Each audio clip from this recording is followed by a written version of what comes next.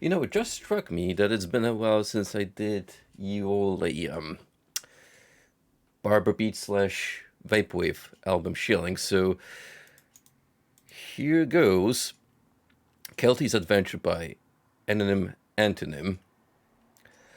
I've found that recently on the Rabbit Hole Club channel, and let me tell you, some good bangers through and throughout, so by all means, do give it a listen. So, welcome back to Ultima Underworld. It is currently the only remaining playthrough my lineup, as Heavy Rain is out of the way. We've also taken a look at some smaller indie titles to keep ourselves busy and take a little break from ye old dungeon spelunking. However, I think I'm so far into the game right now that I'm probably just going to focus on getting it out of the way.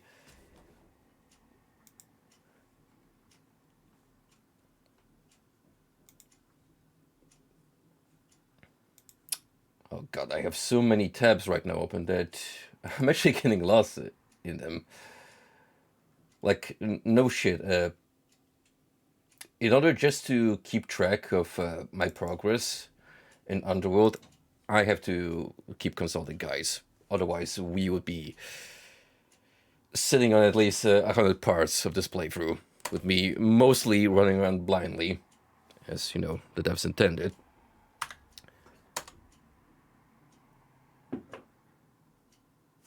But not on my watch. I mean, as much as I like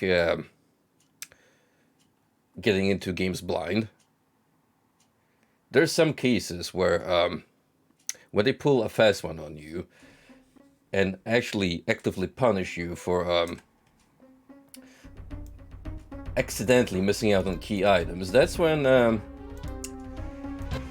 say no and take matters into my own hands.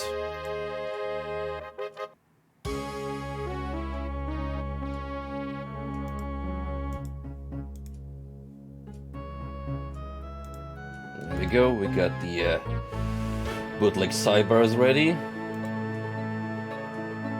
So I would say we are prepared to dive in. Now, where exactly did I leave off?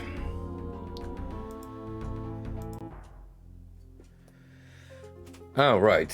We had a happy little accident when I was closing off the last Underworld stream, where we found out about teleportation magic the hard way.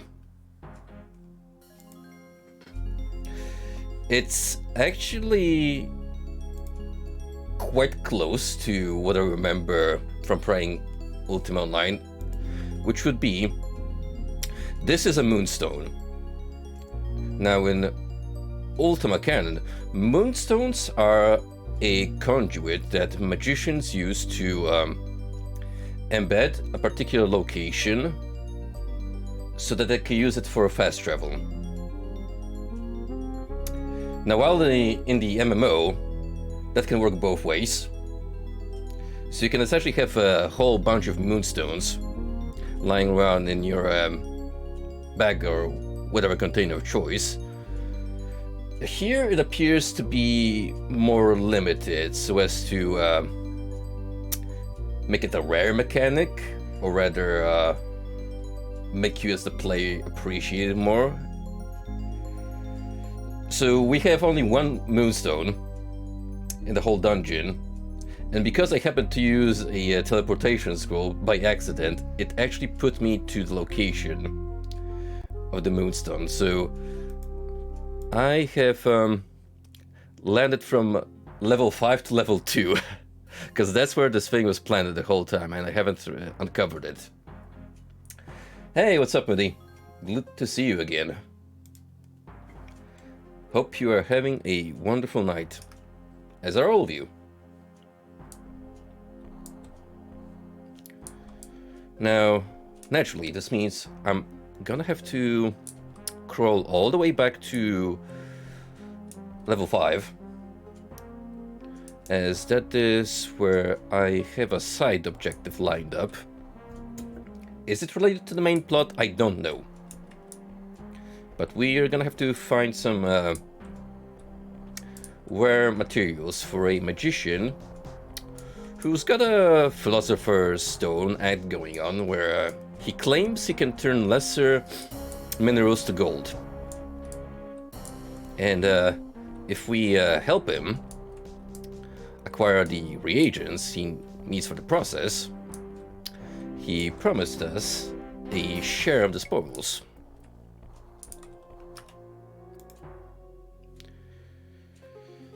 So I need...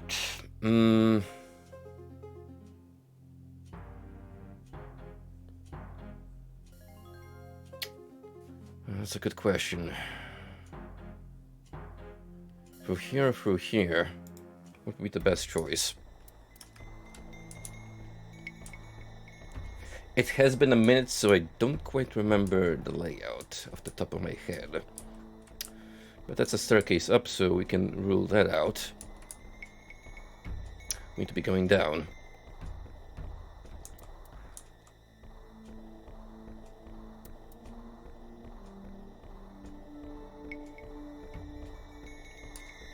So yeah, when you think about it, there's some quite unique takes on,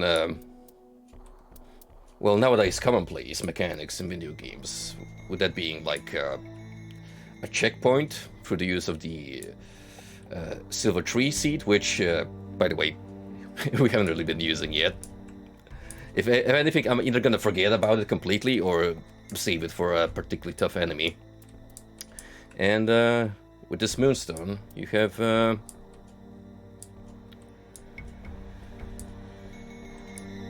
gateways, checkpoints, however you want to call them. Okay, we got the lizardman's turf. I want to be here. Then again, I could also try swinging by a shrine. Let's see if I can level up my abilities. Maybe there's gonna be one later that's a little closer to my planned route. By planned route, I mean completely spontaneous and subject to change.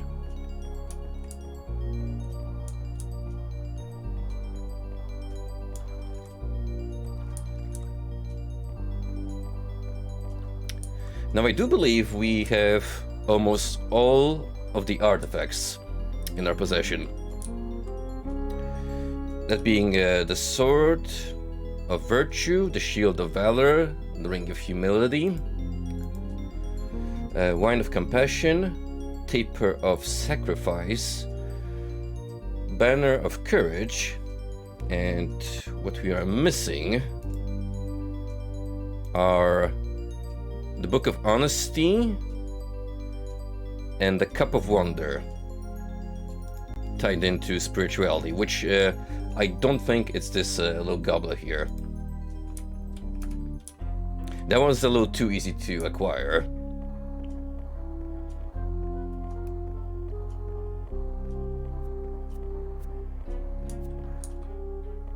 The Book of Honesty, from what I'm aware, is a particularly convoluted process tied into finding it.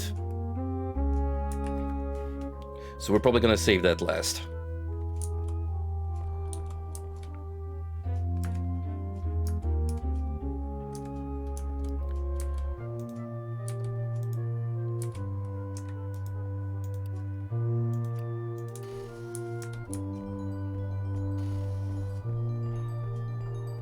Right now, we're just gonna take a leisurely walk at a brisk pace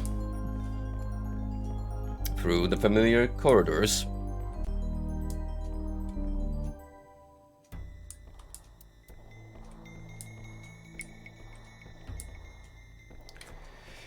Now, there is an item I have to acquire so as to be able to obtain one of the artifacts, and that would be a flute. The flute, strangely enough, is a bit of a pain to acquire, because there's not many instances of such an object in the Abyss, which on the one hand makes sense, because it's like, well, you're not gonna have many musicians living inside of this vast and deep cavernous space. But for the sake of moving the plot, it's a pain in the backside. So I may have done, you know, a little bit of research so as to confirm how one might get about easily obtaining a flute, and I believe it's somewhere here. Also, leaving behind personal footnotes is a blessing in disguise, especially if you have to make makeshift storage points. Because as much as I like our loose interpretation of the Avatar, she's not the strongest lass on the block. And her persistent weight capacity issues are causing me a lot of grief inventory management wise.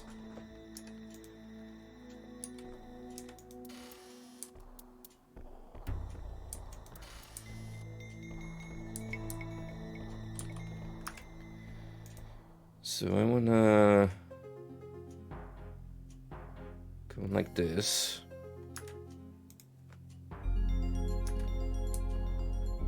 And yeah, in case you haven't noticed, I may be getting lost quite a lot. Who needs a compass when you can trust your own instincts?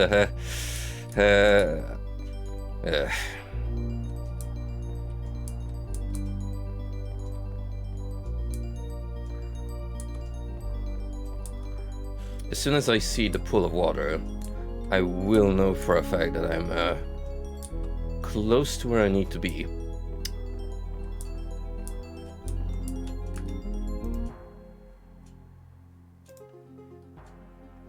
So let's turn around here. Oh, actually, since we're going to that particular location, I'm gonna try something to open up this chest I couldn't figure out how to unlock.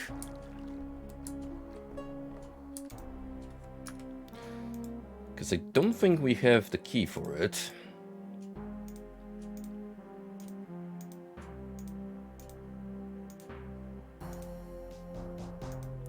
We could attempt lockpicking, but I've never pursued that honest line of work. So now that we've ruled that, let's have some fun with magic. And by that I mean attempt to use open lock. XLM. Unlocks a locked door or chest. So let's look for the X stone. First I'm gonna clear that.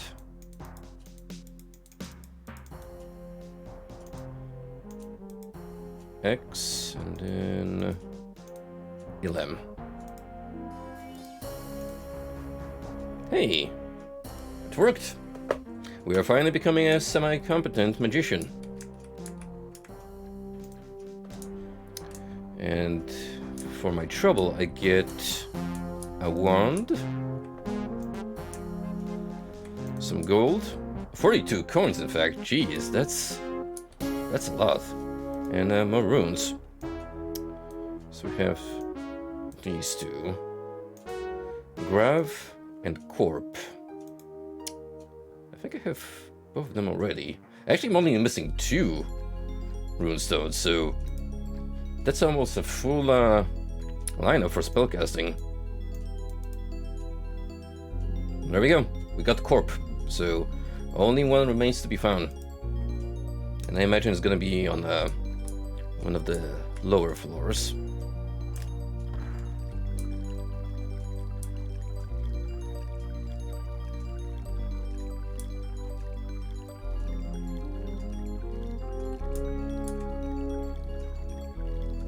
Yeah, funny how I haven't thought about jumping up here.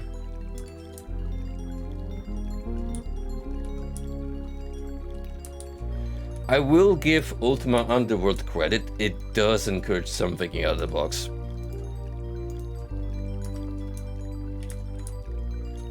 Some solutions that normally would seem not viable in a different game environment, you can pretty much pull off here.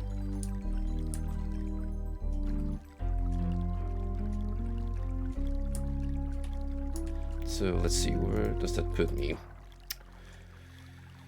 Right about here.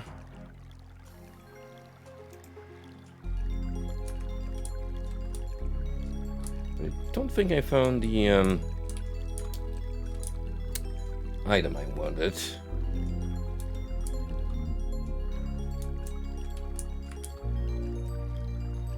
Supposedly the flute was around that part of the dungeon.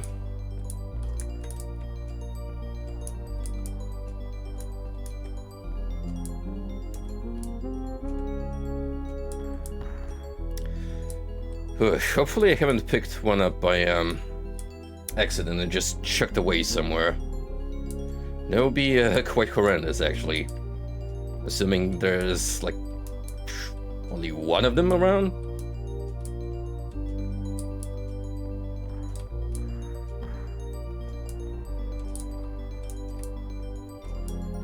I definitely remember seeing mandolins, if we're talking musical instruments, at least 2. But it's not really what we need to learn a song to play on from one of the ghouls deeper down. So we'll just take a quick look one more time. Make sure I'm not missing anything.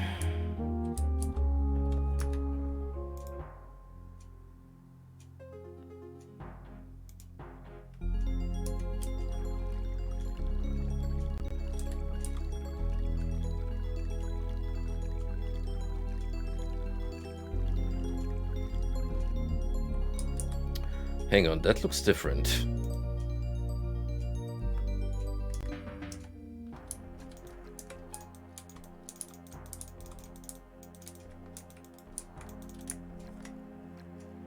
That definitely looks out of place, that texture.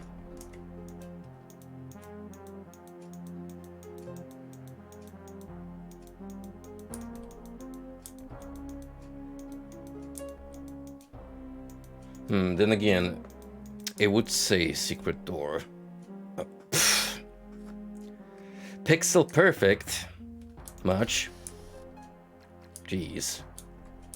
How fiddly can it get, game? Ooh. What do we got here? Serviceable longsword and a ragged scroll.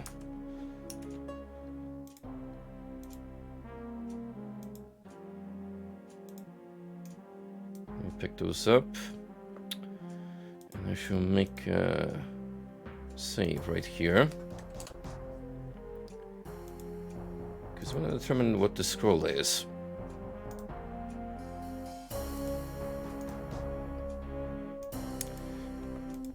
It's a spell of some sort. Fireball. Well, that might be useful later on.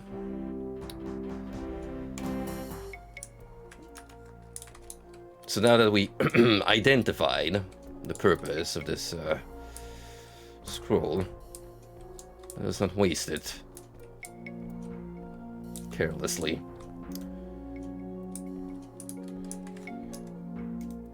However, still no flute, which A little concerning.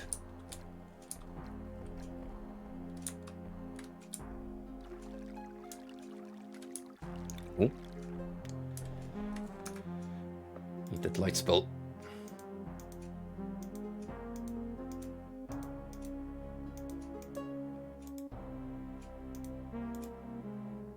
No, no, nothing like that.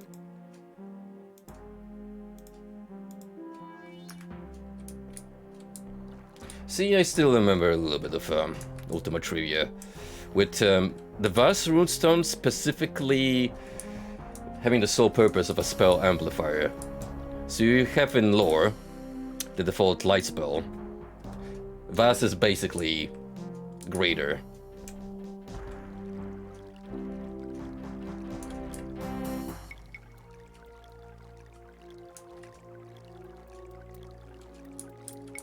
Anything unusual here they might be missing out on?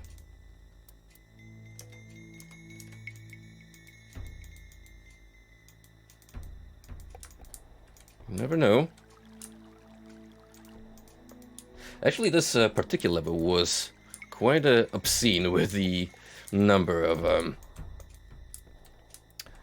hidden doors, especially in the Roderick area, where we fought the plot-related Chaos Knight.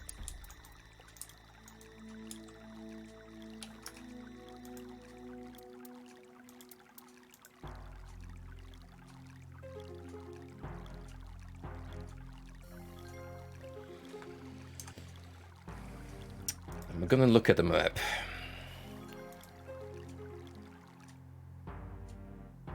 Just for prosperity's sake. No, it appears I do have everything I need uncovered here.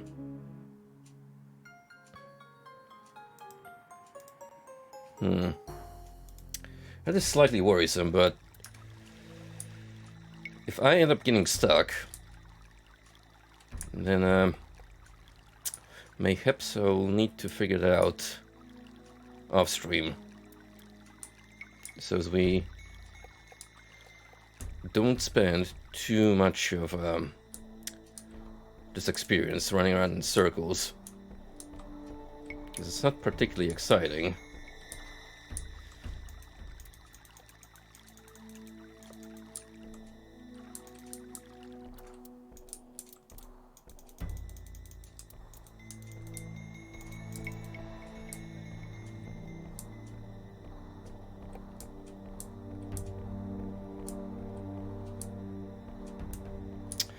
Maybe in the troll quarters.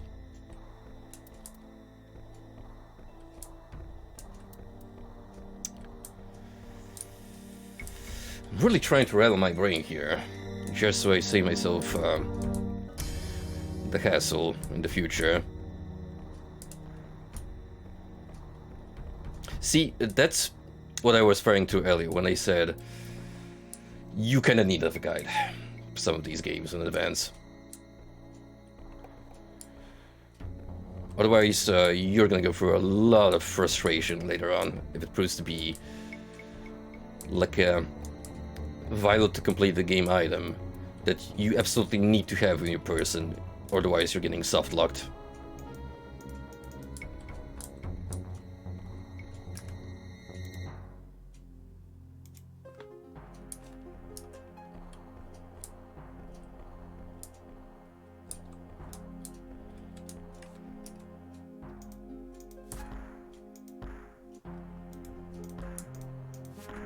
There was a way of opening the bags. Like so. Just so we can put them on the floor instead of forcing me to put it in my inventory and do it that way.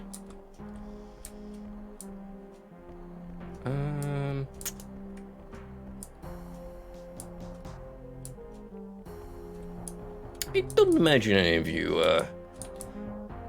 big burly. I was gonna call them greenskins, but well, that'd be a little bit that'd be a little biased, wouldn't it?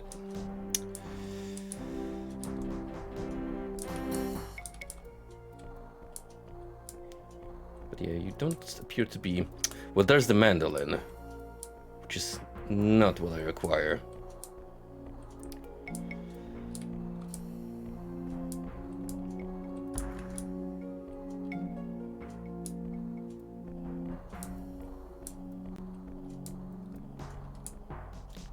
Oh, did they make us headless here?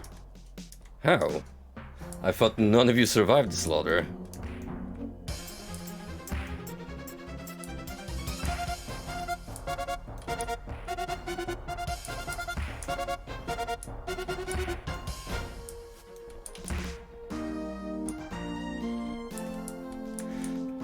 Notice how, since we got the objectively best melee weapon in the game, our survivability in combat situations has drastically improved. I don't imagine most mobs are gonna pose much of a threat until we move gradually downwards.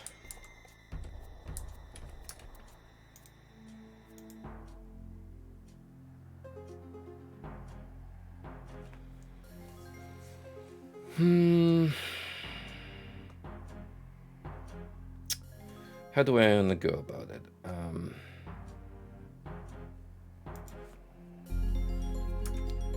Probably the regular way.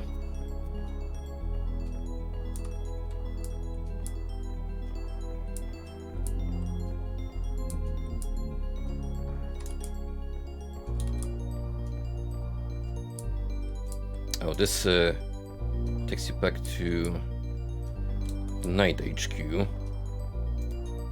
I never really reported back to you fine folks about taking care of the Chaos Knight. Maybe I should do that.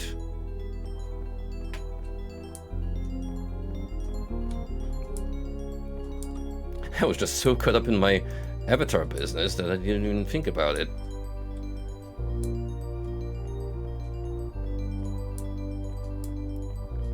Now where's the head honcho of this organization?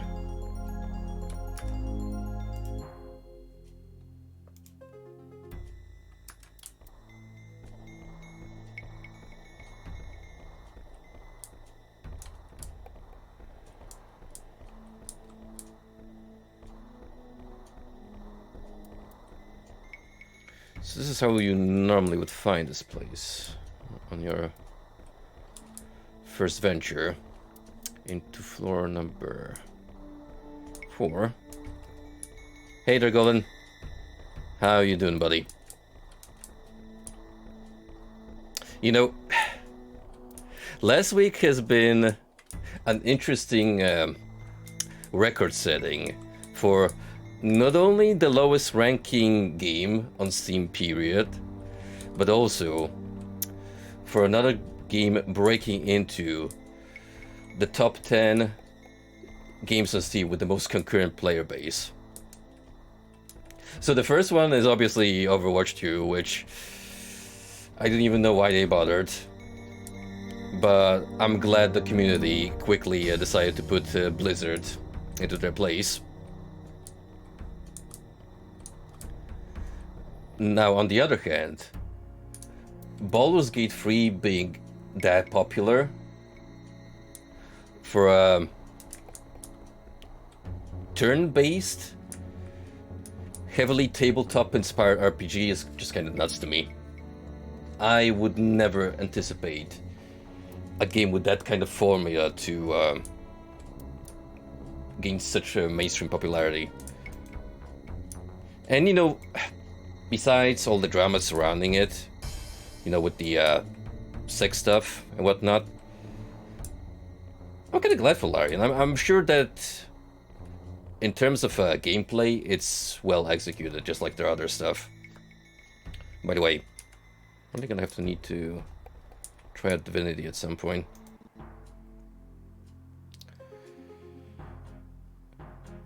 Can still help me to find the plate. Oh yeah, I did get the key from this guy. But I never found the plate, did I? So I need to do that, don't I? This being the maze. Who knows, maybe I even found the plate he's speaking of, but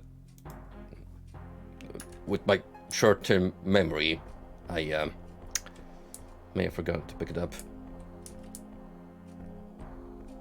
I didn't even find that maze until much, much later in the game. Because I'm like, oh sweet, a set of stairs going down. Let's move onwards.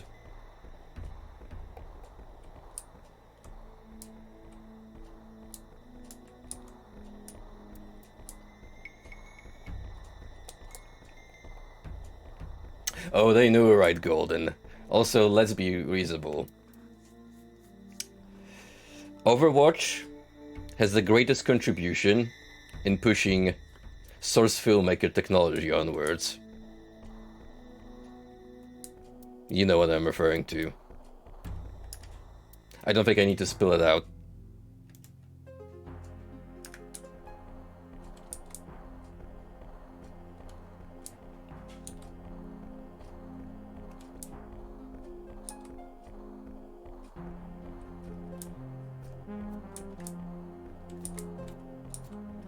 Out of curiosity, how well is Baldur's Gate 3 doing right now? Let's see, top records. So Baldur's Gate 3 is currently sitting at number 7 with 800,075 concurrent players as of August this year. It's already surpassed Cyberpunk. Above it are mostly multiplayer games. You got New World, Dota 2, Lost Ark is at number 3, which kind of surprises me. CSGO is number 2. PUBG sits at King Supreme with above 3 million people at its peak, which given its state now, it's kind of insane, isn't it? But yeah, like the only other single player game above Baldur's Gate 3 currently is Elden Ring. Like if Baldur's Gate 3 wants to jump over it, it needs another 100k people, which I don't know if it's ever gonna reach that point, but still, for what it's done so far, hats off.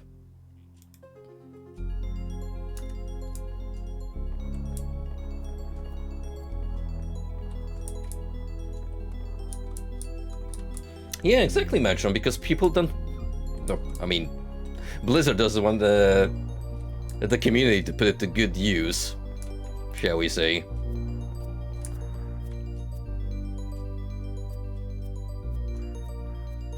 Hey, that little guy is not bothering me, I'm not gonna bother him.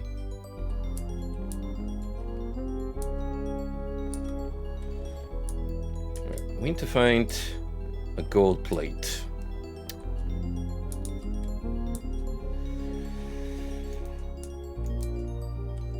Mind you, there's already been 7,000 different secret entrances that they've unlocked here.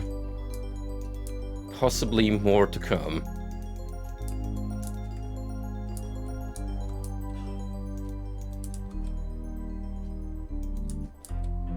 I'm pretty sure there's something underneath this pile of debris.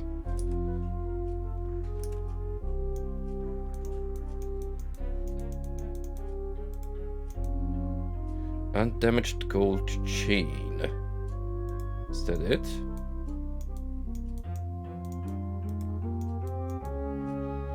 Too heavy to pick up. Typical.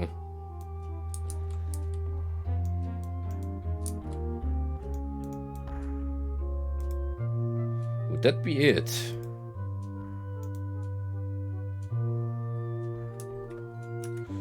I mean, said gold plate, not really chain.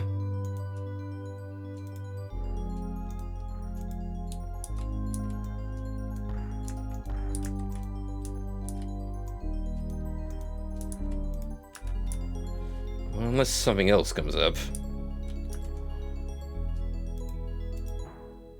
I am coming with me. So there's this room over here, and potentially something down here.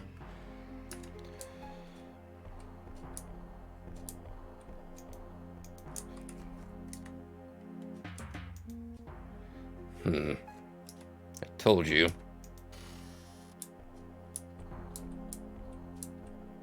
Ooh. Standard of the Knights. That seems promising.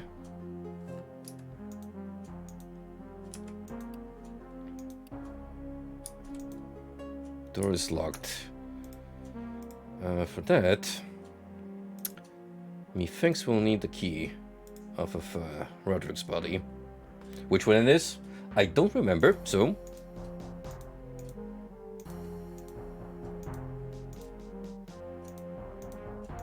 just brute force your way.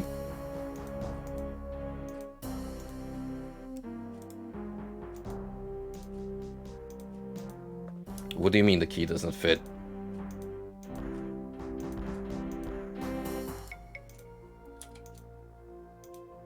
Like what, neither of them? I swear I got one of his corpse.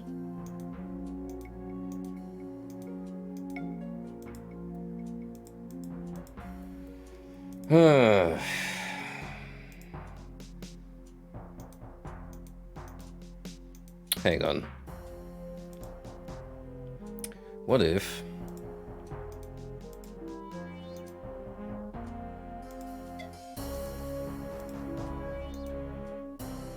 oh, typical, because it's a plot-related door. The incantation is a bust. What do these switches even do? Or, are they blocking the lock? In any way? Chip badly...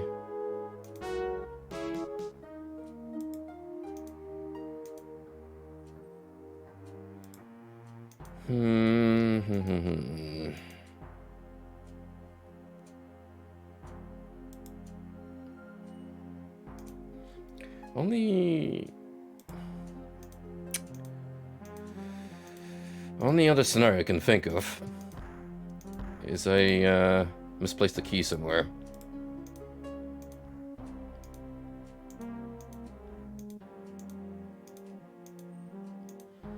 Which, knowing me, little old me, very likely.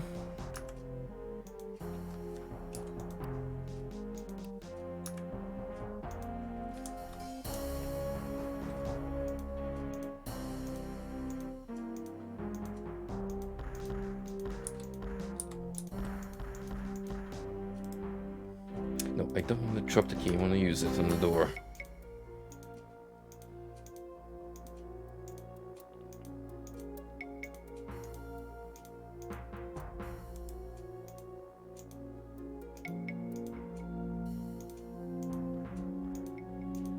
Well, tried everything we have in our inventory with every switch combination on top of that.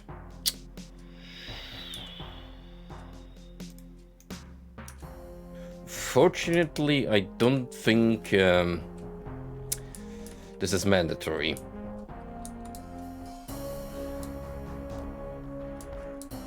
You do get some form of reward, but it's just goodies.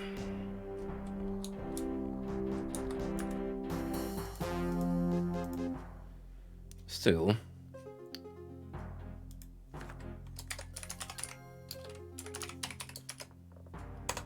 In case I do come across a key somewhere. Although, his body was somewhere here. Did I leave it there? That's the beauty of not playing a game this intricate for a while. The memories begin to overlap, get a little hazy, and then you go on a fun little adventure, round in circles.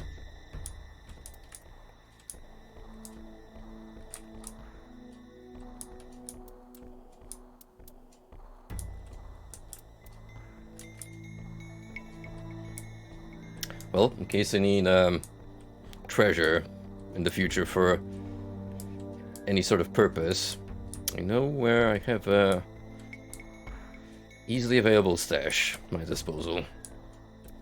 Now, then again, there's also a chest on this floor with 40 gold pieces. And as we learned by conducting business with the dwarven blacksmith, he prefers hard cash rather than item exchange.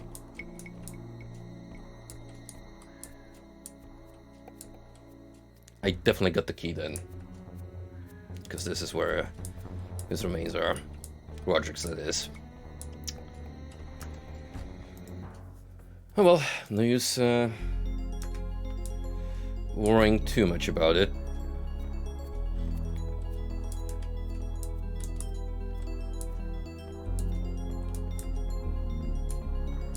You are indeed just in time, my friend. We haven't really accomplished much during the last 50 minutes. So, hello. How did Shadow of War treat you yesterday? Making progress?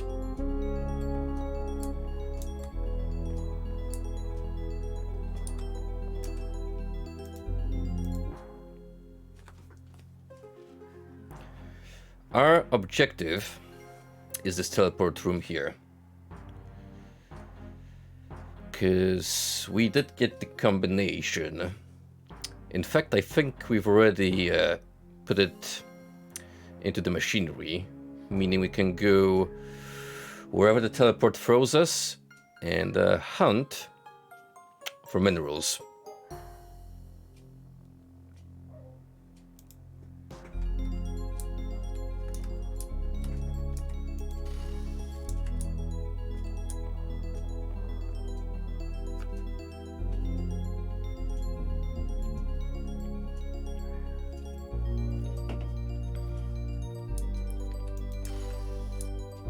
When you say strategy game, what kind of elements do you mean? What do they do later on with the game mechanics?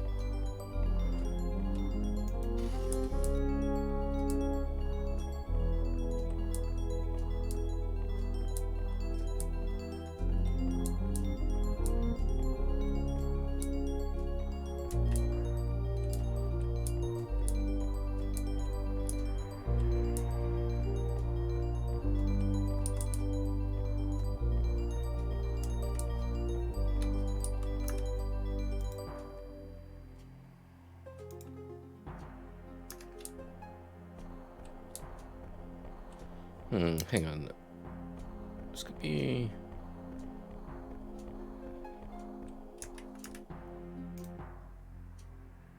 Wait, why do I... All right, because the teleporter room is here, isn't it?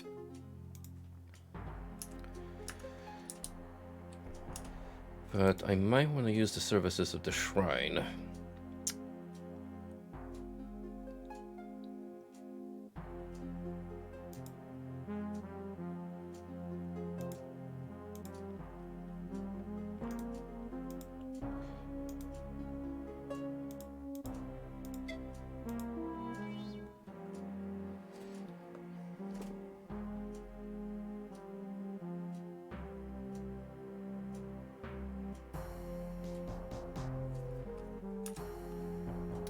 I mean, that sounds cool on paper, but does it turn just grueling and grindy, in which case I can see it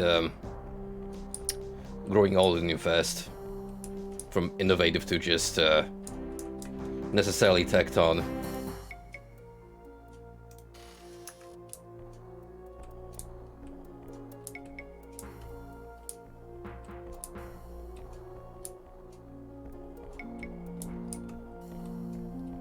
Ah, here we go.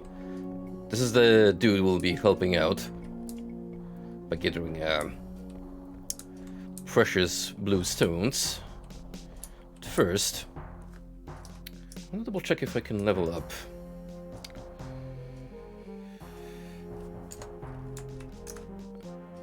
Let me make a save. So I'm just gonna use a general one.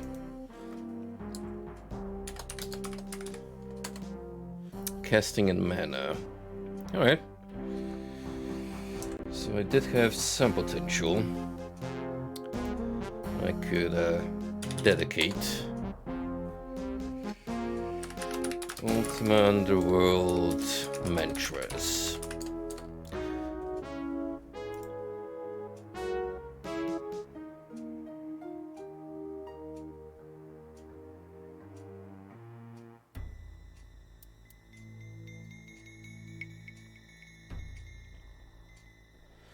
Well, sorry to hear that you didn't enjoy liking it. I mean, yeah, the innovative part about Shadow of Mordor was the Nemesis system. It didn't go, like, super deep into trying to make it a army management simulator. For the most part, it was just you playing a stealthy slash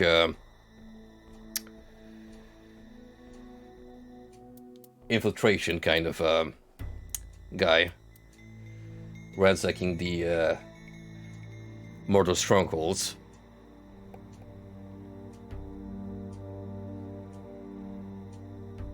I'm probably gonna give it a try myself and see whether I click with it or not. Because I did pick up Shadow of War on a recent sale by, like, I don't know, barely $5, maybe less. And that's for the complete edition. Which, friendly minded, that game got absolutely slammed upon release for all the volatile microtransactions they squished into it. So what else do I want to advance potentially? Probably sword. If I could, I'd put points in strength, but there's no such mantra as far as I can tell. Or maybe attack. What's my status? We could do with either attack or defense, to be fair.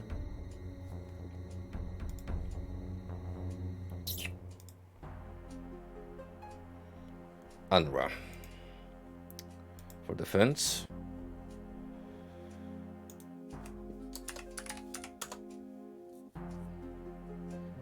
You have advanced greatly in defense.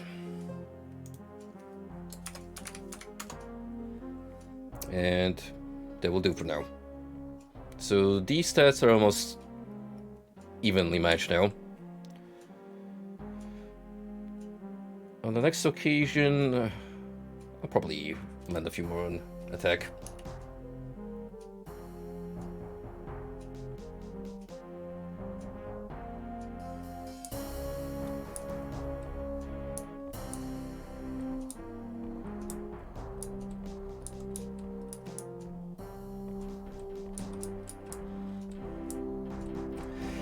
I know, right? I heard about it too, that they basically just slapped an apology letter while building up the game about the microtransactions, which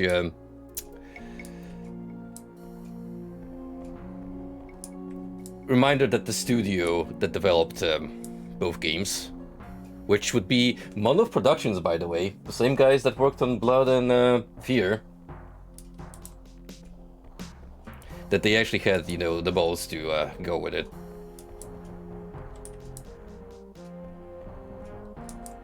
Yeah, crazy how they went from the likes of Blood or Fear to one of the best licensed Lord of the Rings games out there in the market.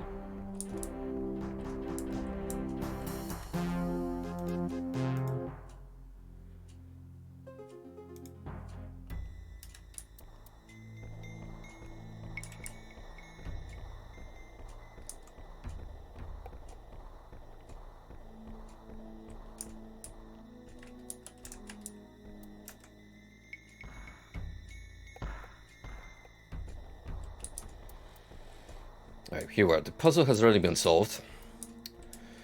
So now that remains is to enter and tackle the mine maze. And because we have the blue gemstone, that... Whoa, whoa, whoa, whoa, whoa, whoa. Hey, I'm trying to commentate here.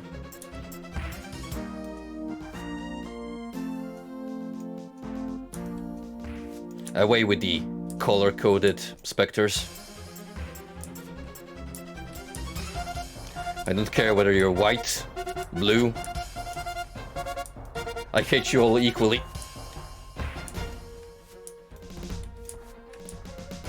My bias knows no bounds.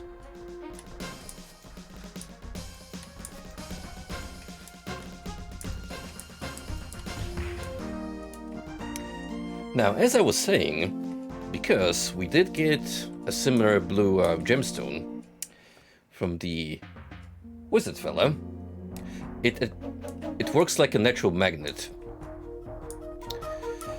So as long as we walk over these little dudes, we'll be picking them up in a collectathon fashion.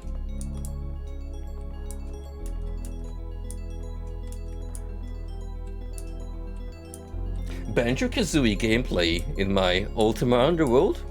More likely than you think.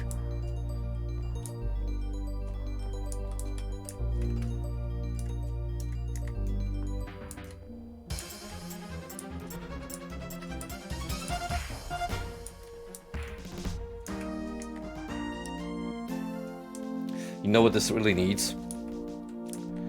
The Crash Bandicoot slurp sound effect once you pick up a fruit.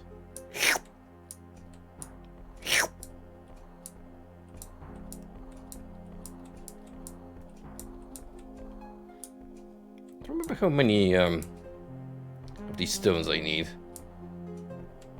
Like 30 or 40? Might as well just grab them all, since they don't weigh anything.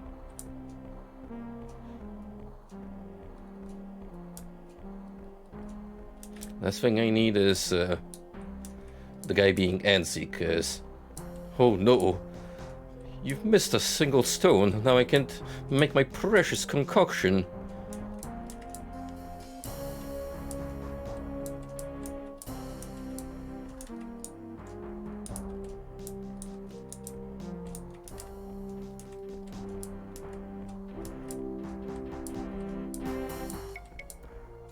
Yeah, where have we done that before? Nope. Can't think of a single other video game that has done something like this.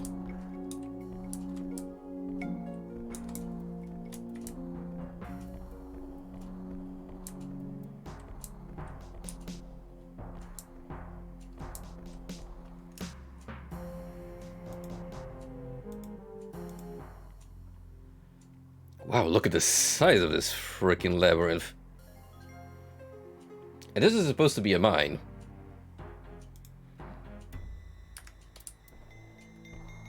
Imagine trying to obtain resources from this serpentine system and just getting lost every single time around every corner.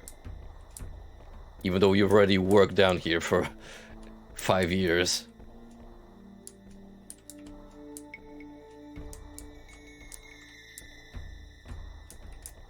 Oh, what's this? Exit corridor. Oh, alright. So as long as you see the plaque, then you will know. I'm pretty sure that's more than enough. So let us proceed back to the magician. That maze looks familiar.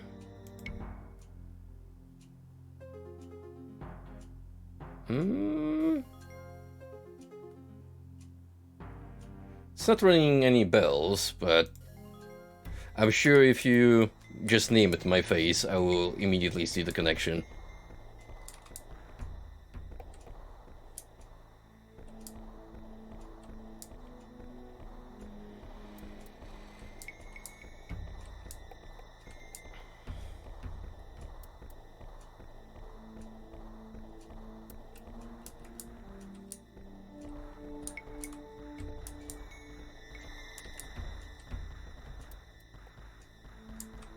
So all that slamming in the background. Are the monsters here having a rave?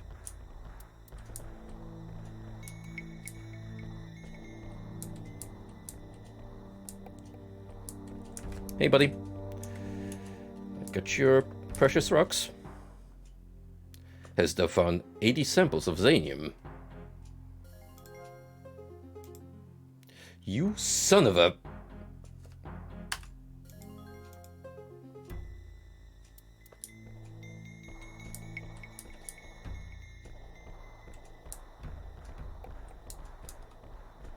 It's really gonna be every single rock in that maze, isn't it?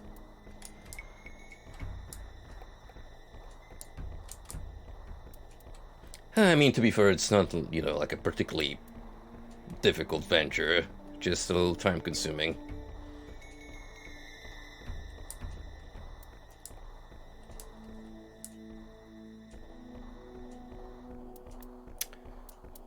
My guy, you need to, like, perfect that formula of yours, because if you're gonna need 80 rock samples every time to turn one medium-sized rock into a gold nugget, then it's not very efficient.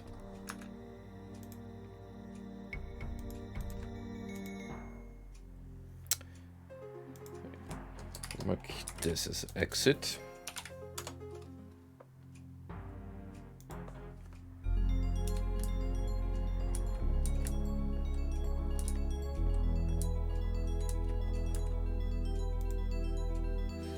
An arcade game, you say? Which one would that be?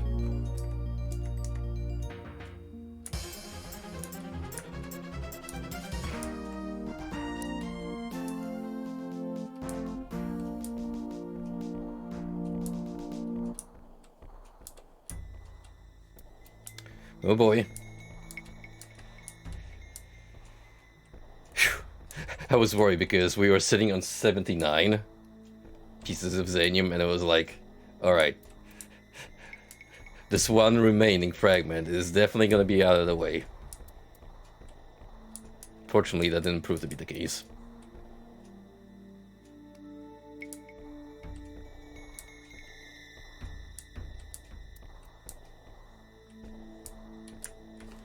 Pac-Man. Wait a second. You know, you're right. Like, this is totally the ghost room right here. And it's a little more complex on the edges, but yeah. That center is definitely Pac-Man-esque. Good call.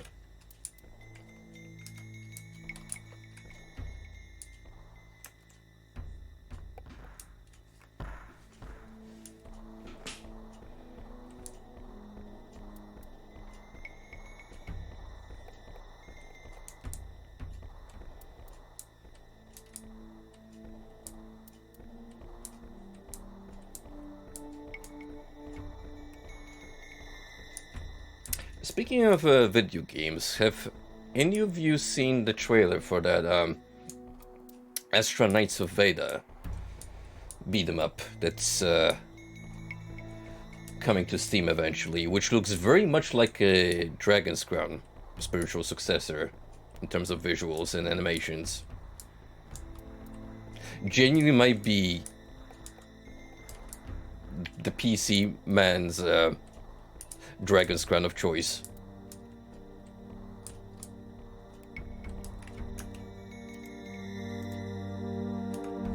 I was almost half expecting the same studio that worked on Dragon's Crown to be responsible, just because of how similar they look, presentation-wise.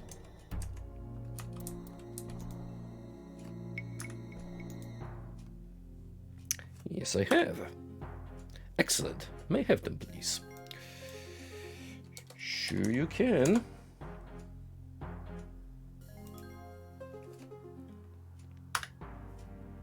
I thank thee kindly. Return in an hour, and I shall give thee a gold nugget, the size of which thou canst but imagine. Well, great, because I do not have any room in my inventory to carry on a gold nugget. Well, I suppose I could leave this chain here. Don't take it. It's mine. Now, I'm gonna sleep off the waiting time. However, in preparation for doing so, let's get some food. Lots of carbs and some vitamins.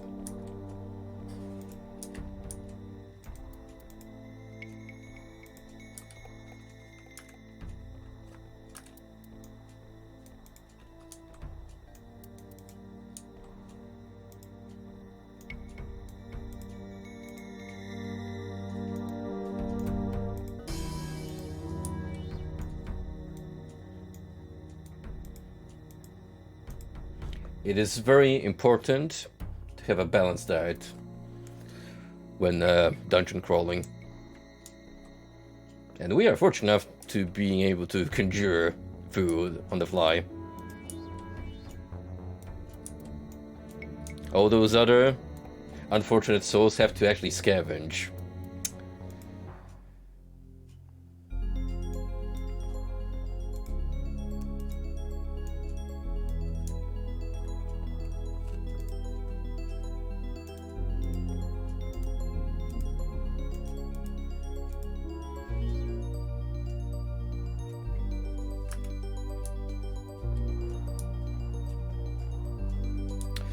Didn't Vanillaware have something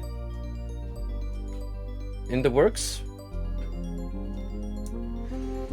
I know that besides Dragon's Crown, they're responsible for Odin's Sphere, which is another game I would like to look into someday, just because it looks very gorgeous, presentation-wise. There's just something about 2D aesthetics, especially the stylized ones, that you cannot top.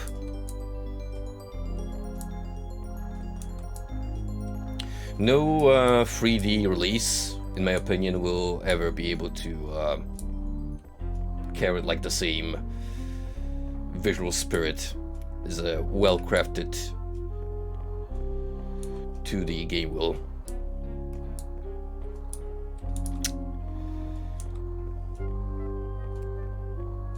You might be wondering why I'm going back. It's because I lost my trail of thought and forgot to talk to the guy.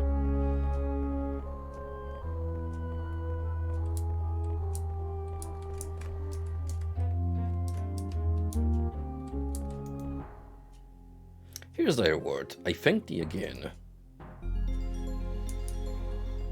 Holy smokes, when he said nugget, I did not imagine this to be a slab of gold. That is massive. Jesus. I mean, thanks. No wonder he needed 80 pieces of zanium for this bad boy. Well, anyway. We're never running out of valuables for exchange, I'll tell you that much.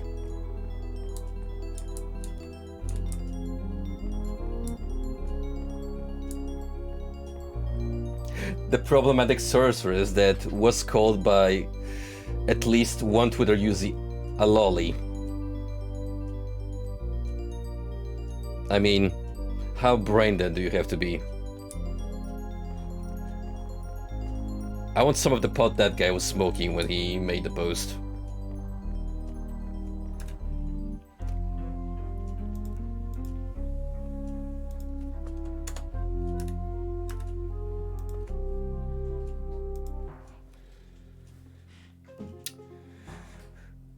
Okay, so with that diversion out of the way, we are done on this floor. We can proceed further downwards, and on floor 6 we'll be able to tackle another artifact.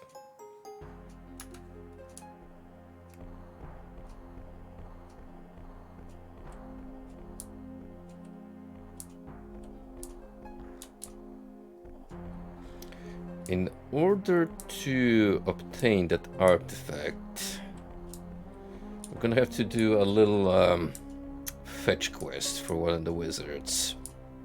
I've actually already spoken to him. I think it was Morlock who asked us for a favor.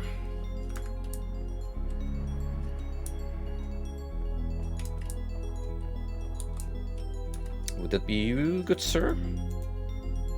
No, you are Dominus. Out of the way, Mr. Dominus. I need to speak to your colleague about urgent, pressing matters.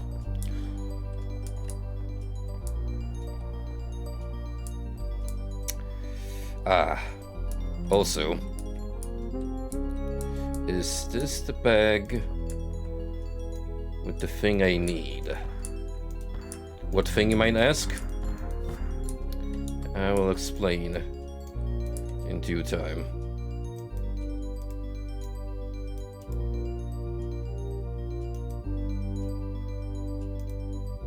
One flask leeches.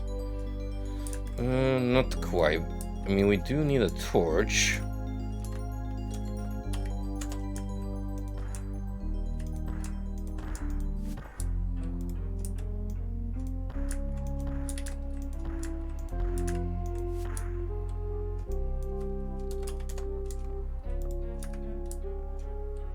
There's one guy in this wizardry establishment who told us about the dreams he was experiencing due to incense use. And we actually want to go on a trip ourselves. But for that we're gonna need to find some incense.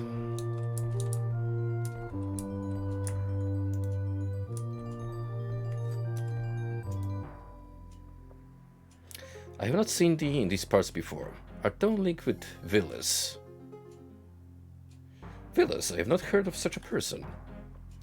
Villas used to be a seer, like the rest of us. A brilliant mage he was, but perhaps too much so for his own good. While exploring a method of casting powerful magic without runestones, he was overtaken by insanity. And where is he now? Whether he be alive or dead, I know not. He took over the caves to the northeast, filling them with vicious creatures and devious traps. No sane person ventures there any longer, least of all myself. Wilt thou run an errand there for me? Assuredly, I have no fear of this Villas. Villas took a powerful book from the library and failed to return it. It is named On the Properties of Runestones.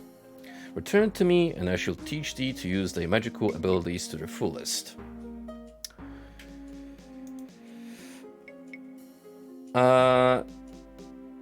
I think we've seen that on this floor, as a matter of fact, in the library.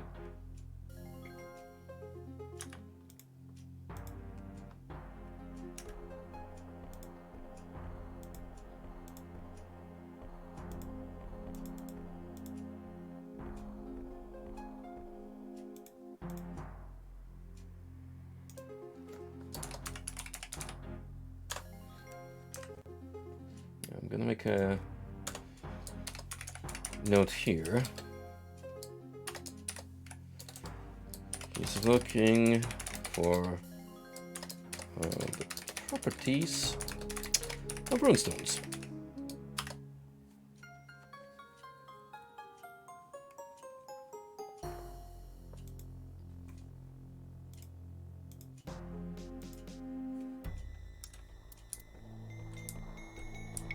It's kind of amazing how every single time I return to this stronghold, I keep seeing new NPCs I haven't talked to yet, including this guy, Bronus. Hello, adventurer. I have a book I must deliver to my full mage Morlock. There he is. There's the guy.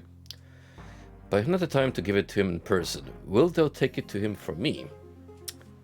It will be my pleasure.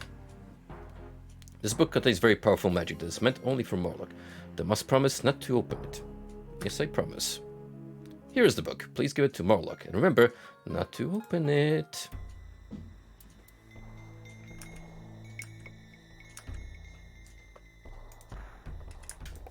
What, is it too heavy for me to carry? Alright, it needs to be in the main space.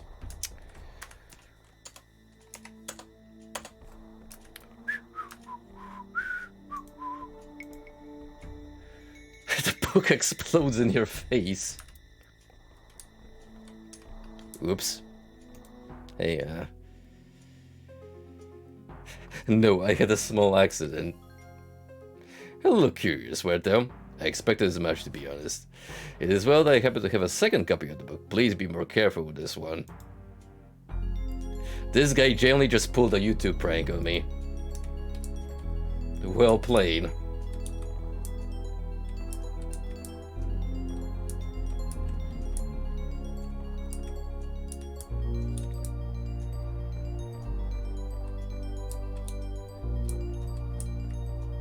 By the way, Frosty, have you seen the latest Mandela catalog? What's particularly interesting about this most recent upload by Alex Kister is that the website in the video is an actual real URL you can access with some hidden links which may be updated in the future. So the lore keeps expanding.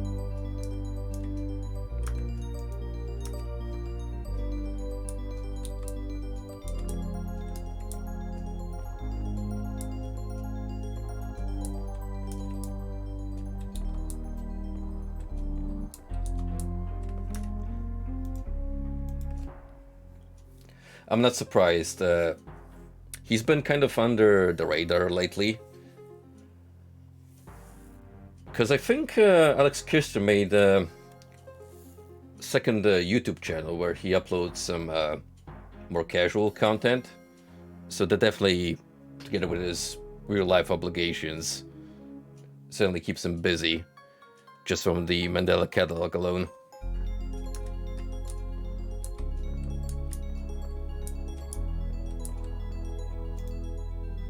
Shenlore. Where's Morlock then?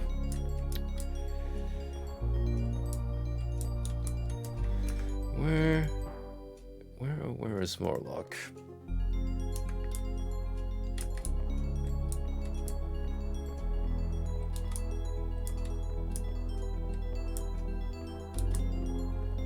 Are you a Morlock?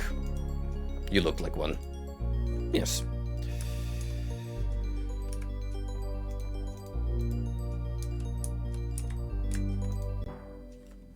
Hello again. Hast thou an object for me?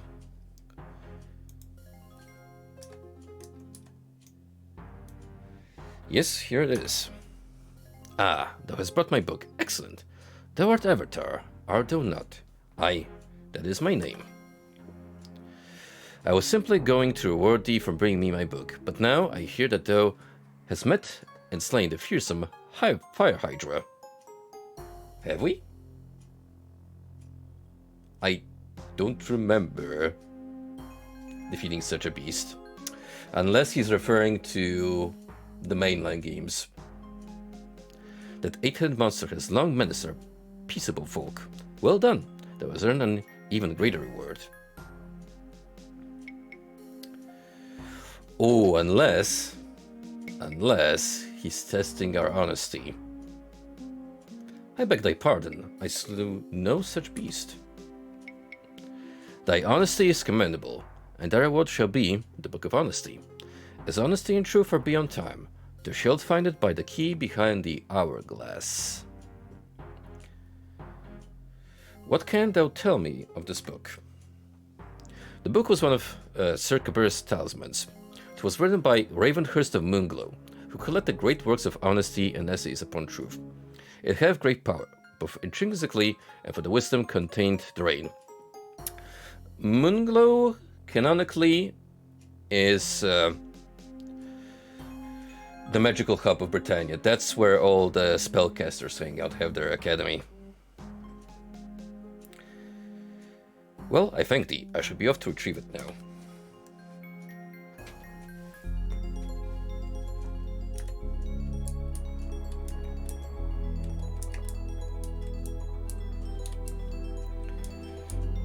key by the hourglass, he says.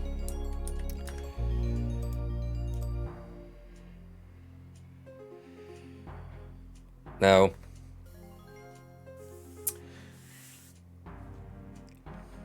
that phrase holds a particular clue to the location you're supposed to uncover.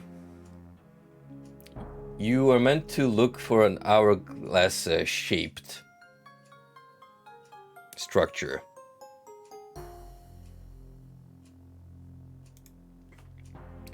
Which, again, I do have to commend the thought put behind these riddles.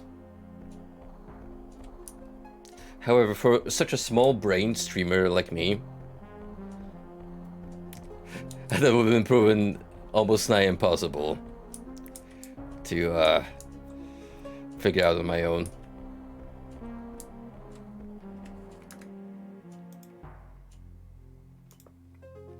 Evidently, I need to be playing more 2D point-and-click adventure games of times old, so I can be more familiar with the mindset of that era.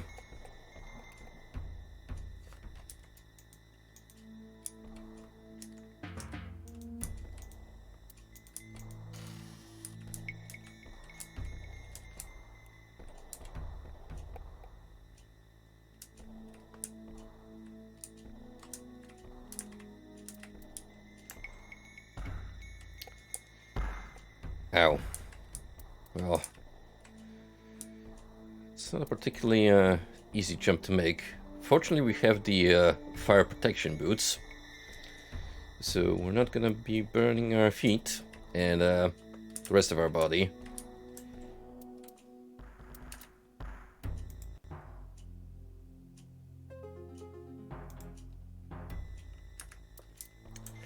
Maybe not Shadowgate, however, I do have something in mind for Spooktober, which I have alluded to a couple of times already, but it does fit the 90s point-and-click adventure bill.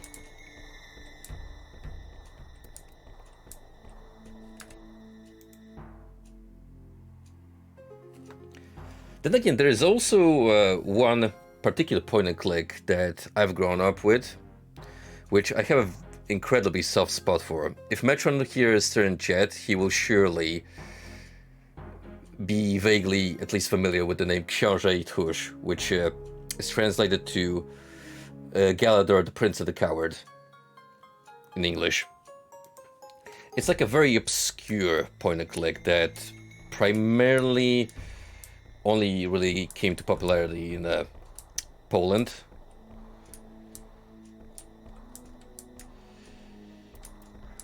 It wasn't really until the GOG release where they even gave it English subtitles.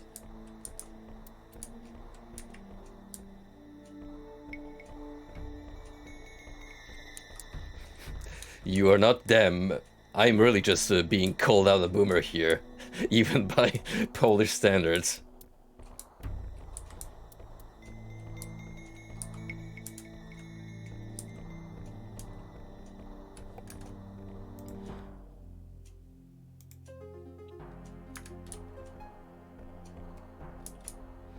Perhaps that will have to go on the lineup then, to expose more people to the charm that is The Prince and the Coward.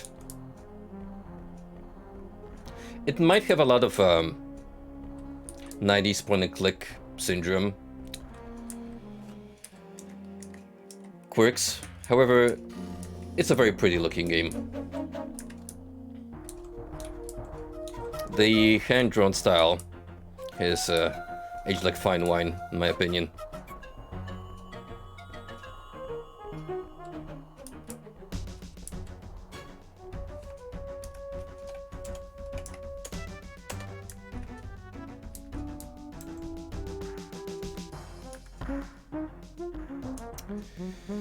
I see that this is going to be a little tricky.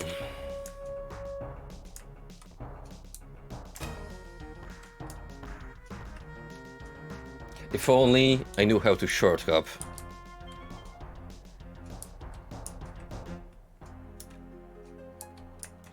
Right, another spell scroll. So I'm gonna nick that. As well as... the Book of Honesty.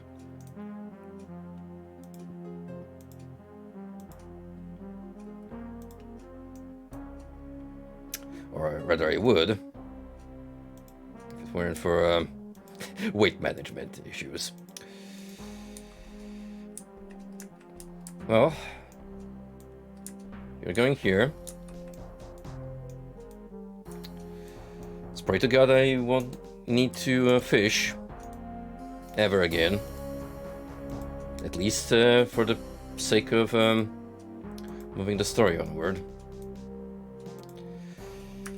And with that, my friends, we got 7 out of 8 talismans. The last one is gonna be a bit of a pain in the backside to acquire. There's 2 things we have to do in order to even know the method of unlocking it.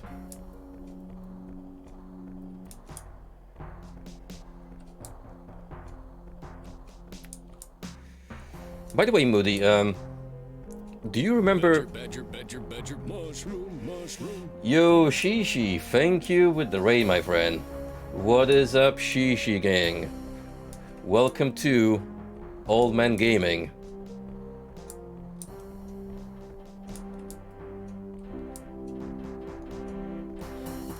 Oh shit, it's the other pole. Muro, I'm gonna put you on the spot. Have you played Książę Tchórz or at least heard of the game? Because Metron has been outed as a fake pole tonight. So you're gonna have to pick up the mantle and prove that I can at least count on you.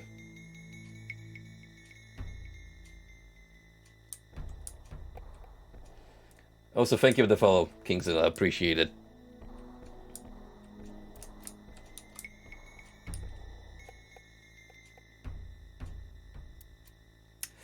Eventually, he says.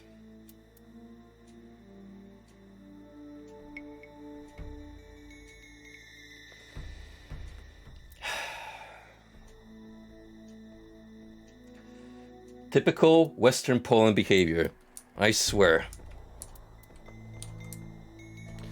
It's no wonder that they make fun of you guys.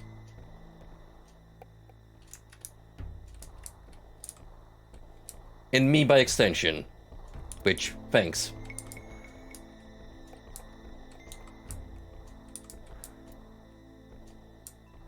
So, would you guys happen to have a flute here in your vast, extensive storage? No, but there's floor cheese.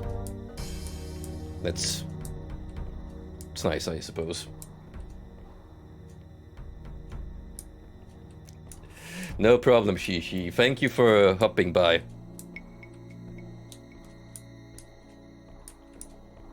Let me know what kind of game you would like to collab. I did see that little list you messaged me. And I'm really down to play whatever.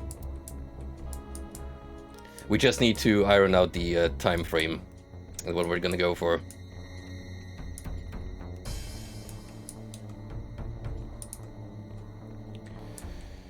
Right, so next on our list is finding the dude who mentioned to me using incense. Greetings, hast thou defeated the golem I told thee of? I have indeed. Congratulations, thou art truly as valorous as a knight. Well, that's our pat on the back.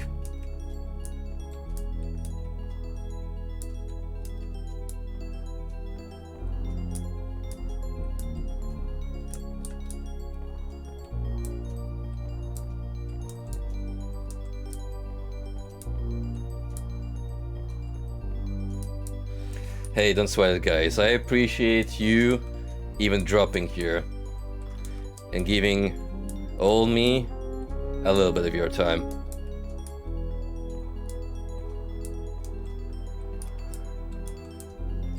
I'm actually gonna use this opportunity to stop for a minute and just thank all the people who have been tuning in and following me lately. Like, I really feel like I'm reaching that point where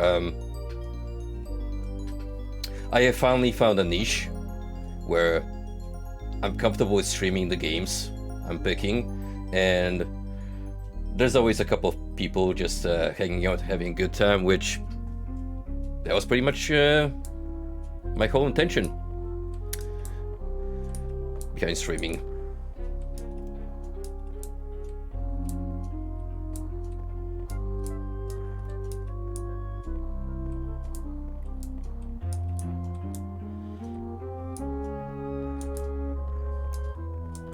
It's true, the rare double digit.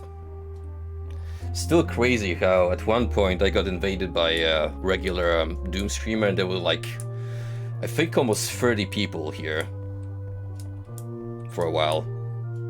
That really took me off guard.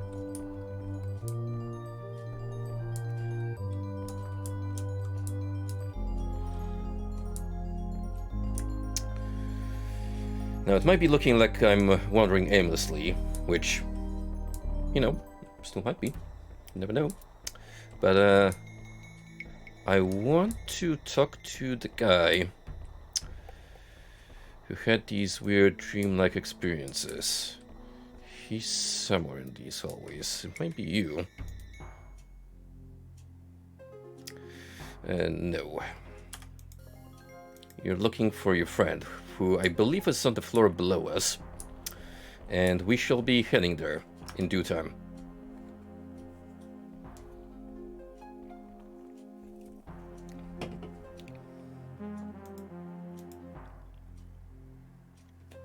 Oh yeah, it's not exactly a copy-paste, because it does have its own like unique humor and a particular, I want to say, graphical style, like very cartoony, almost like a old Disney movie, which to this point I think would be its strongest selling point.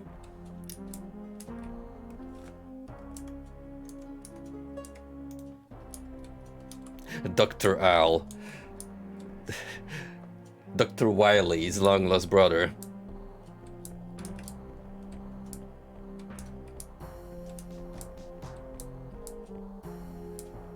I find it absolutely hilarious that you get all these, like, out there fantasy names and then suddenly Dr. Owl shows up.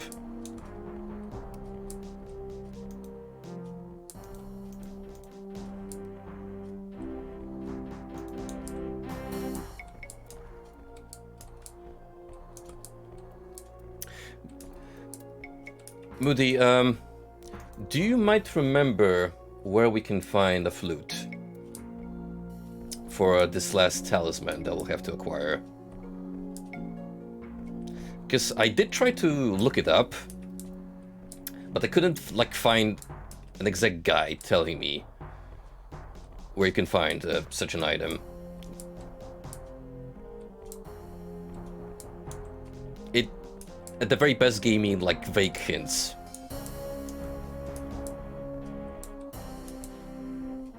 Unless there's more than one somewhere within the dungeon. But that much, well, we can't really guarantee, can we?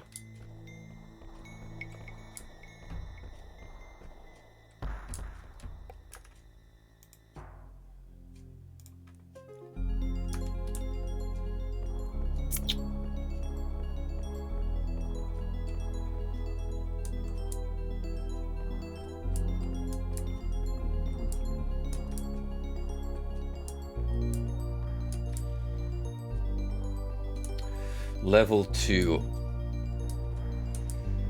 Ooh, that's far up if that's the case, but I'll keep a memo of it And if we don't find it tonight, well, I don't imagine we'll be beating the game yet. So probably backtrack off stream and just nab it to save us some time.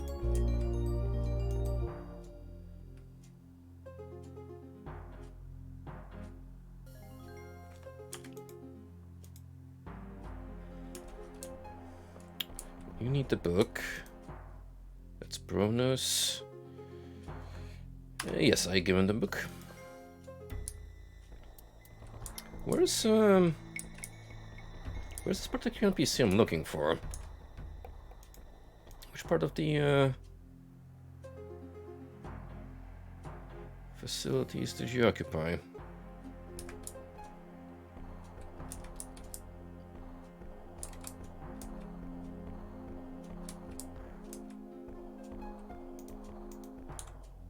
Firkin.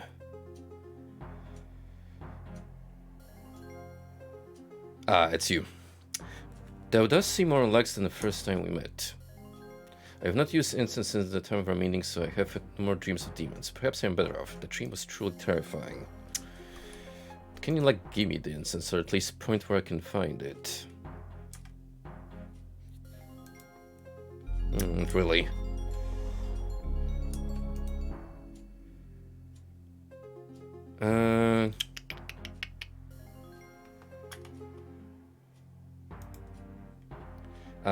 You, I believe, pointed me to one of the runestones.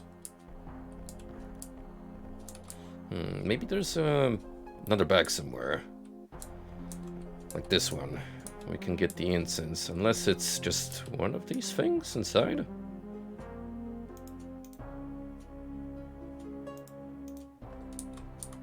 I mean, that's more than leeches, but who knows?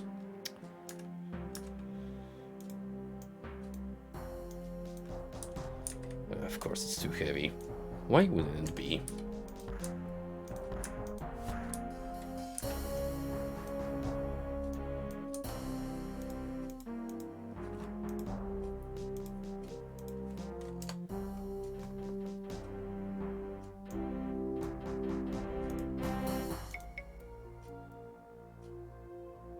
The leeches remove the poison as well as some of your skin and blood.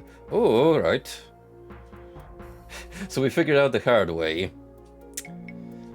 what those do.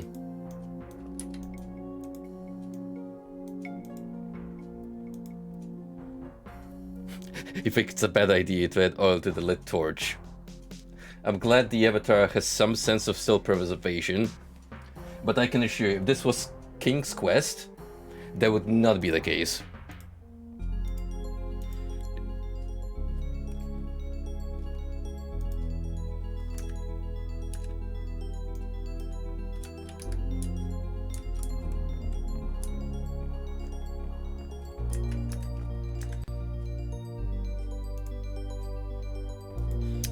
Well, off to Google it is then. Ultima, Underworld, incense.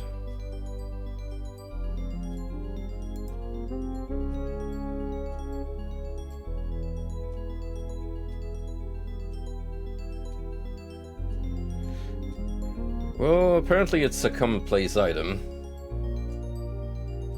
So I guess I'll just have to pay attention while exploring.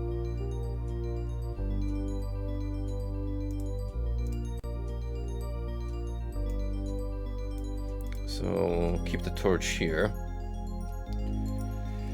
And we shall take the same approach as with the flute. If I don't manage to find them tonight, I will look for them off stream.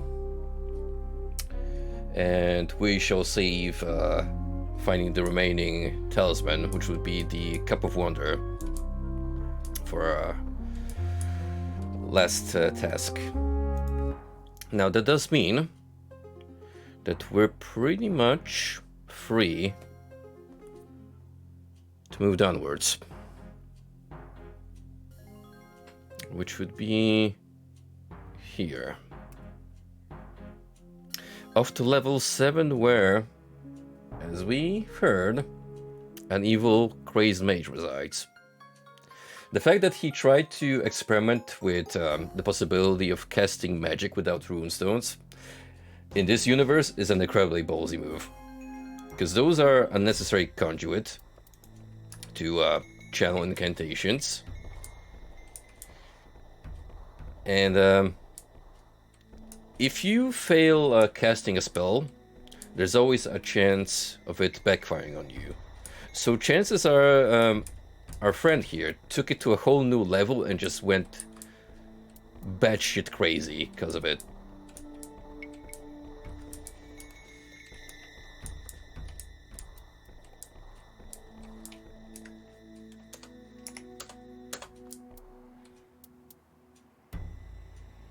You have obtained experience level 15.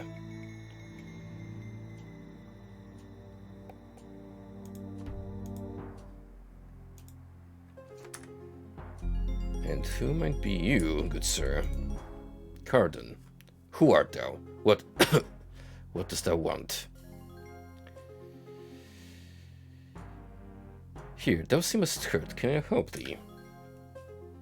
Canst heal my wounds, or hast thou any port?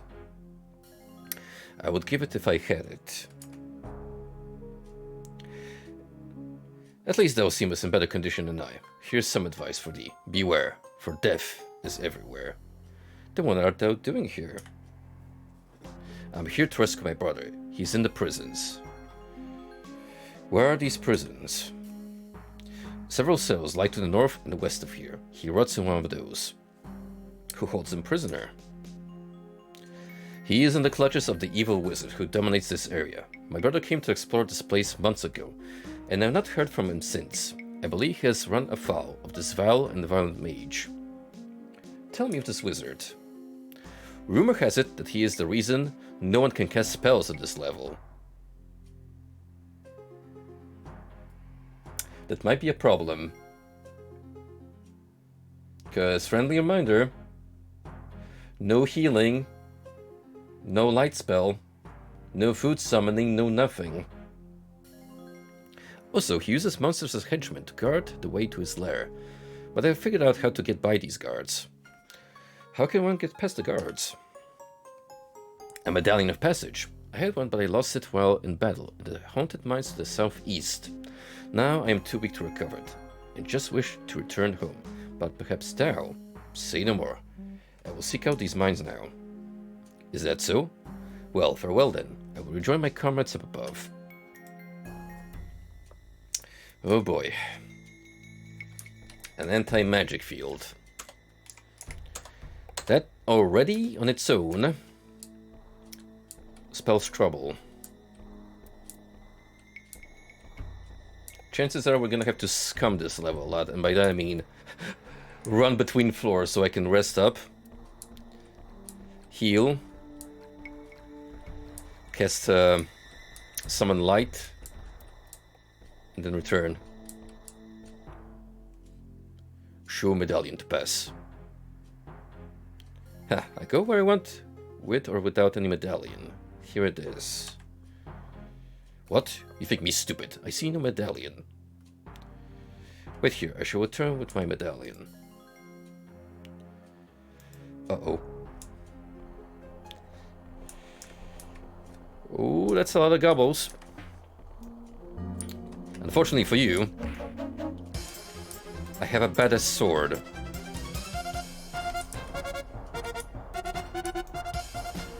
You start this fight, and I'm gonna end it.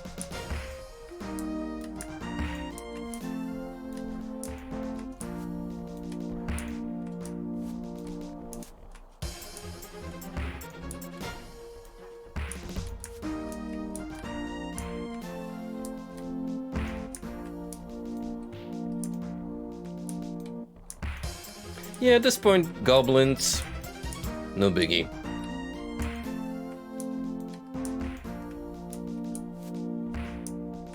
Now, if those were trolls, that'd be a little more difficult.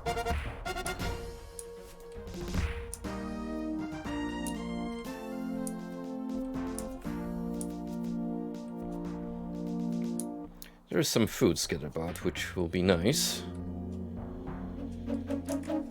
Also, cool hand-drawn graphic.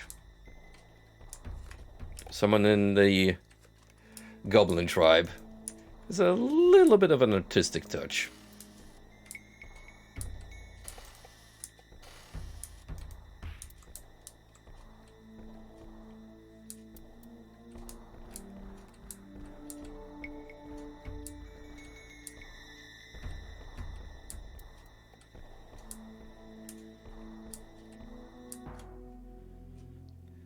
Why you here? You got a medallion, eh? Medallion? I need no medallion.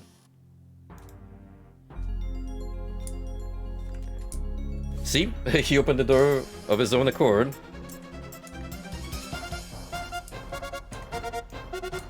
Which is gonna be your last mistake, buddy.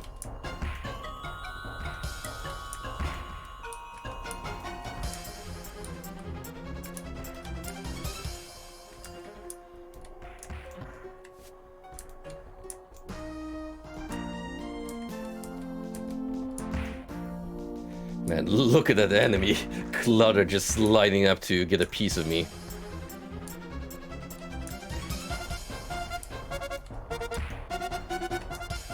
Everyone be patient, you're gonna have your own share of pain.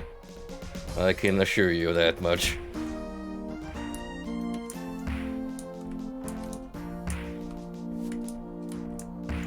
Step right up.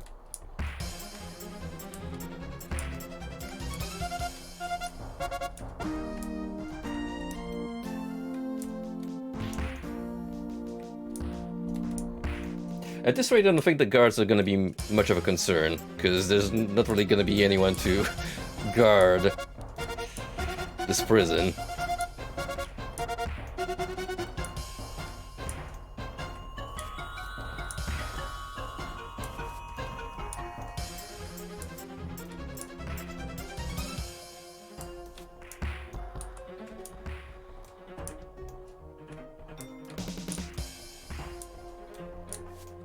As long as I can get past the trolls, the goblins won't be much of an issue.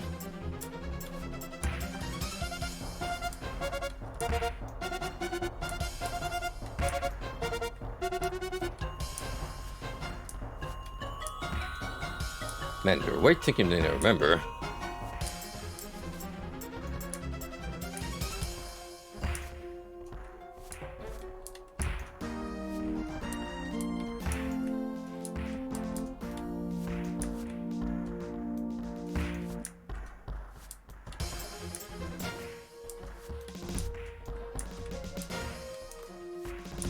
The mixture of plate mail and chainmail is definitely carrying me here, on top of the sword and shield.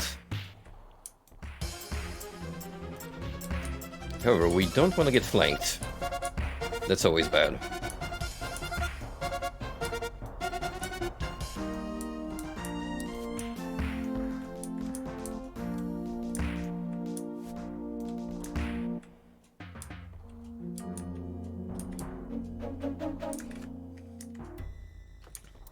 Already in terms of combat, we've covered for 2 whole streams, I would say, with this many slain enemies.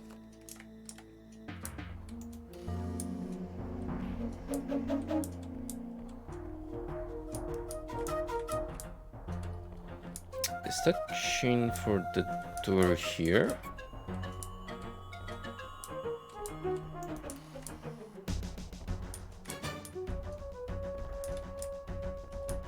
Yeah.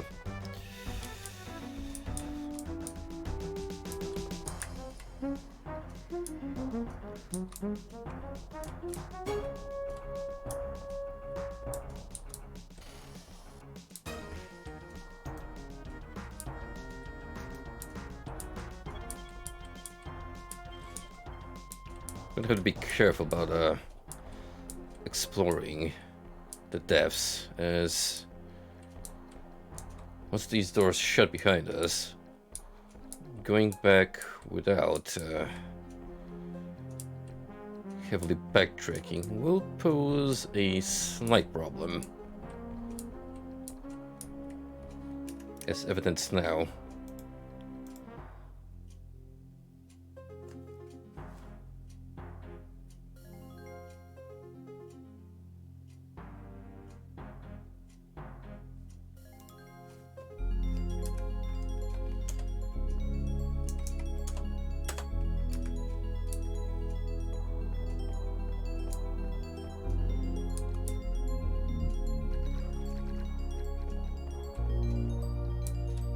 We got plenty of lurkers. For fun, click on your mana stone. 0 out of 0. Yep. Not a single drip of mana to be found.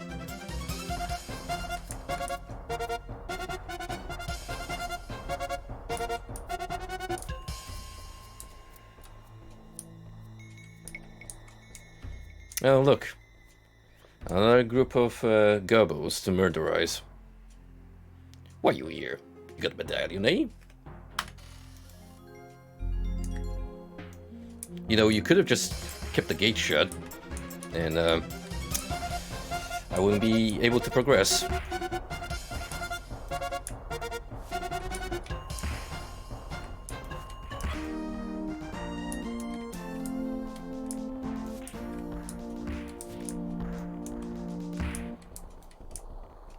I do love the fact that these dudes are just too fat to squeeze through. Either that or they're actively arguing between each other who gets a piece of me first.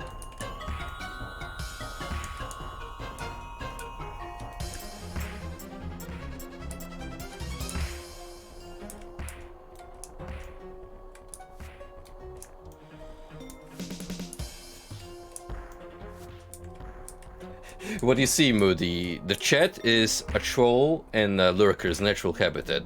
They have simply migrated to the abyss and settled in a new colony.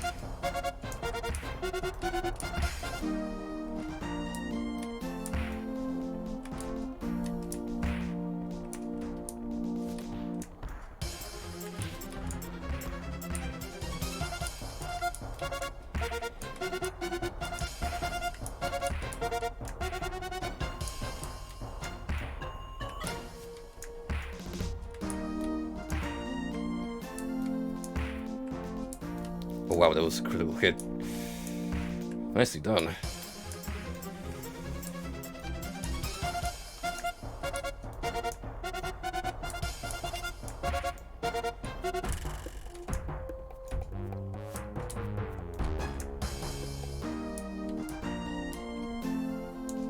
think I'm gonna retreat here and rest for a while so we can regain some health. May not seem like a good idea, but with no mana to spare, it's gonna be the main way of going about. Also, right, no light spell, so we're playing the game as the devs intended, which is to say, use a torch or have fun not seeing jack shit, dummy, because we don't know what hanging light sources around means.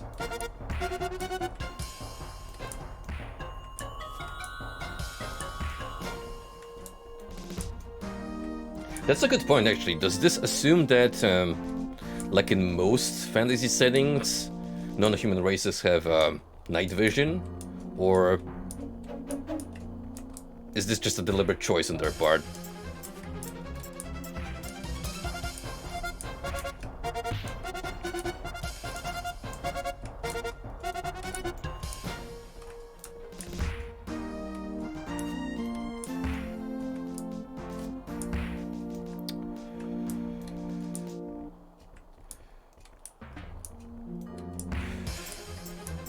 Yeah, sure, go for it.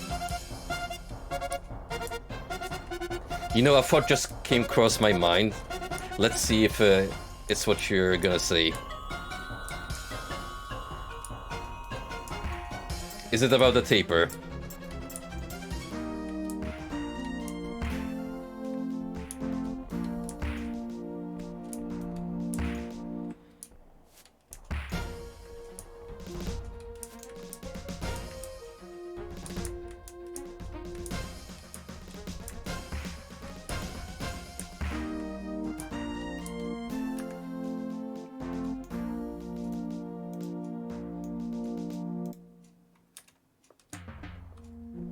Yeah, so I forgot that with the taper, you have an infinite light source that never runs out. Which, considering I've been relying on magic, you can't really fault me for it. But if you were a pure warrior build, that will definitely be your go-to.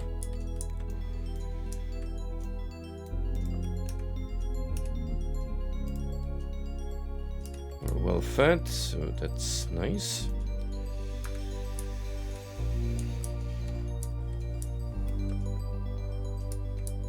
Ooh.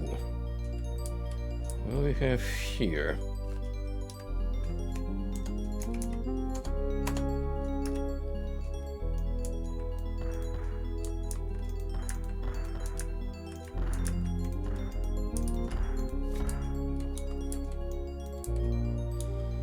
Too heavy. That means there's a lot of stuff inside that backpack. Oh, food. Not really needed right now, but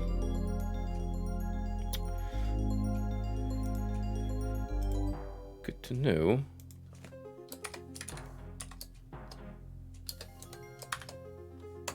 That's here.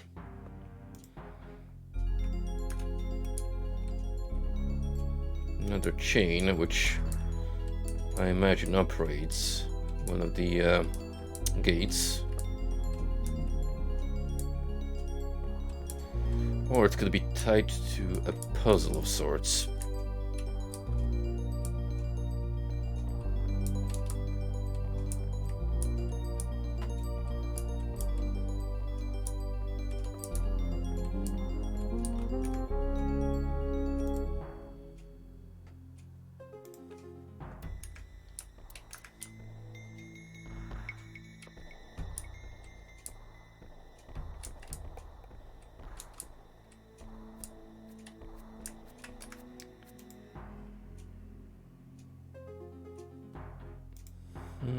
Hang on.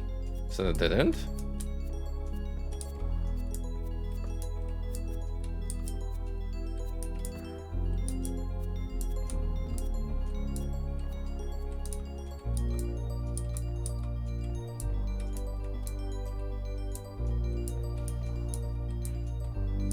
Yeah, what's up, Cyber? I mean, I tried to at least fill the sidebars with something to make it look a little more appealing, but yeah, unfortunately this is locked to a specific aspect ratio, so there's only so much we can do with that.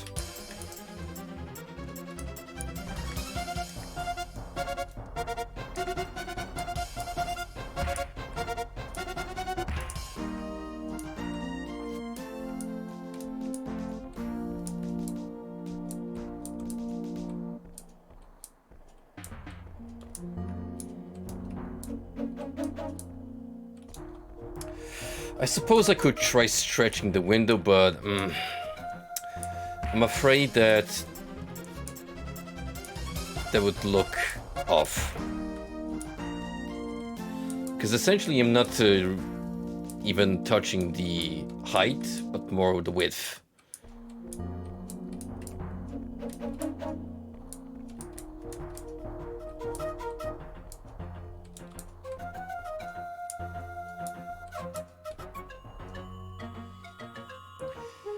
If you mean the space between all the Garfields under the game window, that's where the notifications comes up. By the way, speaking of notifications, there's a new coin myth redemption thingy. So if you have the points for it, have fun. Yep. That is now the game's legacy.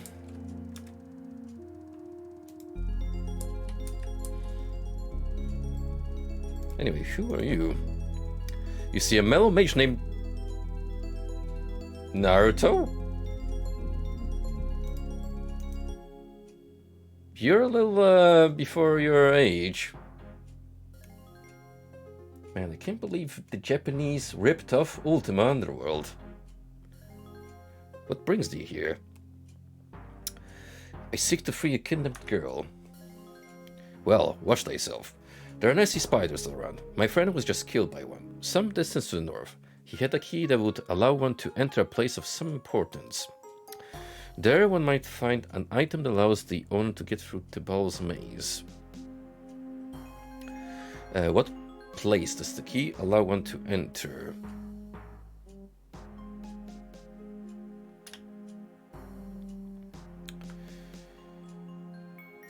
I said 'twas a key that allowed one to enter a secret place. There lies an item that permits one to pass through Tibal's maze. We're not listening. The entrance is in the chasm of fire. What else canst thou tell me of this area? A mysterious orb drains the magic from every living creature on this level. And that's why I cannot cast spells? Indeed, the orb drains thy power and transfers it somewhere where it is put to some foul purpose. Dost thou know who is behind this? I know only that one mage, Tibal by name, seems immune to its effects. The conclusion seems obvious. Indeed. However, thou dost wish to break the orb's grasp on this area. Best to prepare thyself with means other than spells. I got it right here, buddy. How can such a thing be accomplished? All I can think is, if thou canst discover whence came the orb, and obtain from its place of origin a fragment of its substance, thou mayst be able to destroy it with that. I was just thinking of smashing it, but that would be too simple. That sounds an excellent idea, but who knows whence it came? I know not, but I think some friends of mine who languish in prison discovered the secret before they were captured by Tibal. If thou canst talk to them, perhaps they can help thee. Very well. I thank thee for thy help. Thou art welcome. Farewell.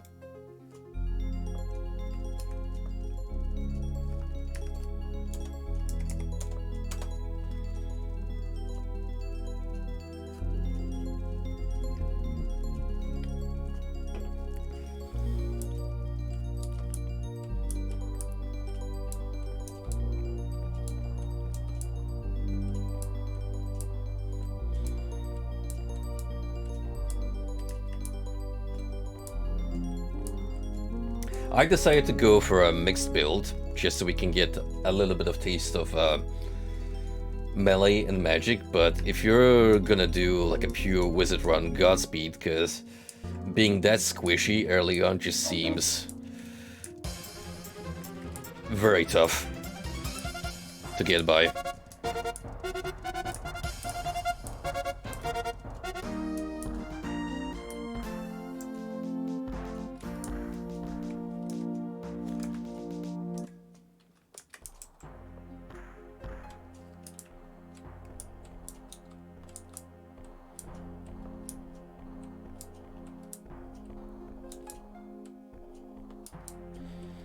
Well, remember, these are not your friendly gobs from level 1.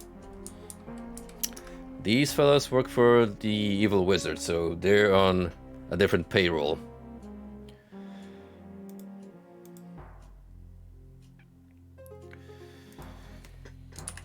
Another set of stairs. Trailing off to level 8 at this point.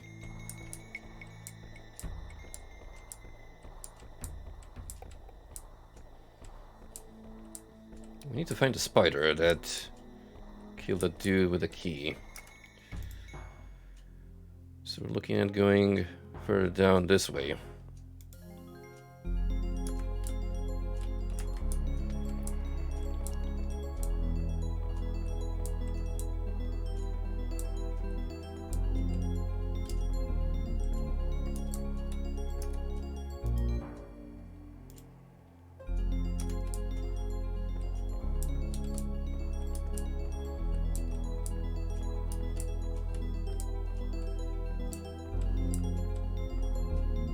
This looks suspicious, but I'll leave it for now.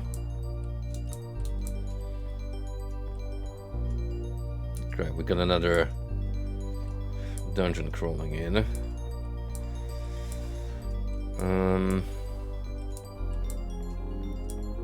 Let me go through the caverns first.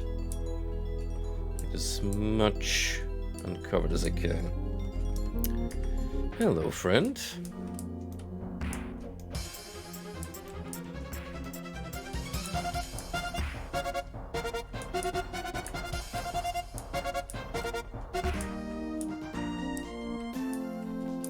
There we go, there's the key.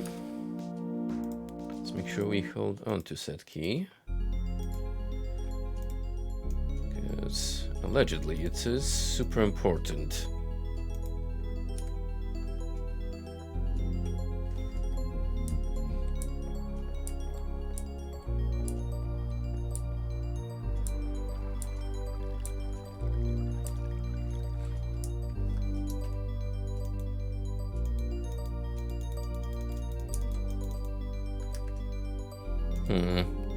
Really? A dead end? I find it a little hard to believe, but...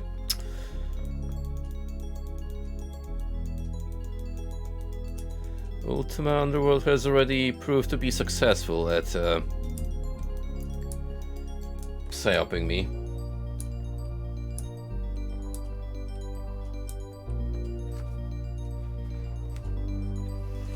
In a way, yes, this is the portable version of Ultima, which basically makes the game run on an enhanced version of DOSBox, which supports some mods, including mouse look.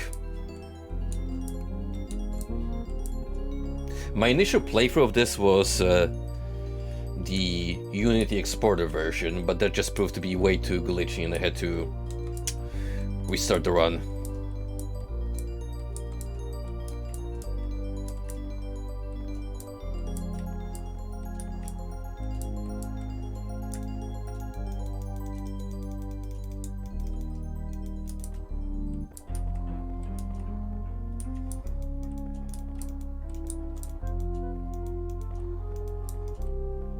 Oh, hello. This seems promising.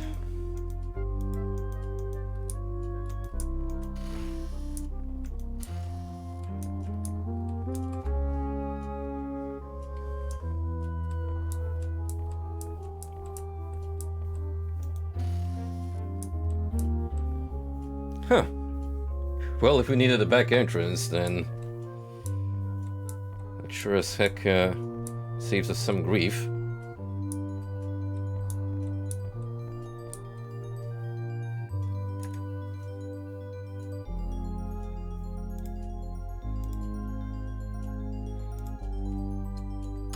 Yeah, I agree with you. It is, in my opinion, super important that these old games, which in a lot of cases are a nightmare to even run on Windows 10.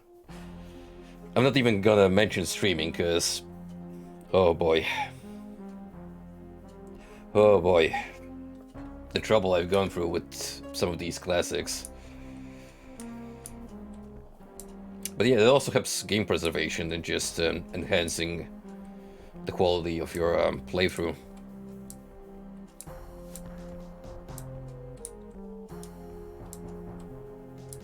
Oh, hey. We got an Ankh. So if I need to level up, this is the place to be.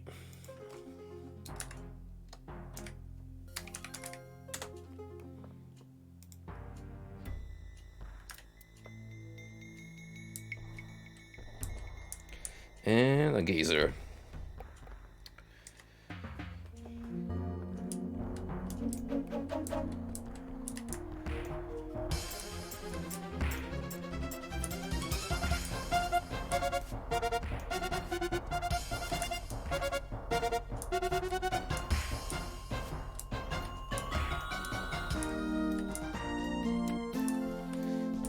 Come here.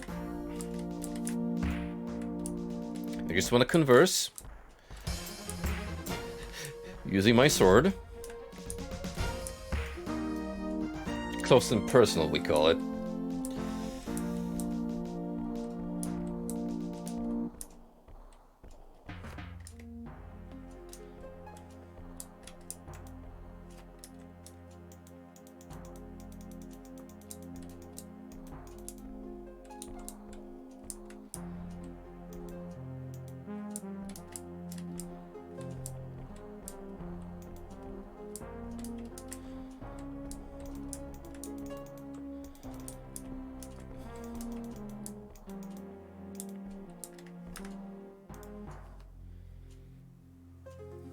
Notice how we've only been practically clinging on to the left corner of the map so far. And this looks to be just a small snippet of the ground we have to cover still.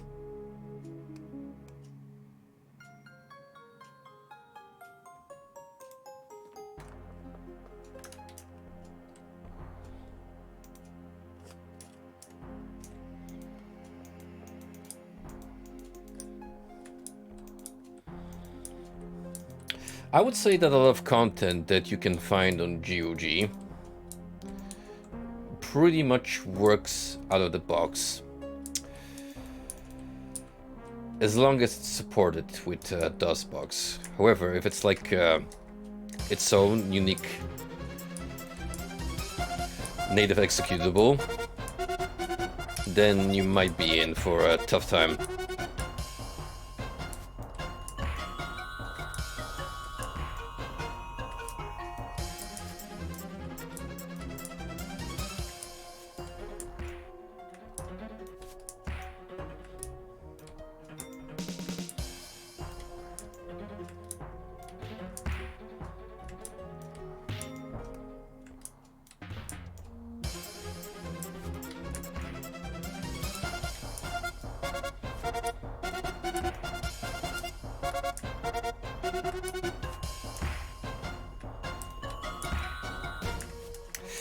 It's true, it's unfortunate, and again, we need more in the terms of game preservation and remasters, in which case boomer shooters have definitely been experiencing a glow up. How many of you would have anticipated Rise of the Triads to get an enhanced version? Certainly not me.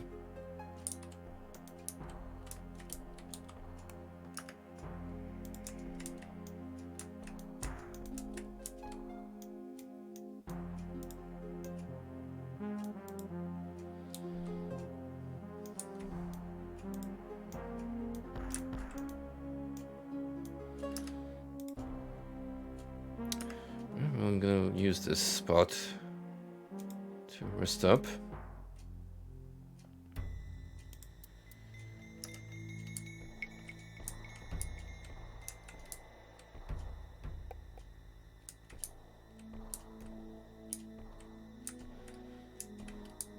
You're not wrong there, buddy. Blood? I think it was actually one of the first to really kick off this trend of not only old shooters making a comeback, but also encouraging the new gen wave of retro-themed shooters.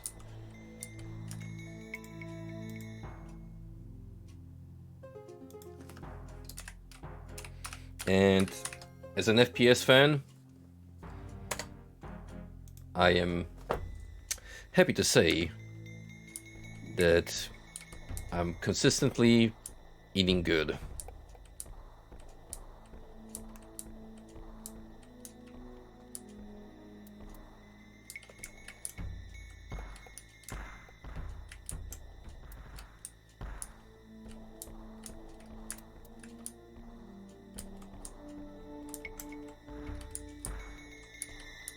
I have an idea.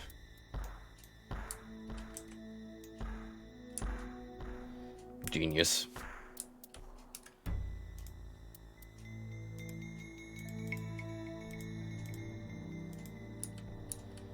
Is that a spell scroll?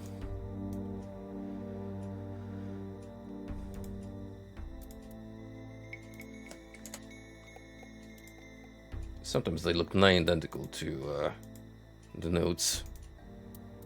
Magical scroll, okay. Rugged scroll, scroll review, magical scroll.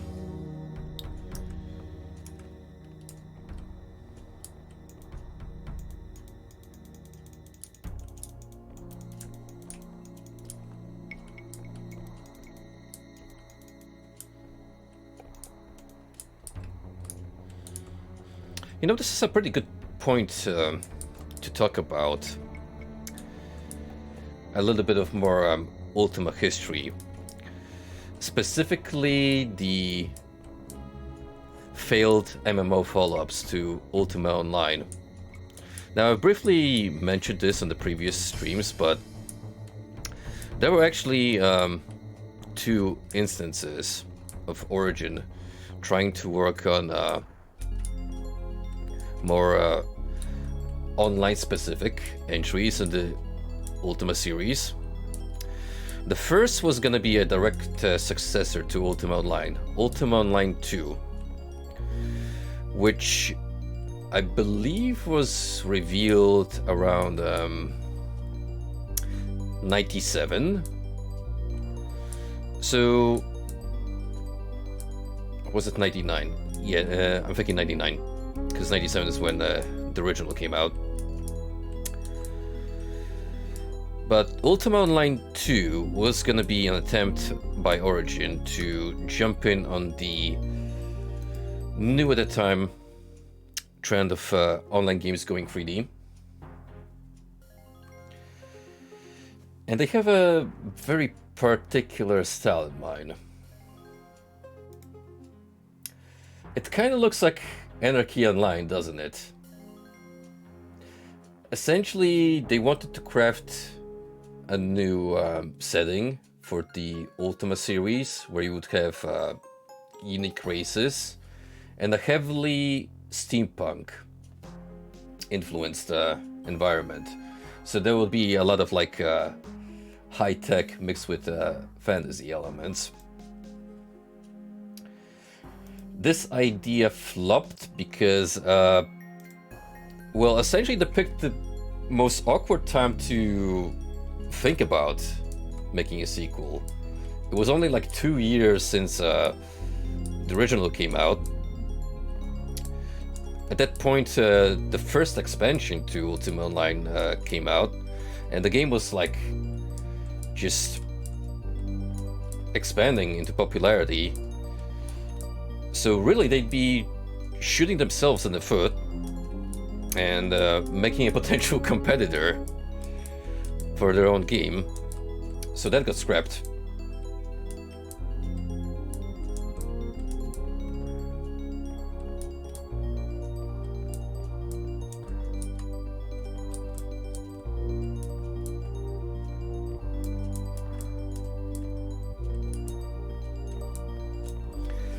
Looks more like Ultima Worlds 2. I think Ultima Worlds was like a project name for EO2.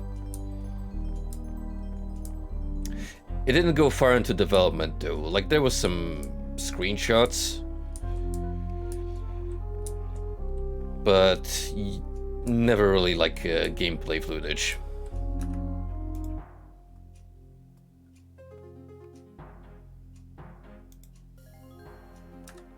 Now, the second attempt is actually more interesting in my opinion, because that one was gonna be a mainline entry.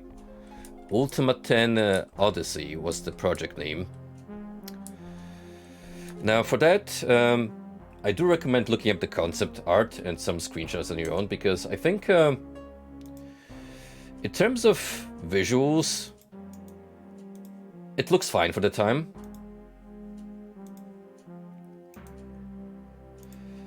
I actually even found the video here of extended gameplay, which from what I understand came on some DVD as like bonus material. Obviously it's very early into development, like a late alpha status, so extremely clunky, not really that entertaining to look at. Surely a lot of room for polishing.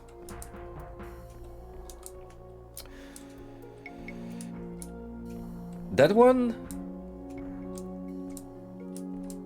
like I said, was planned to be a mainline entry, which, when you think about it,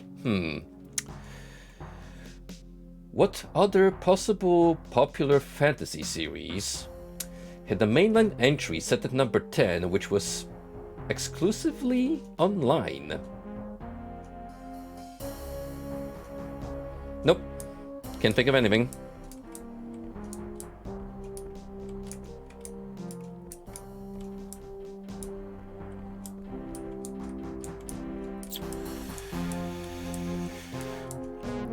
I think Ultima 10 Odyssey was revealed first at 2001, so not really that long after EO2 got scrapped. Which means that they may as well have been working on two of these projects at some point simultaneously.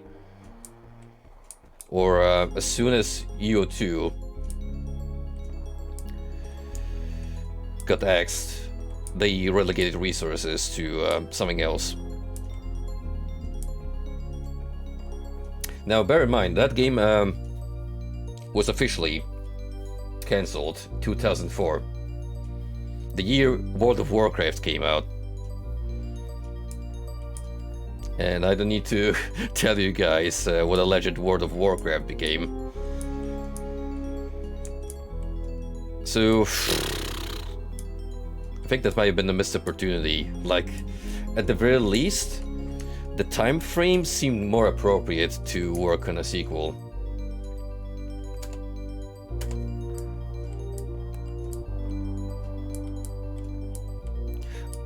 Also with that one, I was more of a fan of the writing, because they attempted to tie it into the mainline canon. Kind of like work on where 9 left off story-wise.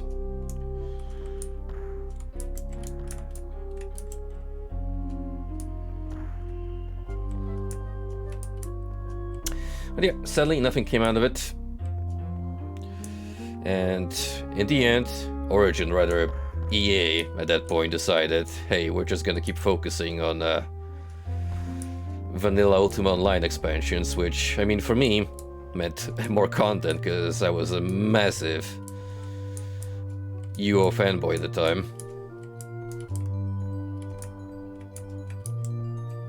But what's worth pointing out, all scrapped Ultima Online 2 ideas got recycled in expansion for one, Lord Blackthorn's Revenge. So you got the 2 races that were meant to be playable in the sequel, and like some steampunk themed content.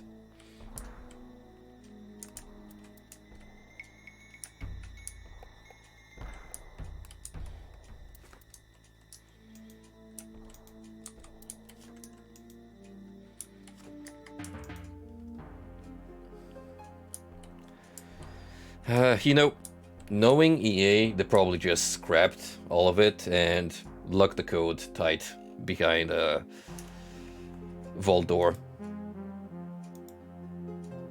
I believe the reason why that never came to be is they wanted to relegate the studio in Austin that worked on the project to their team in California, but the folks in Texas just didn't want to move. So EA is like, well, we don't want another team to study and work out the code, so it's better to just shelve this thing.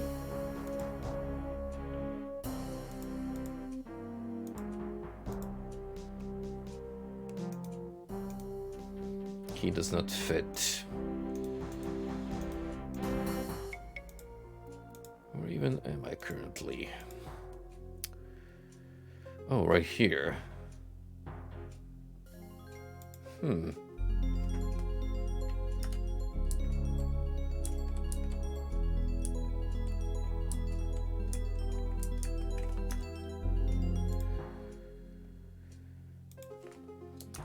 That does smell like a secret.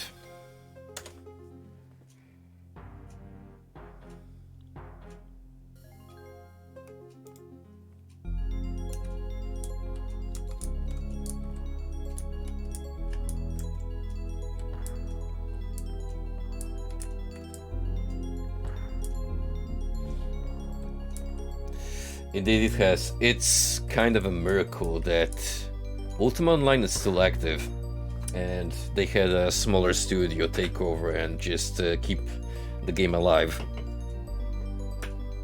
Although, to be fair, if you wanna give the old game a try, your best bet are custom servers, which there are still plenty of. Which was a very touching thing to learn.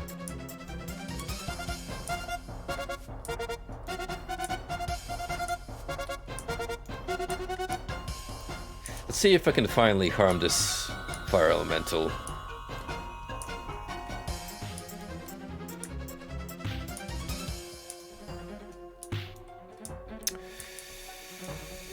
If I can, it's definitely not making it easy for me.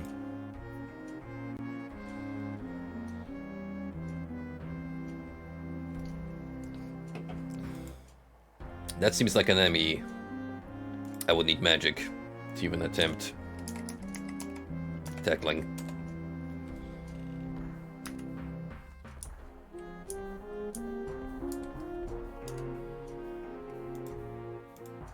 Alright, need to explore this again. Mark it on the map. Okay, gently move here. Thank you.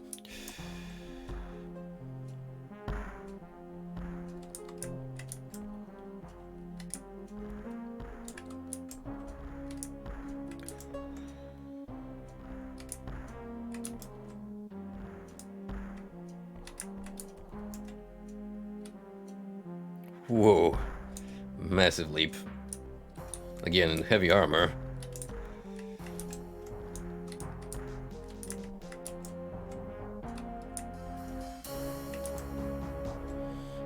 And yet the short distance hops are proving to be the most confounding. Oh, the sweet irony.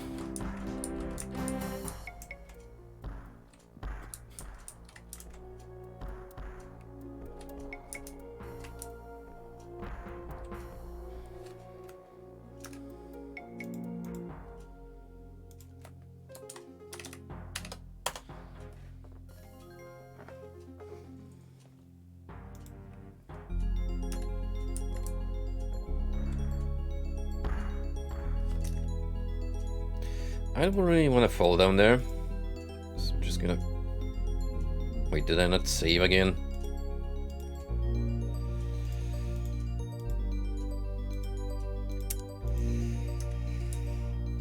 Oh dear.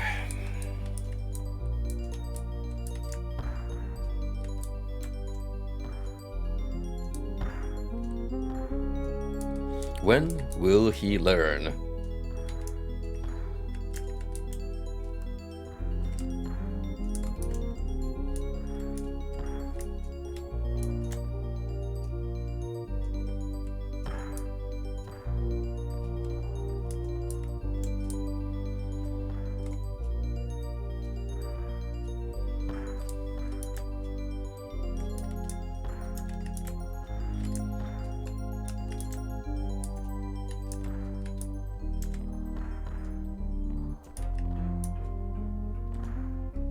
Mental note that this leap works only one way. So I plan on going back. I actually have to make the jump.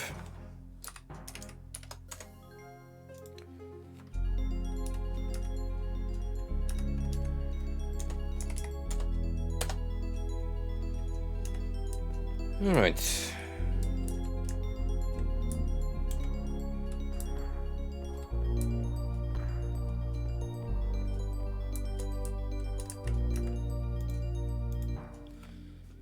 So this is pretty much its whole self-contained branch. You can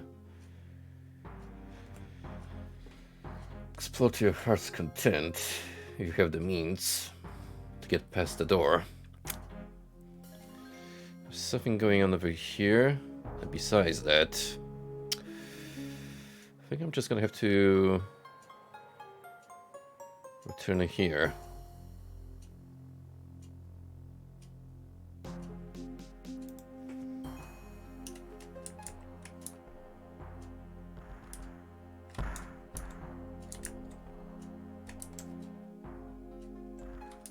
Come on, you can do it. I believe in you.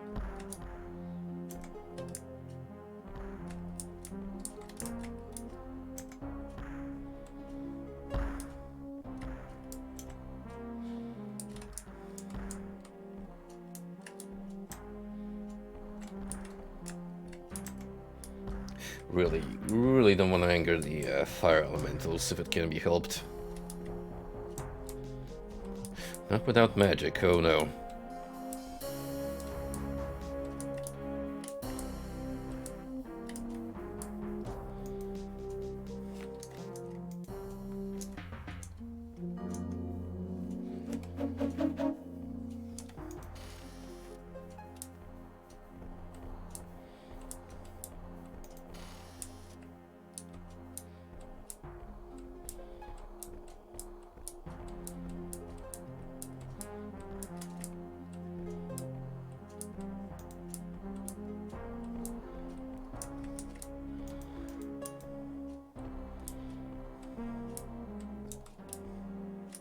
No lies detected. They really need to cool it. At this rate, we're gonna make Dr. Freeze from Batman Forever look like child's play in terms of low-hanging fruit puns.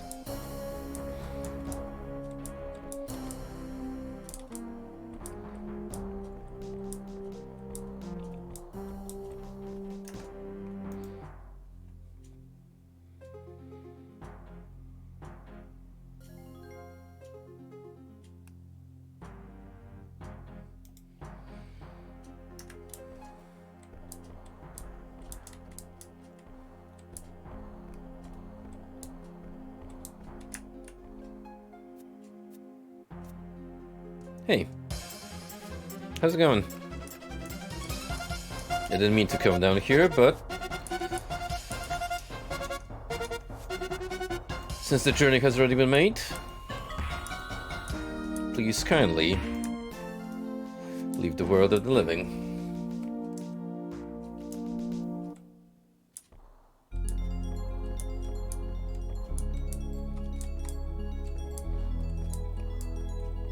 To be fair, I could pretty much use every staircase as a means of hopping between floors if I need to.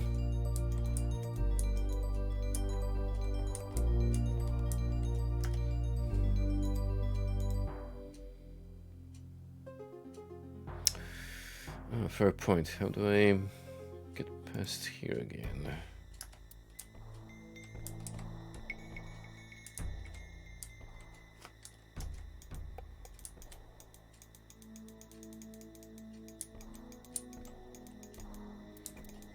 Don't exactly have a secret passage here, or do we?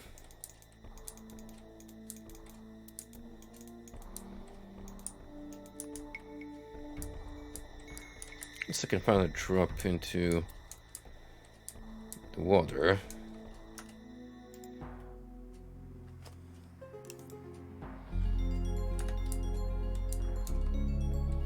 Or I suppose we could always follow the staircase onto level 8 and look from there.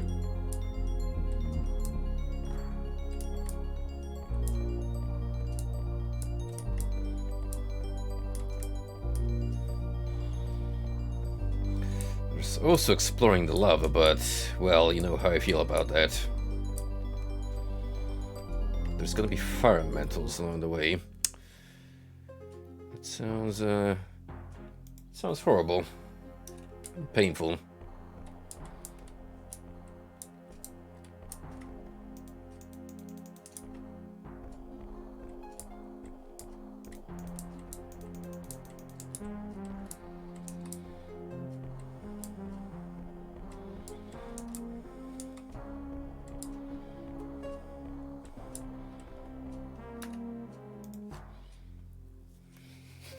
Somebody stop this madman. The puns, they just keep coming.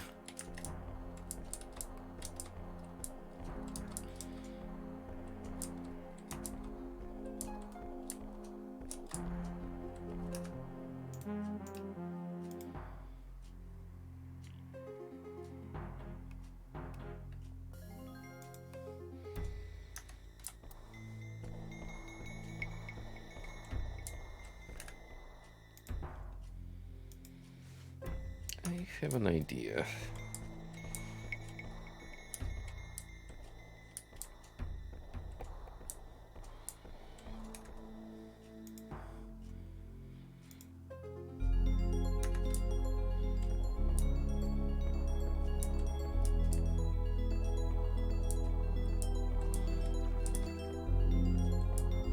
No, friend. If anything, I'm gonna make you a mod for such behavior.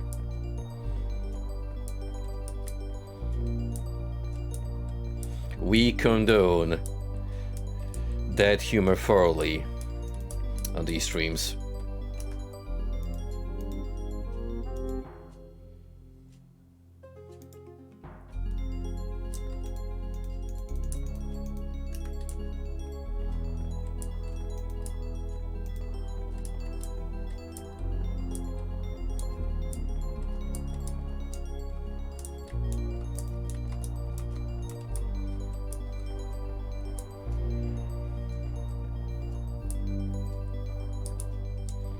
So these guys are just kind of hanging around inside here.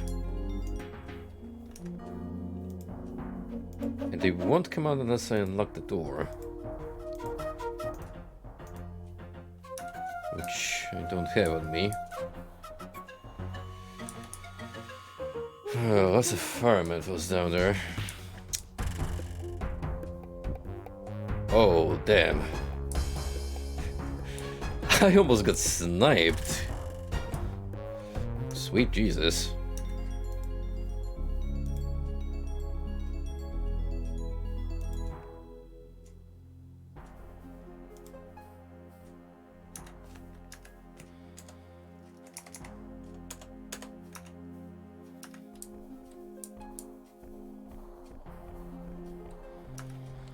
Well, I don't think we'll be going down there.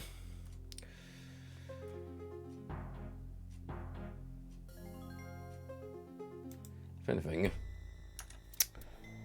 I might have to jump to level 8, look for alternate ways of exploring.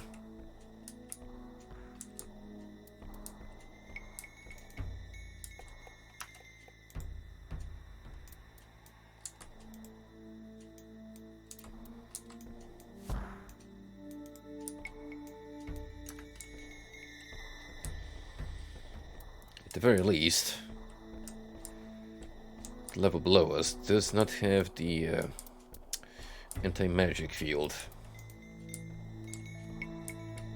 So we've got something to work with.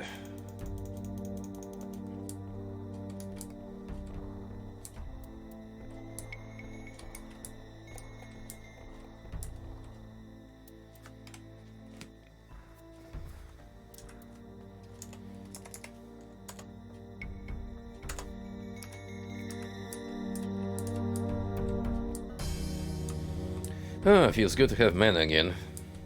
That's for sure. An orb rock. Wait, as in the same material as the orb?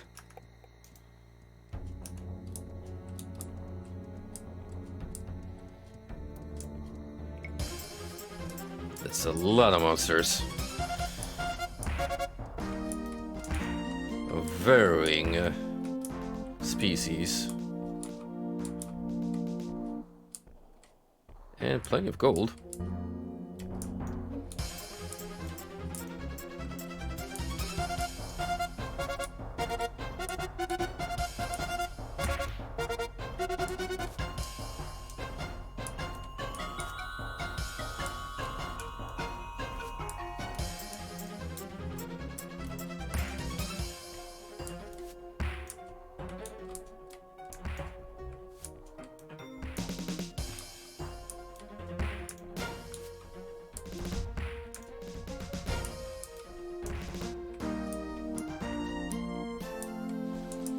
Some more plate mail over here. In what shape? Badly. Well, it's still something. Should we need a substitute? Badly. More lava. And is this where I came from originally? I don't think so.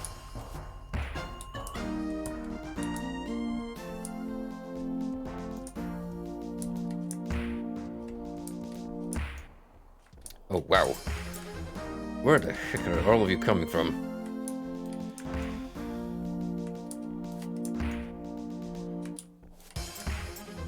Hostiles left and right.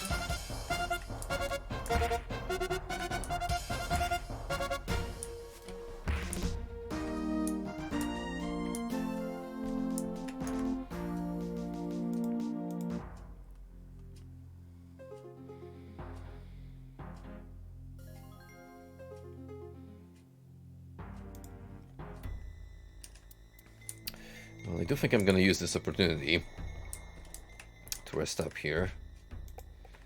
This is the most camping we've done in the game, period. For a good reason. Oh, hey, it's been a while. Must not be permitted to complete it, for if he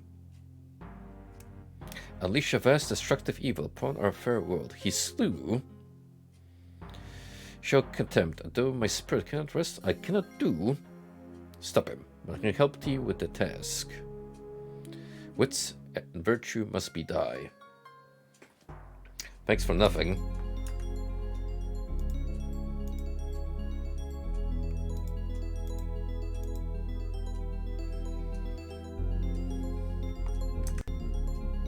What was the greater heal spell? Thus in money.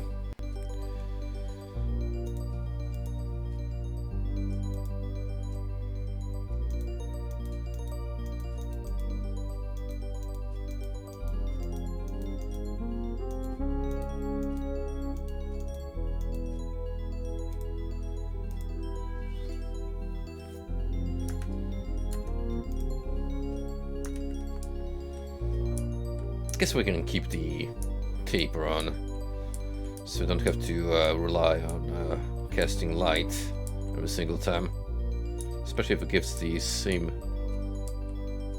effect. What the fuck? Are you an ant? Oh, it's a Reaper. I remember you guys from the online game. You were actually pretty massive in that iteration. Just straight up walking evil trees.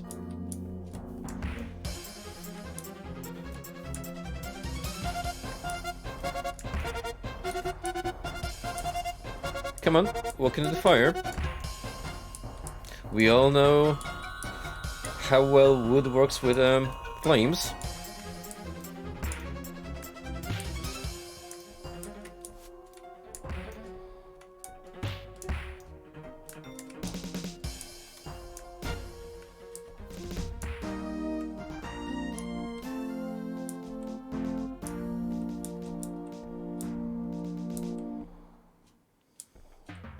This is pretty much the place to be if you want to get rich. Look at all these gold nuggets.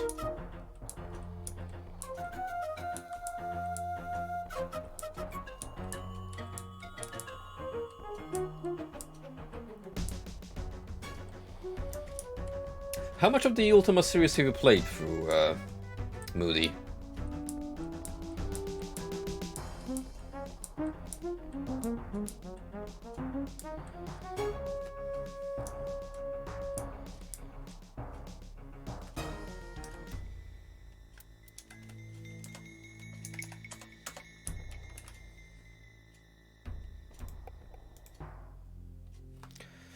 Ah, alright. So...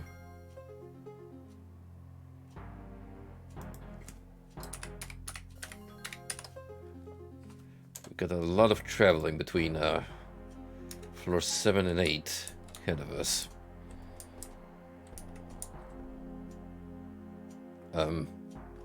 Hi? Mellow Earth Golem. What's up? Get no response. Well, at least he's chill. So I do appreciate a creature that does what outright to kill me.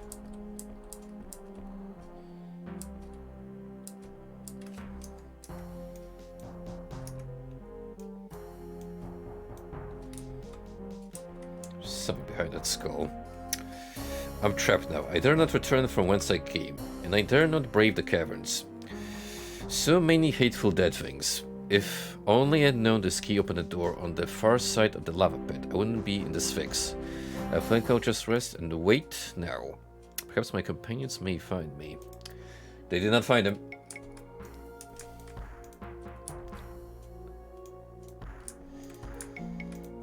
However, we might have an idea where this key belongs. Uh-oh. Officially at the point where keys are becoming a problem to lug around. Well, ain't that wonderful.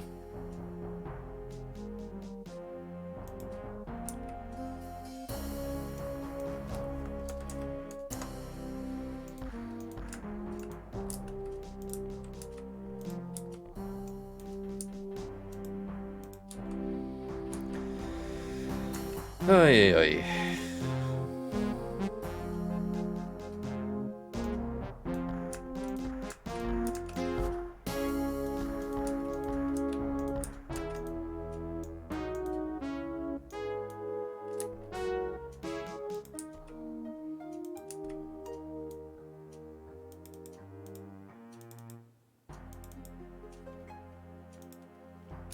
I wish this followed the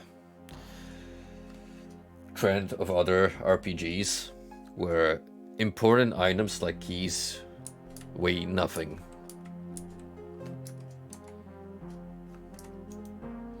Beware, Evil Dead Beyond. Yo, new entry in the Sam Raimi franchise?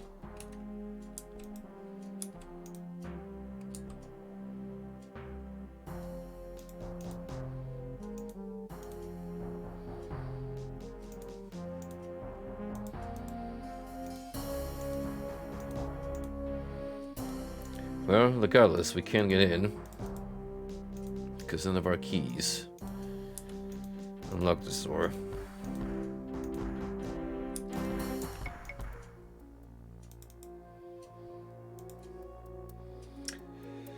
Type of door. Sturdy.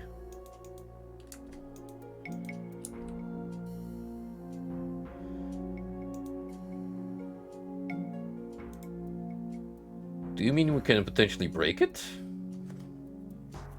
Or use the open spell?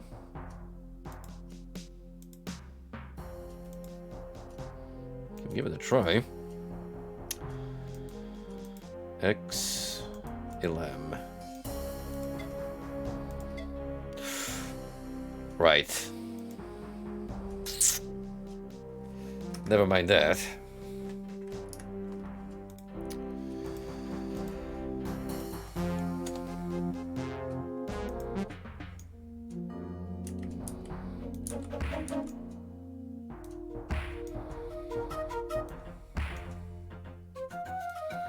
I am putting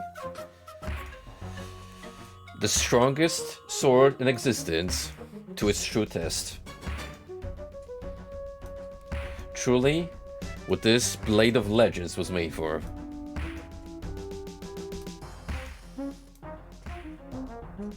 Well, I'll be. Good call, thank you for the advice.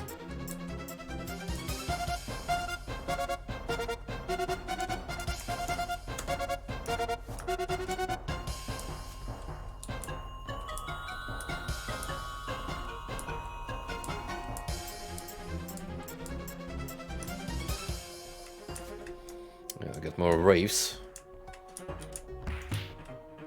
which are doing a great job at blending in with the environment.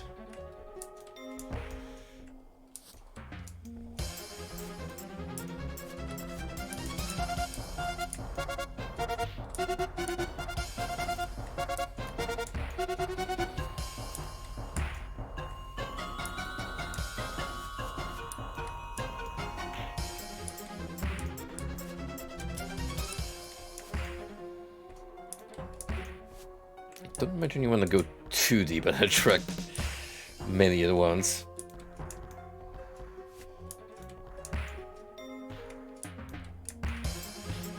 No problem, my man. Thank you for hanging out and all the useful tips.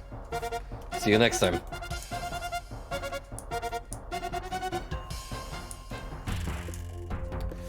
Oh, I think I'm gonna kick the bucket here.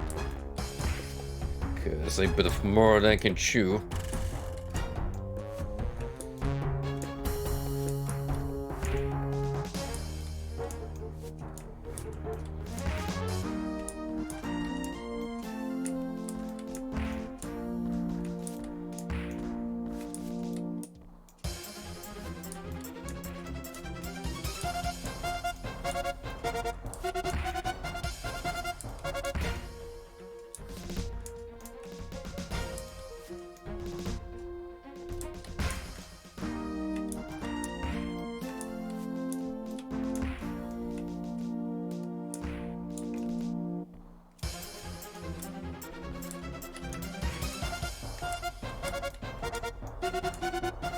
Can you do it? Can I clutch it? Yes, you can.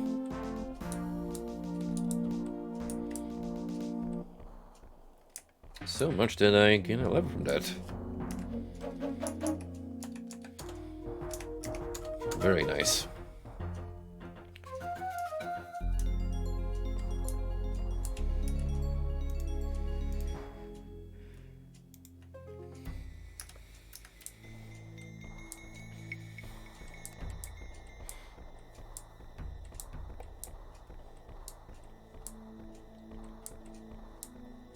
First things first, let's get a general idea of the layout. Now that key we picked up by the corpse, I imagine this is the door it's referring to. So yeah, we'll be definitely swinging by that location once more at some point.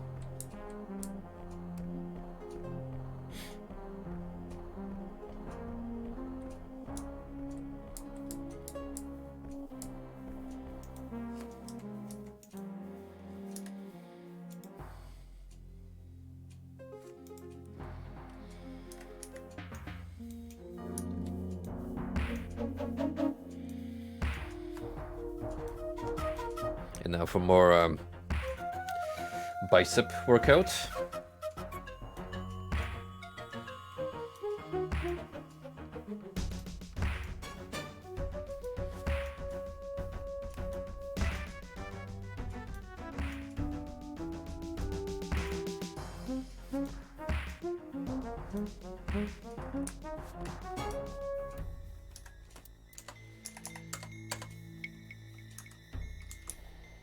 If you ever forget your keys,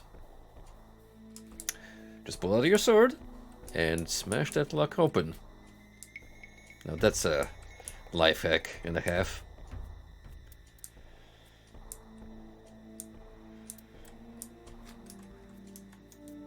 The writing reads, "At last. Now all that's left is to conquer the maze."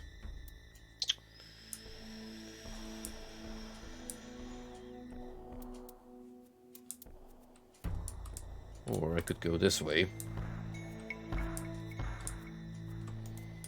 If there's even anything down here.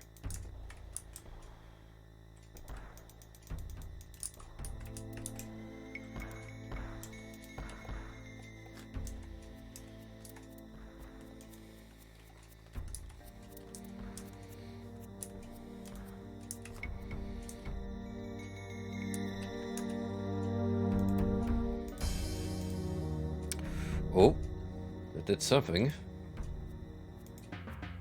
Actually unlocked a door.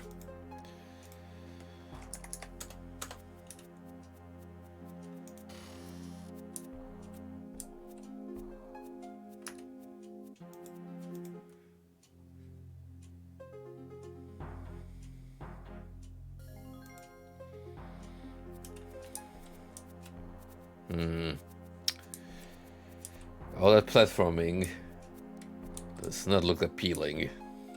in the slightest.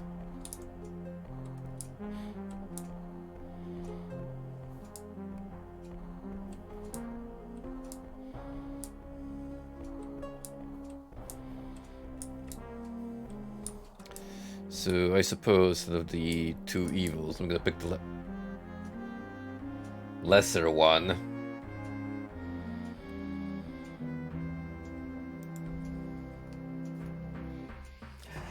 Let me guess. There's traps on the floor.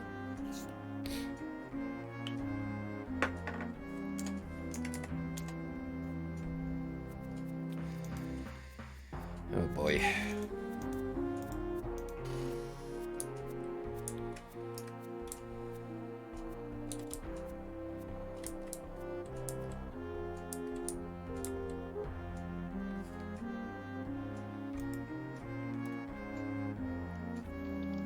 If there's a trick to this place, I haven't met the NPC yet to inform me how you're meant to be navigating.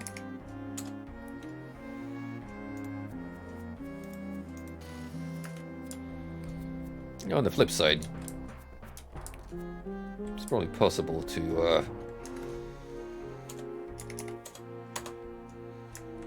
brute force this place.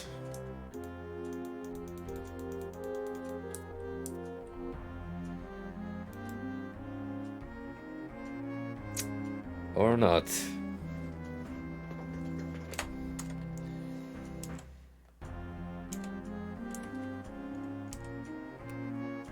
Oh, whoops.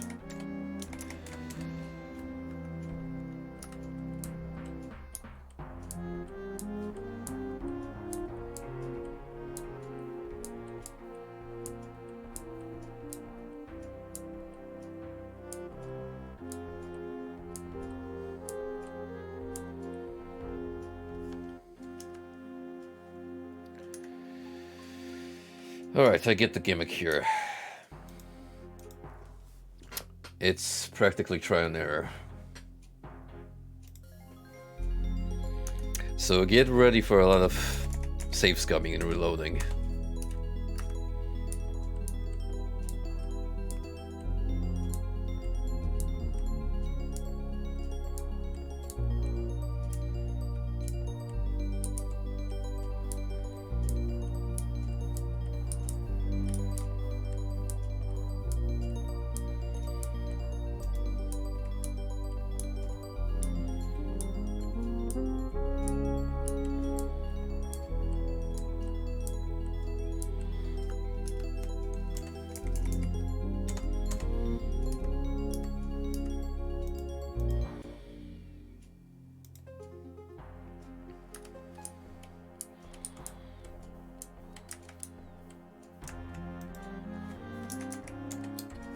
It's not that way.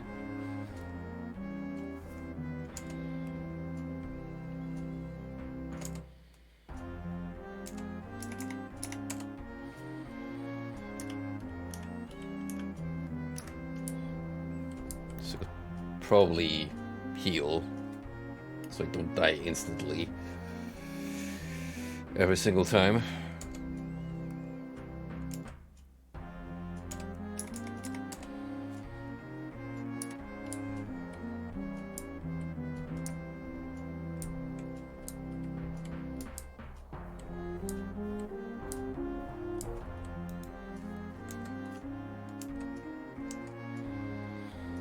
Oh, not the bone zone.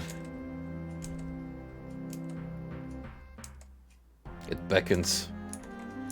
It keeps calling my name.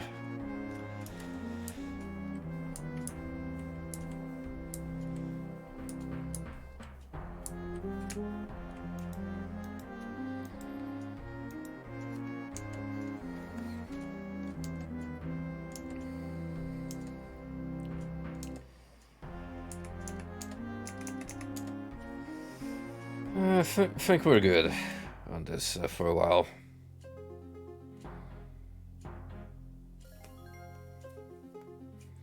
At least until I can figure out a pattern.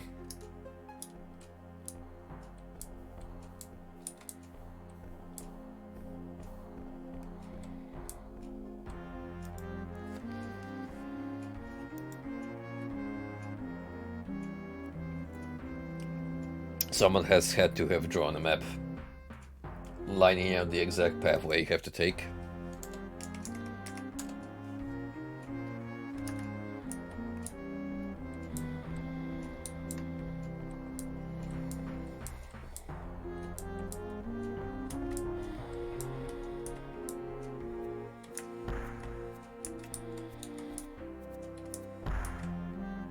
Fall damage got me. Well, that's what they mean when they say break a leg.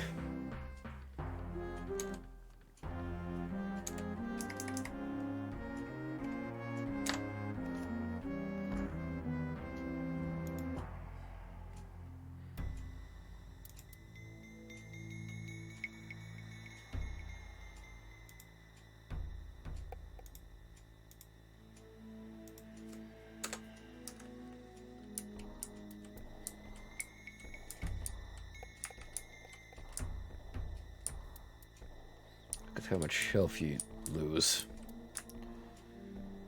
It's crazy. Even like worth attempting to traverse.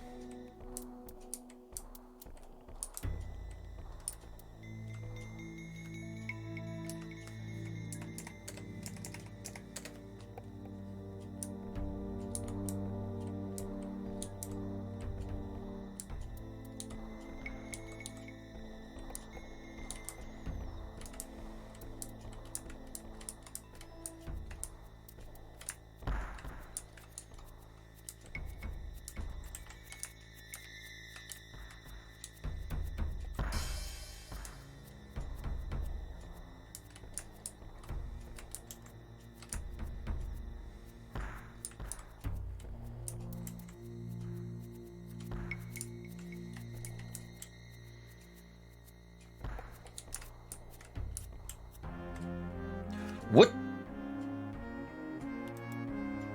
Oh, come on. What killed me? Did it bump my head into the bed and just exploded? What was that?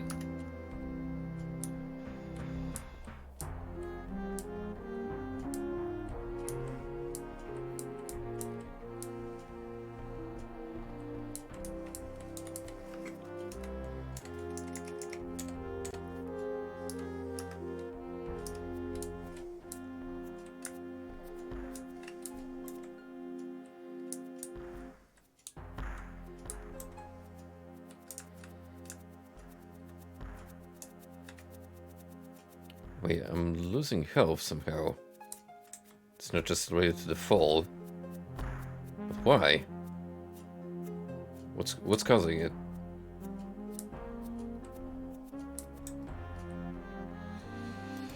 Just from jumping?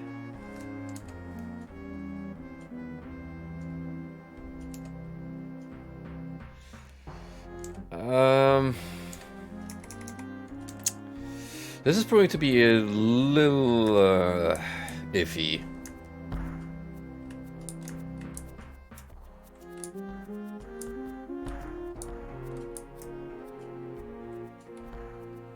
I'm not a fan of just randomly losing health for no good reason.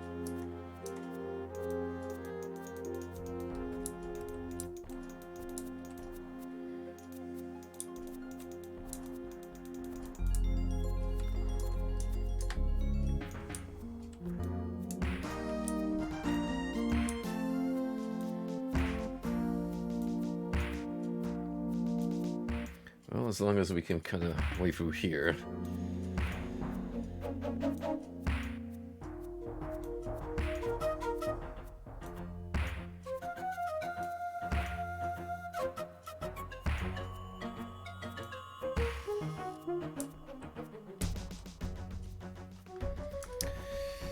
Now, where are we exactly? Oh, we went back to the beginning area. That's good. Finally, this is all starting to take shape. Excellent.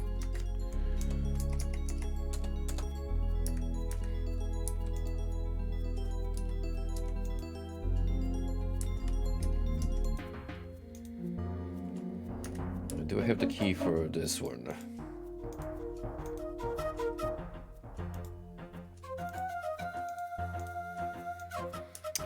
Nope.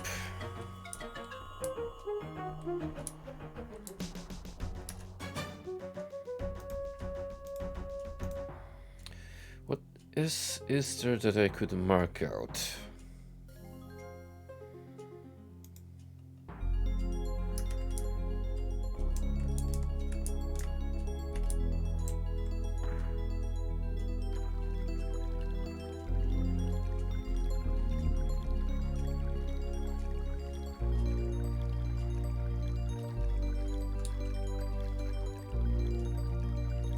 Away with the lurker.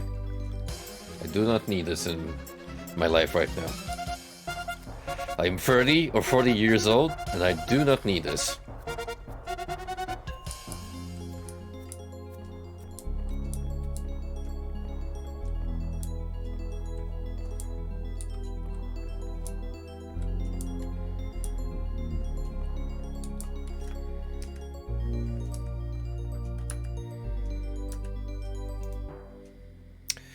Right, and that put me back to the beginning location.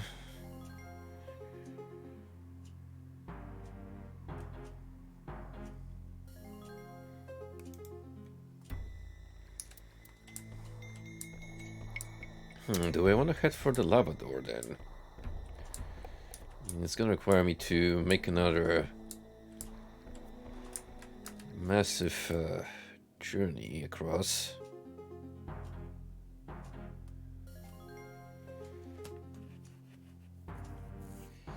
I don't really have much of a choice.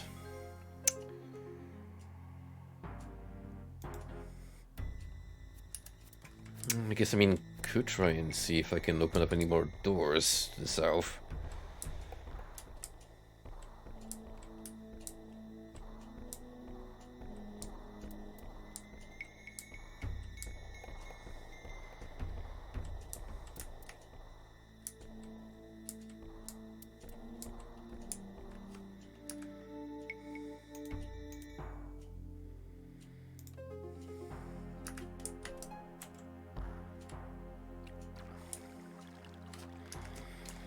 Man, why does jumping have to be so fiddly?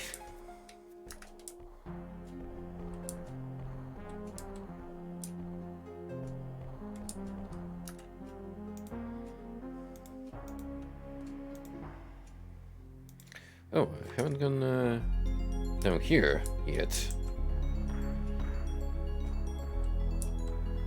New and exciting opportunities might await.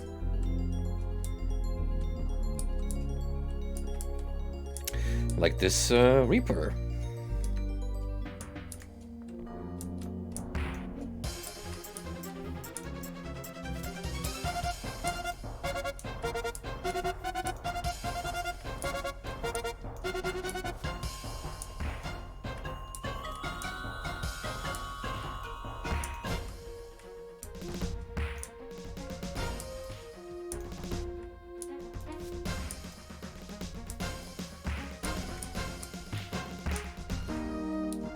I don't fear any enemy besides the fire elementals. Like, those still do a number on me. Anything else I can handle as much as I have the health.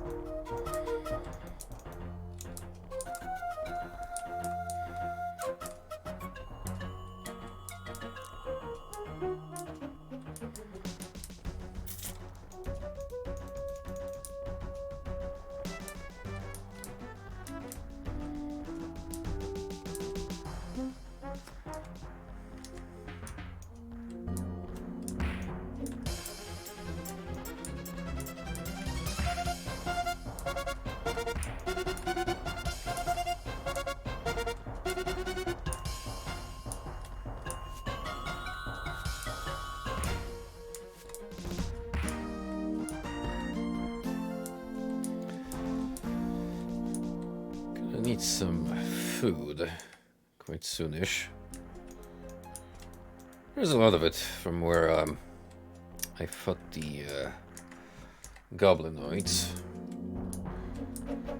not necessarily gonna go down there just yet.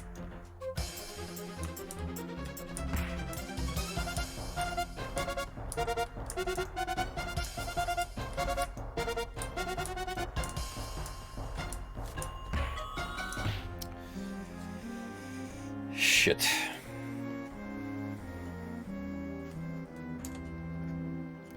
Probably shouldn't have attempted tackling both of Wraith and the Gazer at once. Oh, on the flip side,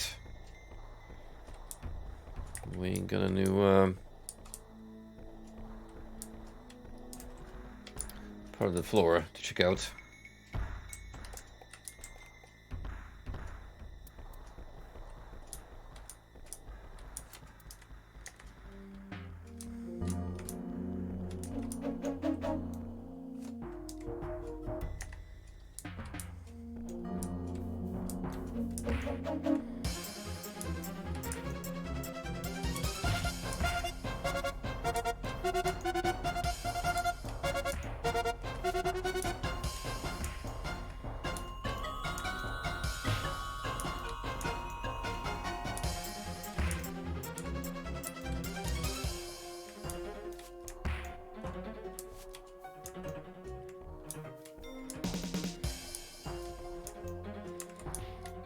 Definitely gonna have to put more points into attack and sword skill, just for the extra consistency and damage.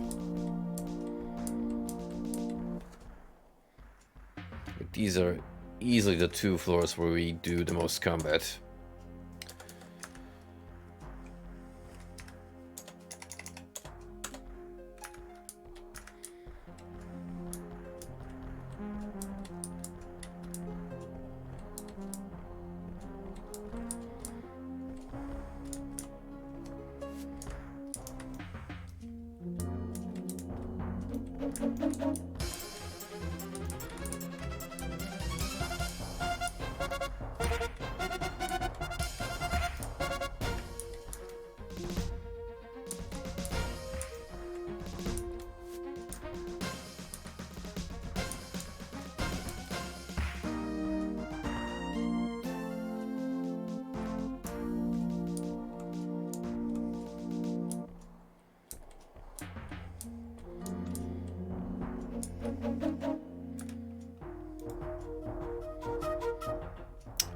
Really? Huh. Well, we'll know once I hit a shrine. And see if I can still add extra points. I don't think I've used one for the past 2 levels, so I should be fine.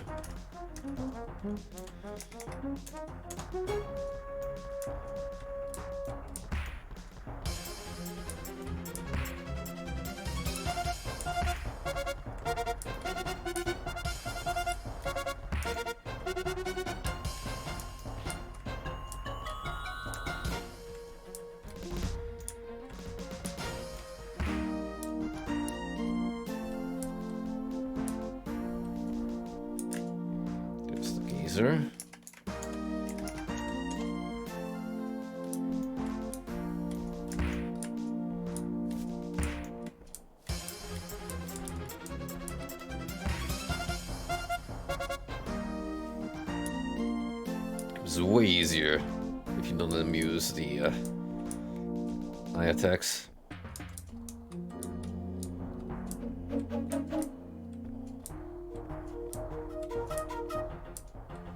Ooh. Would that be the medallion that was mentioned to me? I think it is. Too bad I killed just about everything that would accept this medallion.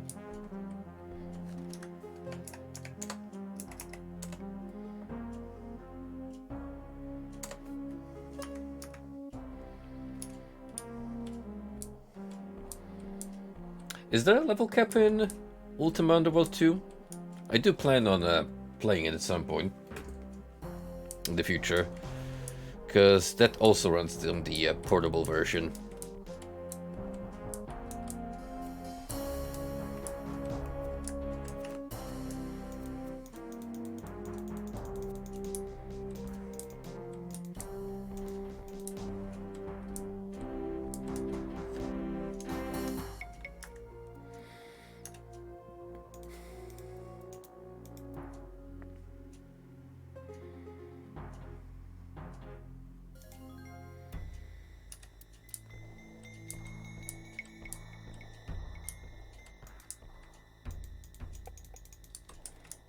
secrets here.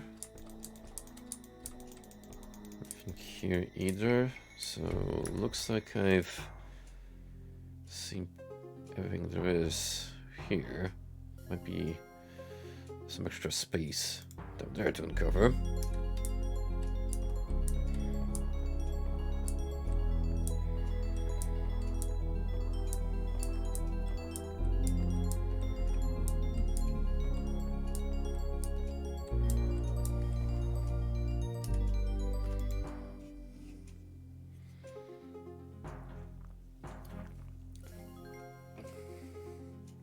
That seems like a good solution, honestly.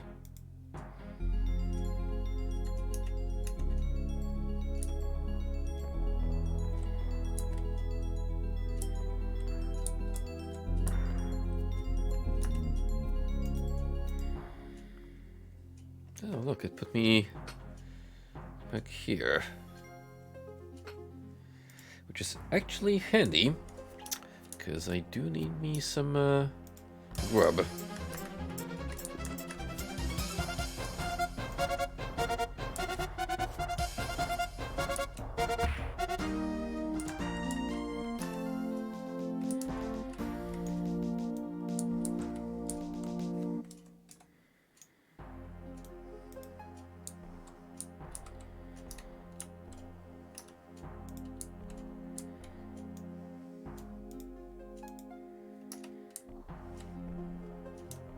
Nothing like 2 chicken legs to put you back on your feet.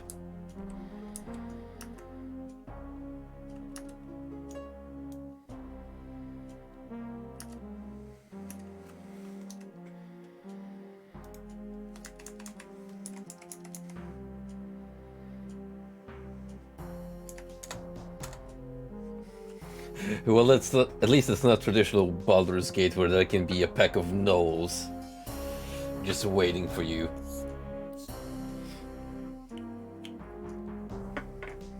That's the fun part about playing old school BioWare / Interplay CRPGs. You try to rest in a dungeon, you just keep save scumming because you keep getting woken up by roaming packs of monsters.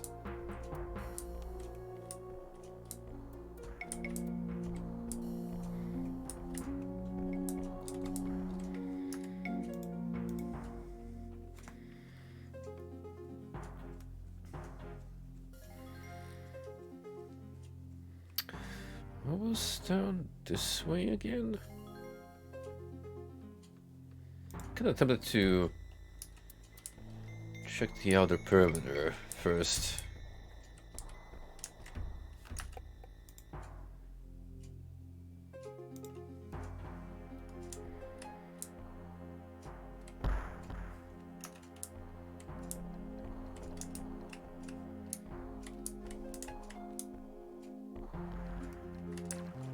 Come on, I could have totally made it.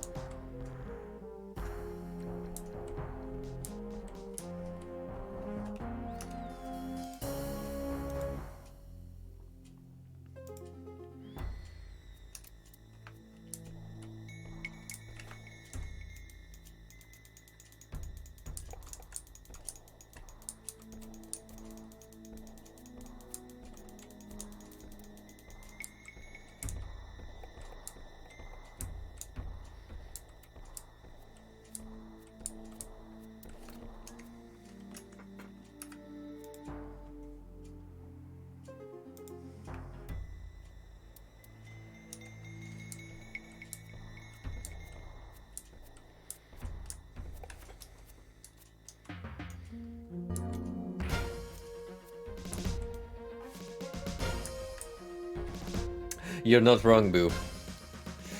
You will quickly learn that one of the best things about playing through those games and exploring very cramped rooms in dungeons is when you step into a small chamber, Send out your thief to do a detect trap, and then suddenly you just see multiple small rectangle or ridiculous shapes marked in red all across.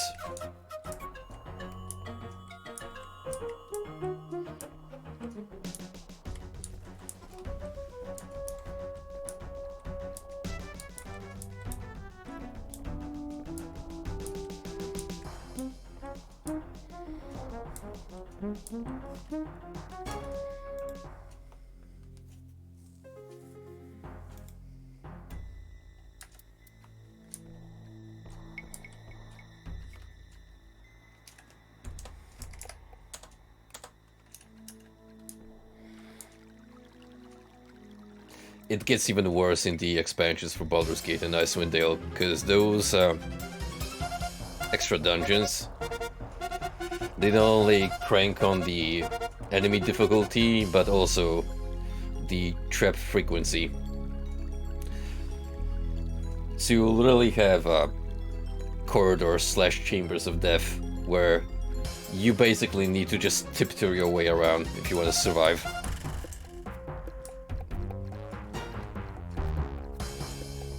Uh-oh. Did I get poisoned by a lurker? Yep, that's unfortunate.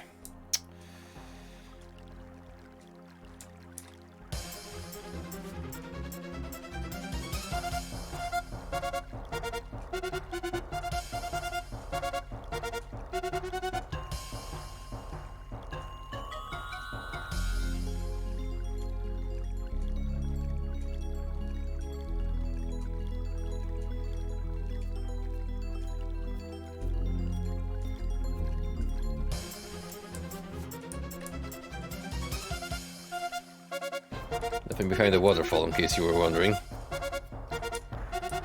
Well, seemingly nothing.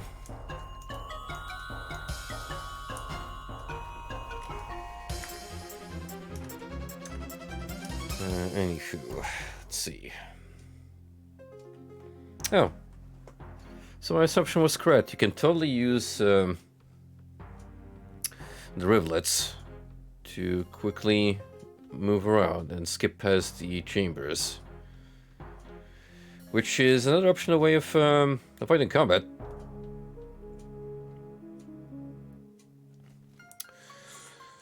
So where does that leave us? Well, besides the Maze of Death right here, which again I'm not particularly looking forward to exploring, we've got this door, which I think I have the key for. So that's my next destination, is this.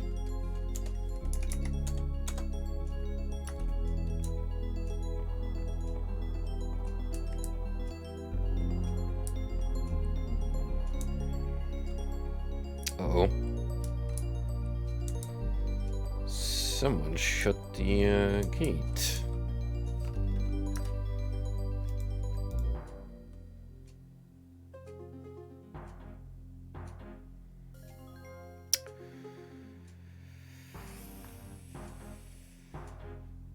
Well, I suppose there's always going back here.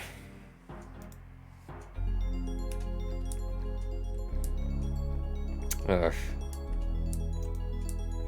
that would kind of explain why you wouldn't want to slay them.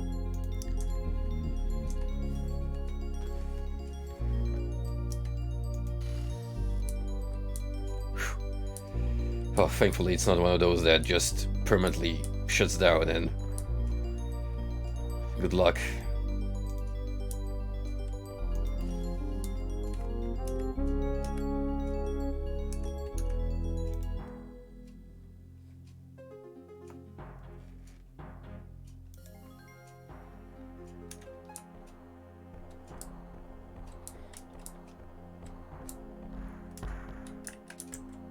Easily the most complex floor thus far. Whoa, where did these spiders come from? Hold up.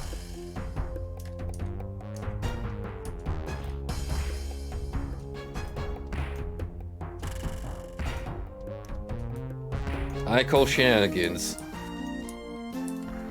These little bastards just phased into existence.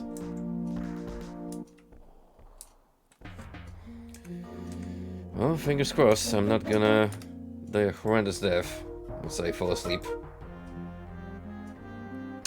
I did in fact die a horrendous death.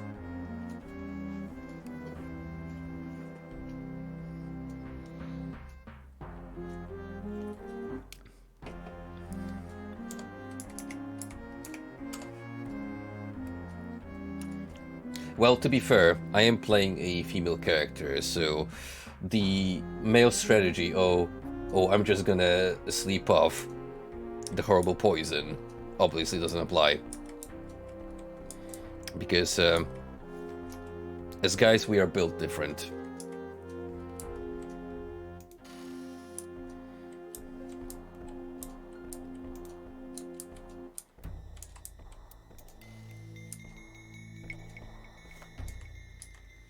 Definitely getting my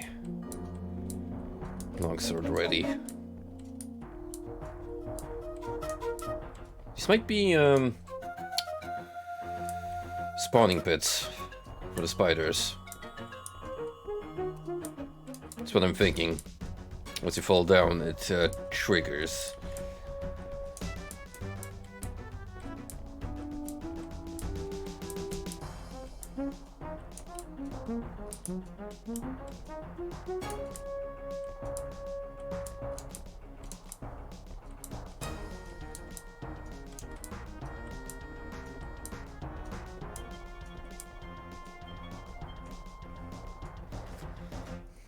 There's good old Naruto.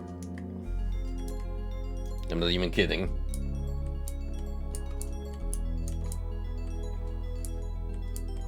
He was like, I'm tired of being a weeb.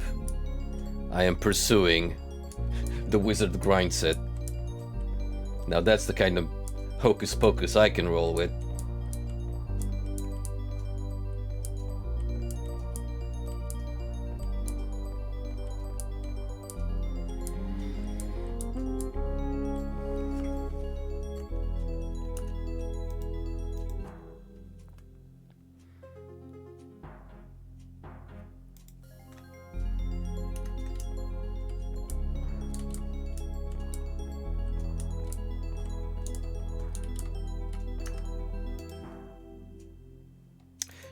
No. Not that way.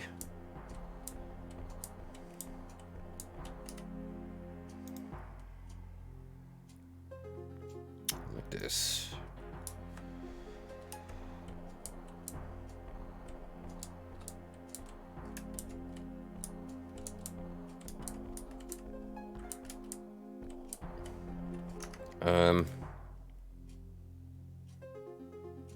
The hell?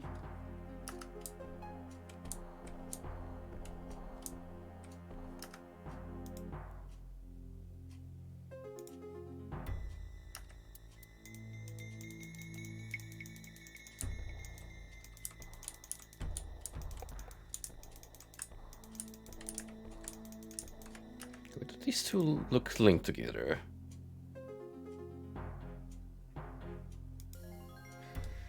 That's very good at throwing your sense of orientation off.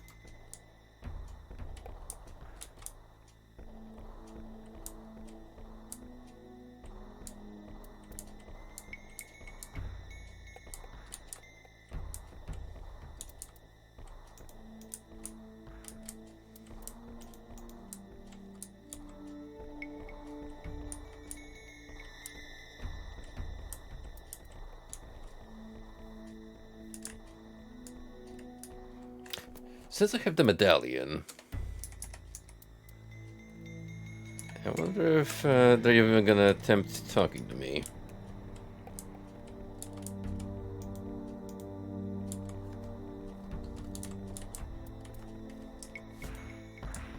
No, I think we're past the point of conversation.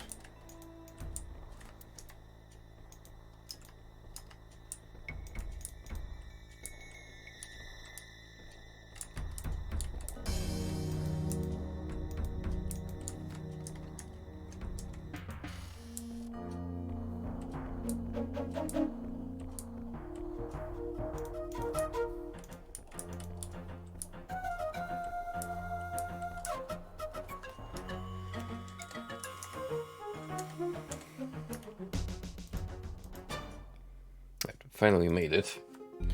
This is exactly the stretch I need to traverse.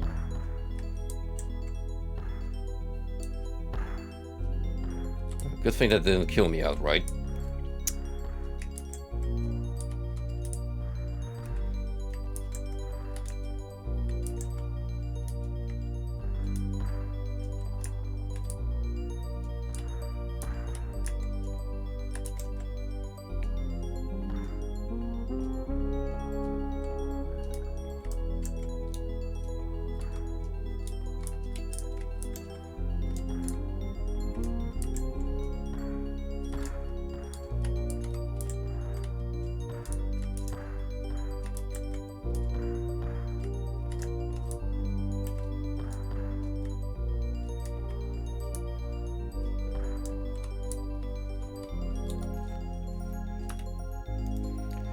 Now, let's determine whether this key truly opens the door.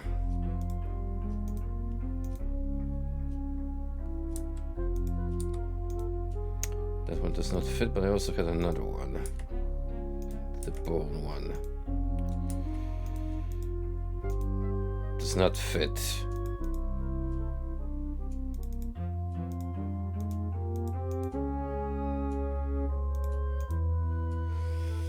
But that doesn't make sense, though. I'm pretty sure the note alluded to this door behind lava.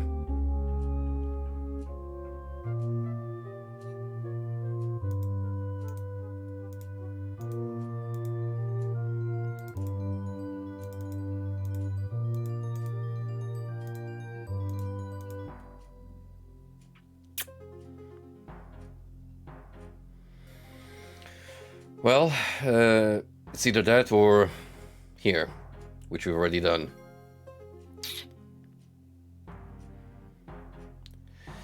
I mean, it did help significantly because that just links the two stretches of the dungeon together, which will make traversing it way easier. But on the flip side, I don't know how to get here.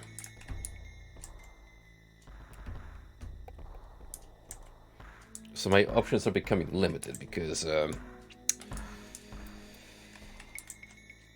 unless there's something else I can do here, we're gonna have to get through that freaking maze with the floor that hurts.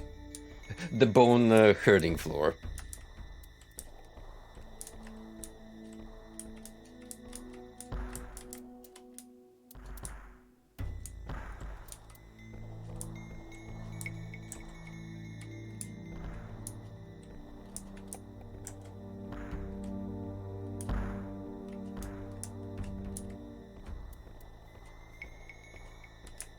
Nope.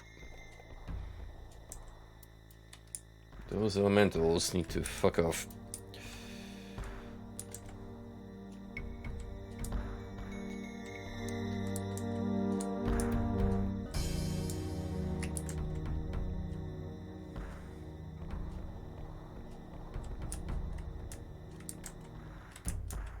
Well, I will say this much. The lack of mana definitely raises the stakes here.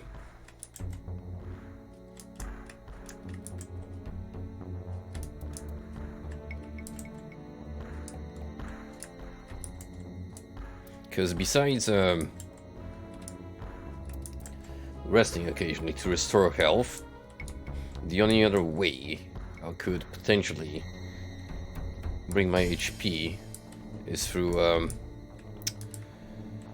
health potions, which, well, you still need to have them identified if you don't know what they do.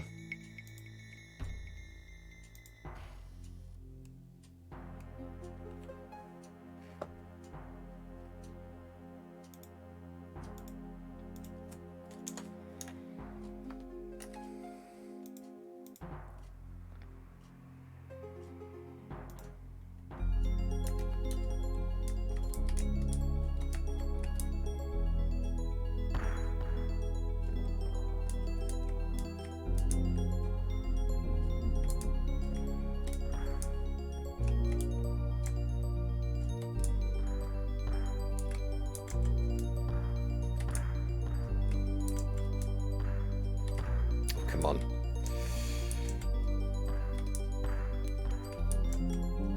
Don't do this to me, game.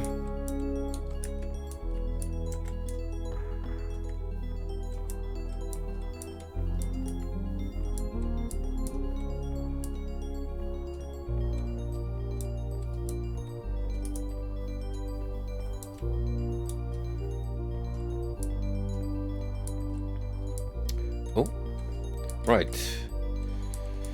The shrine.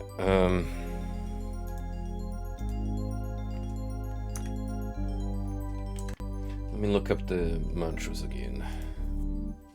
And I'll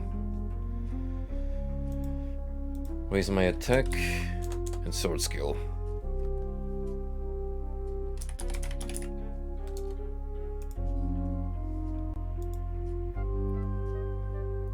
So for attack, it's Ra.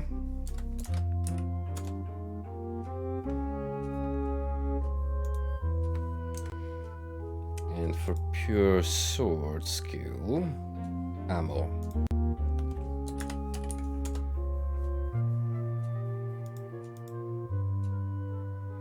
"19 sword, 18 attack."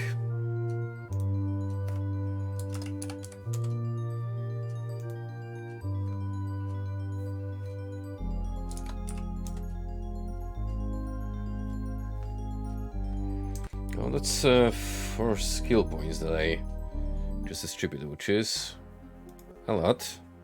Can I devote anything else to like defense? Yeah.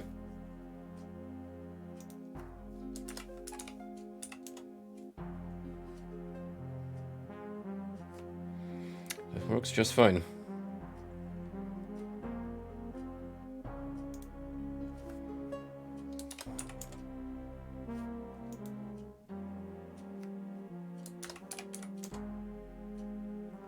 Wow, look at all these boosts.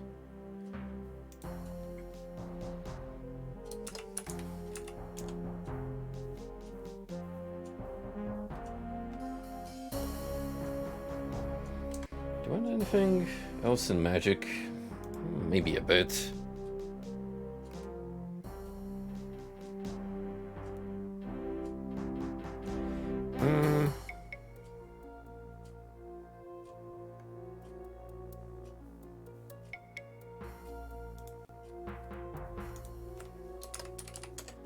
Great link casting.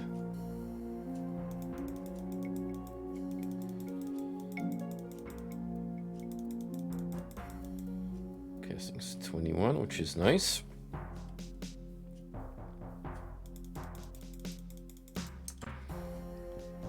And maybe a bit of mana while I'm at it. You can never have enough of it.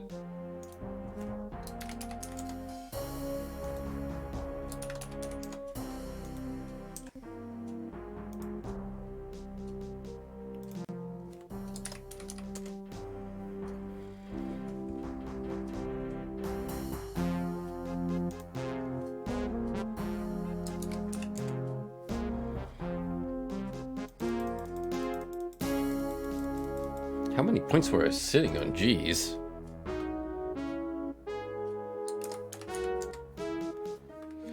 Well, a lot, regardless. So, there we go. It should help me stay alive.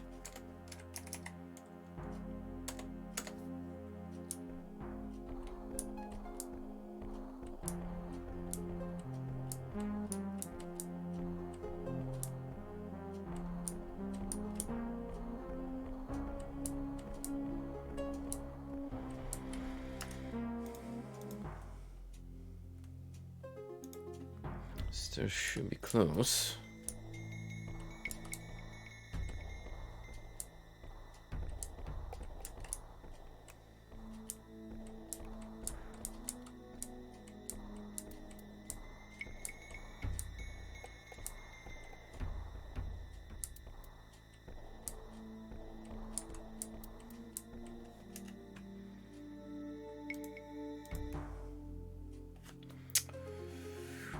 Could try and test our luck with the lava.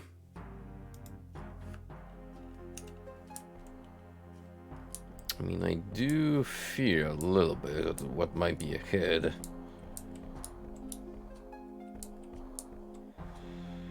Ah, I see. I'm not really gonna explore anything in this end because it's just a small, self-contained area that helps you get around level 7.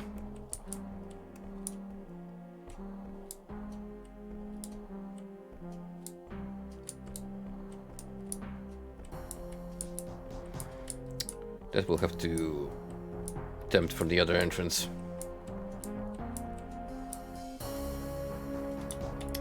Now, in the meantime,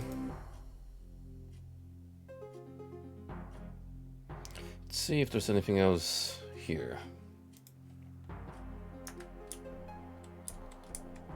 I mean, the golem is here. I don't know if you do anything, but I'm gonna mark you on the map just in case.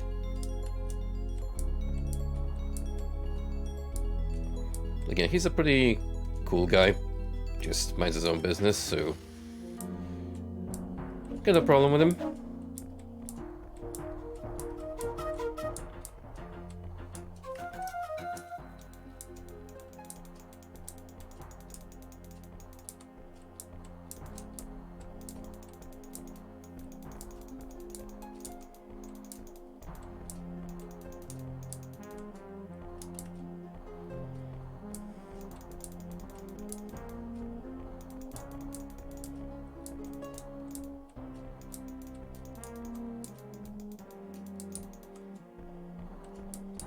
Me, just looking for possible secrets.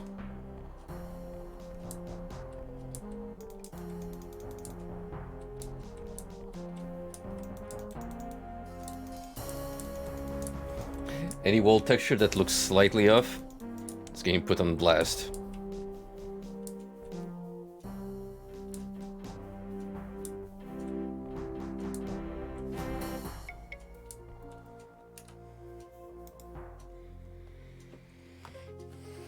Okay, so from here we would make the drop and potentially go sideways.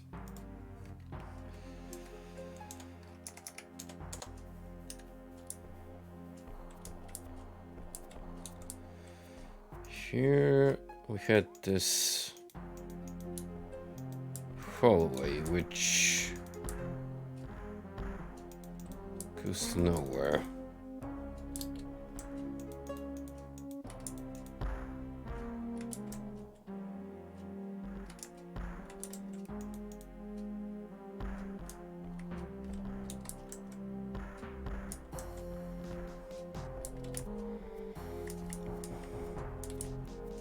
So yeah, besides this place, I got nothing.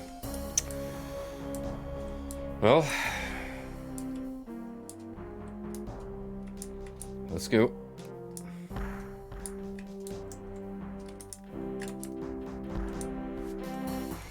There's them pesky fire elementals.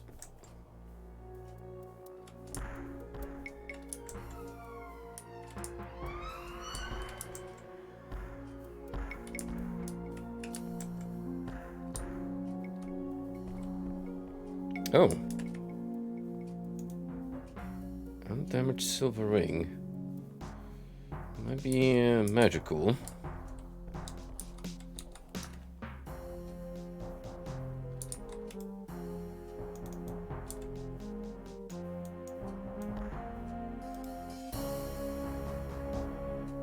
Let's look at my stats for a minute.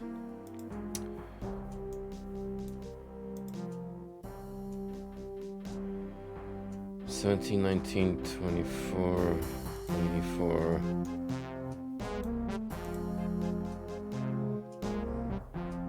Doesn't look like it boosts my main stats. 24, 21, 14, 23.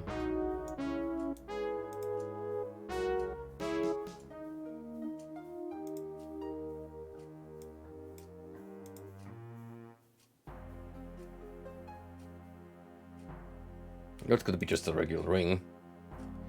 You never know. You never know.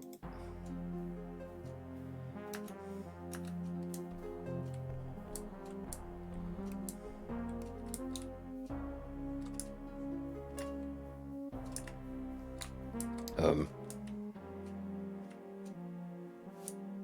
Oh. What's going on here?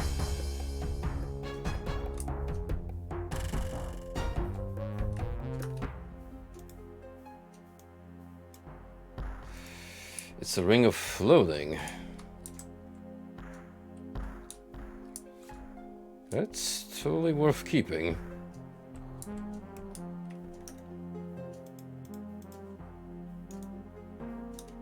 For sure.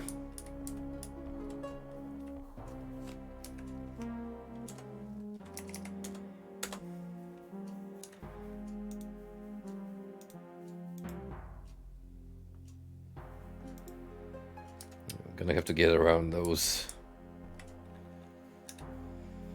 blazing bastards somehow.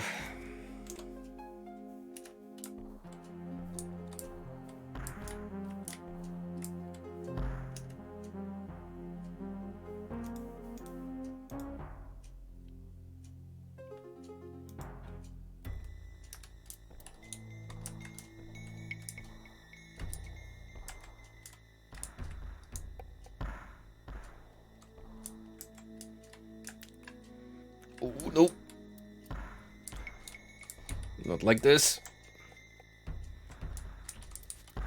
Oh, no. Get me up. Get me out of here.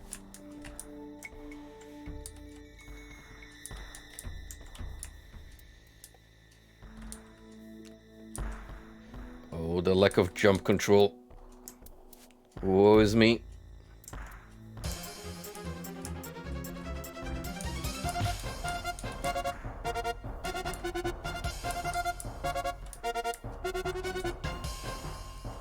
Oh, no, no, no, no, no, no, no, no, no, no, no. We are not doing this.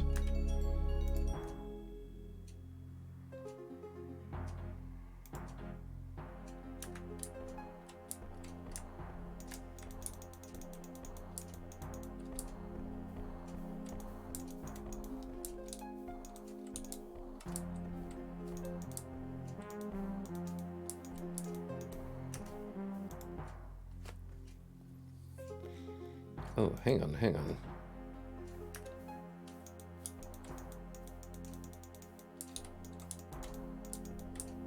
Seems like it would connect with... that room over there. Maybe. That could be very well a dead end. Why did this fucking thing follow me here?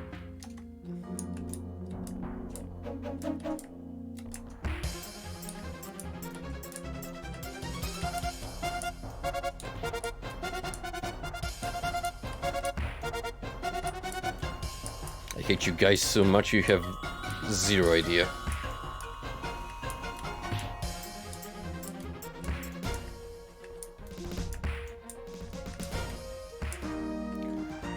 Oh shoot, I actually won. Well, maybe I do have a sporting chance.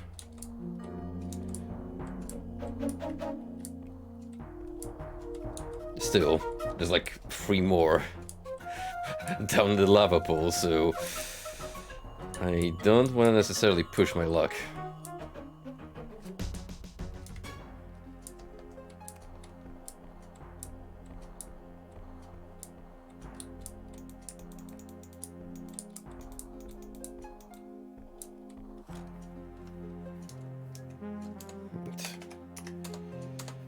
Let's try and get back up to the mainland.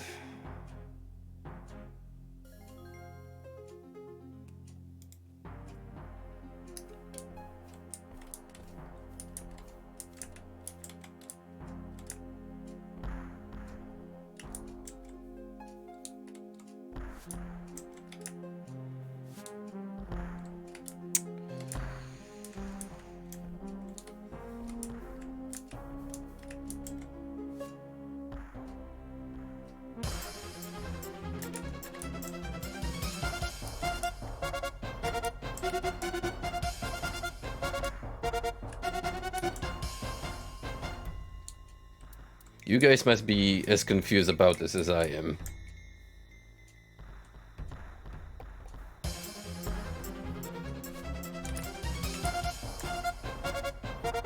It's not every day that you get to Mario Head Stomp a fire elemental.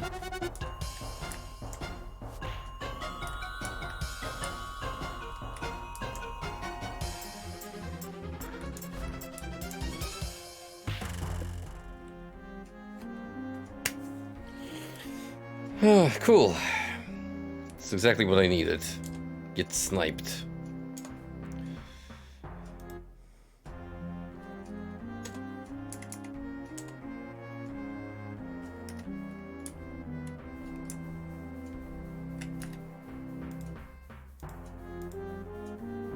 There are hostile creatures here.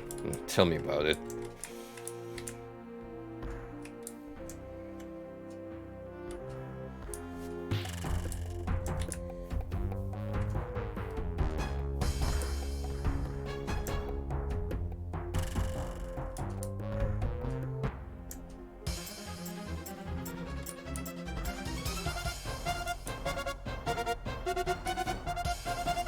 Look how many there are.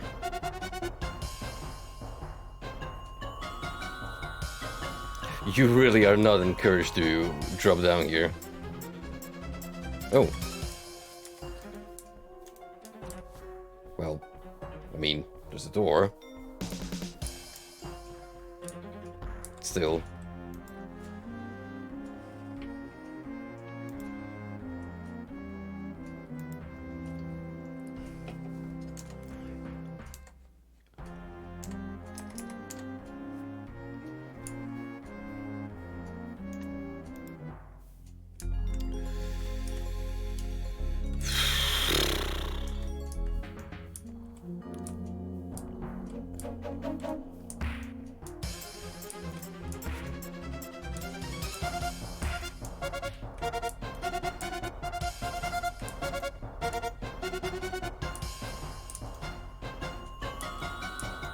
Could eventually clear this whole area of fire elementals, but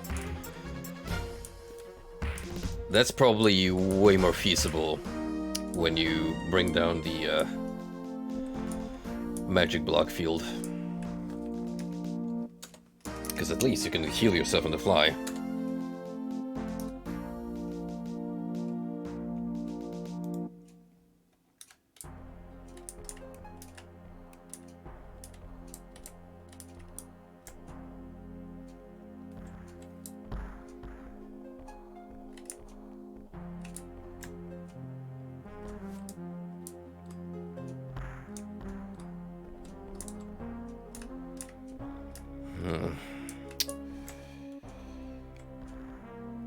Well, it's worth a try.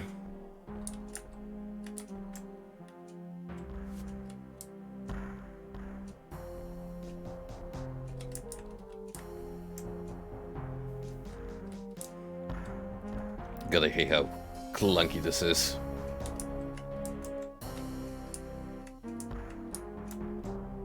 You have to like gently alter between tapping and making full jumping motions. And even then, you have so little control of what you're actually doing.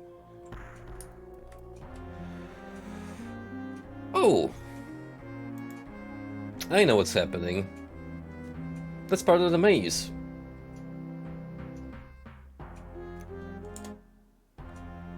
So those floor tiles actually hurt you.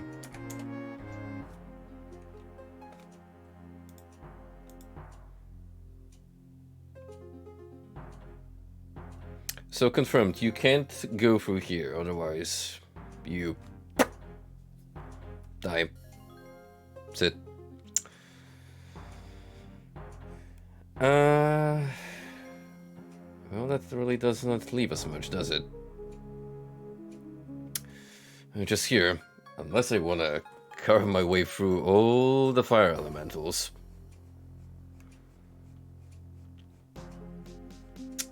Which, yeah, it sounds very exciting.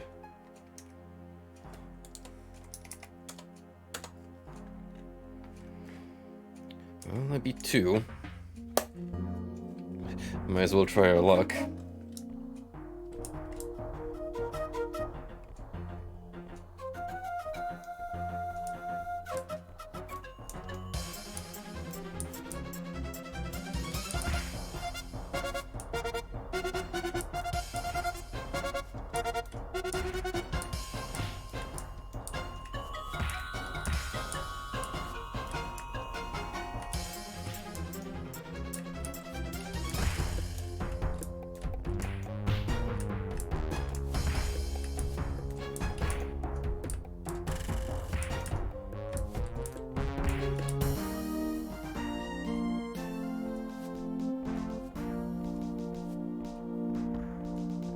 Yeah, if we're gonna do this, it's gonna have to be in a very cowardly approach.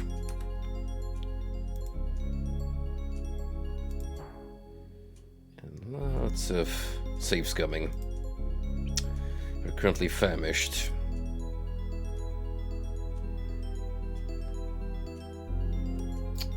Not that big of a deal, as long as I return back floor above.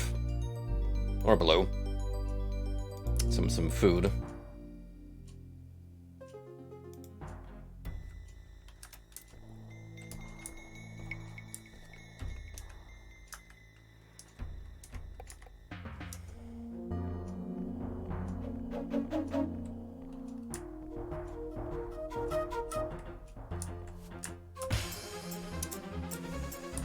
That's what I get for trying to be sneaky.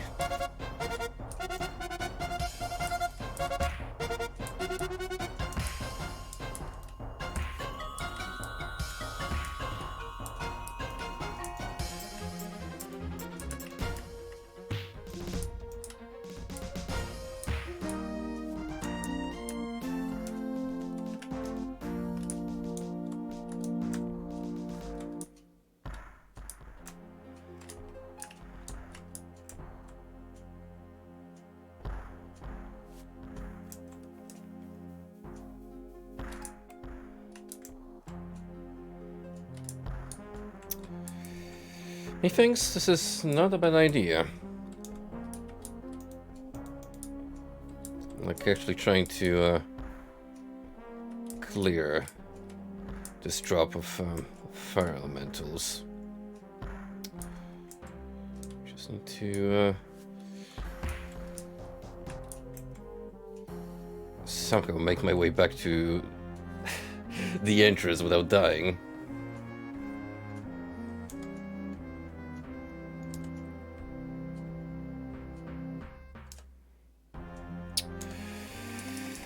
I mean,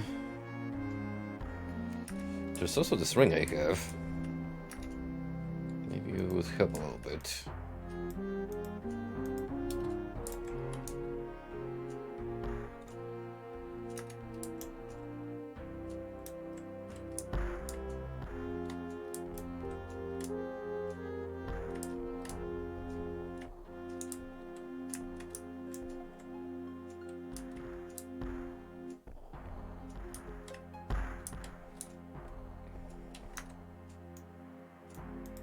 If it does work, it's weird.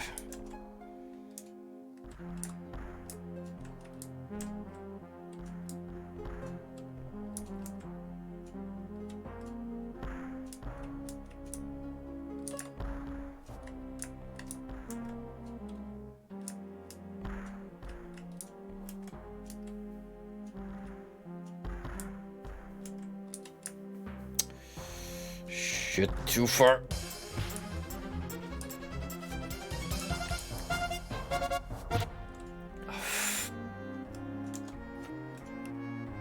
I really hope they fix this in the sequel. These are such asinine jumping controls that if you want to make them a prominent feature, they better work. Otherwise, a lot of unnecessary frustration.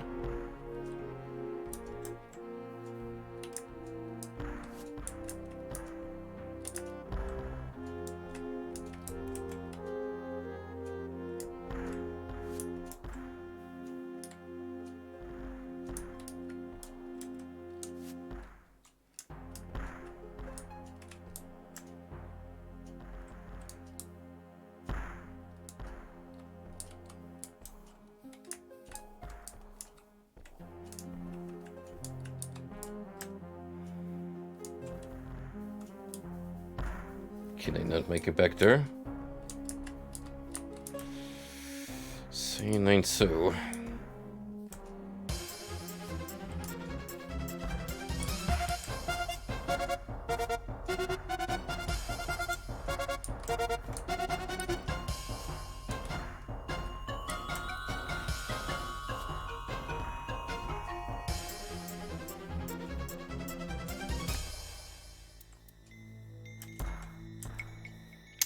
There's always this.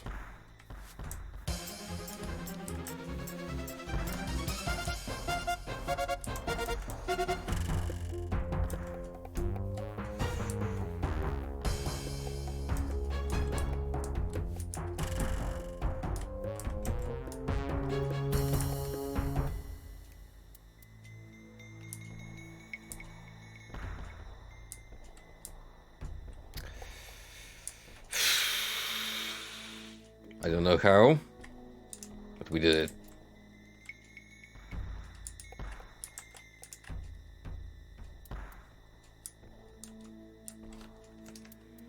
Like legit clutch.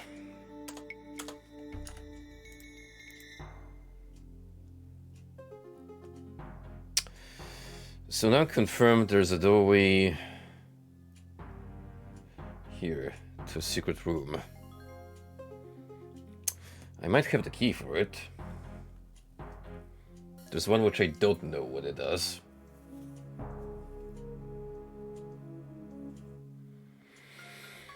But the only way to effectively explore would be to get rid of all those elementals.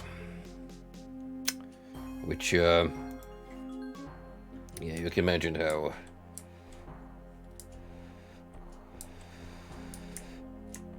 intimidating of the task it'll be.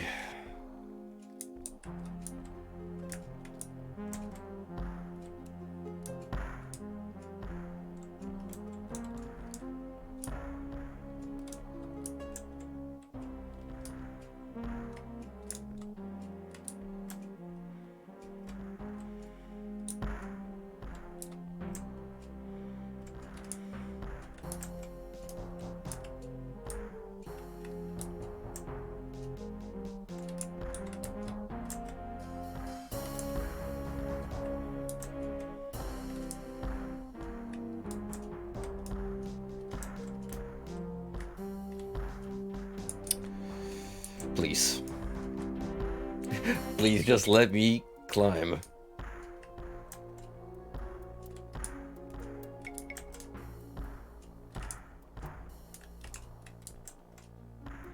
This is the hero that's gonna save the girl and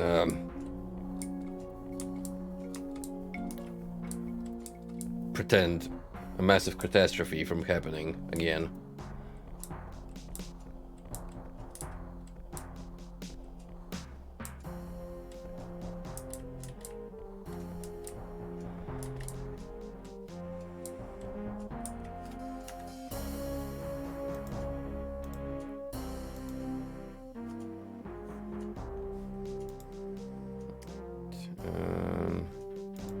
To some food.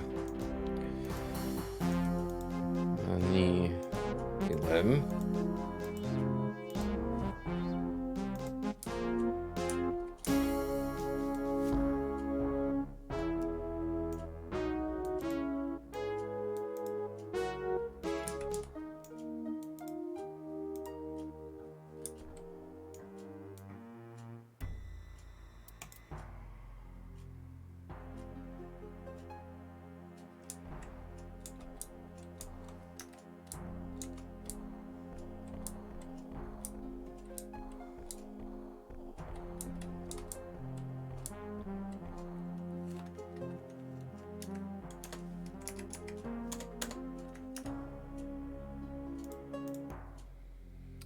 I got a feeling there's some way of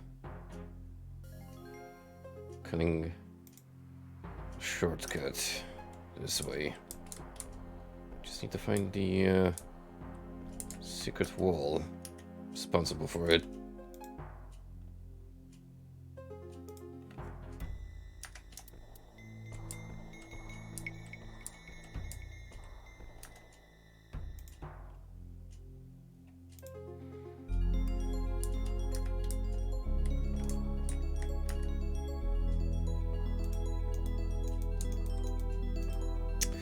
Yep.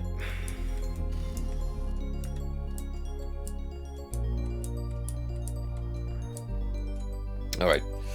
That's gonna make things significantly easier in terms of returning and healing.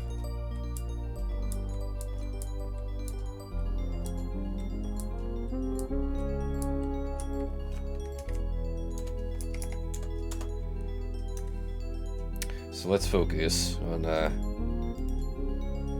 cleaning up the bellows, Miss Garen.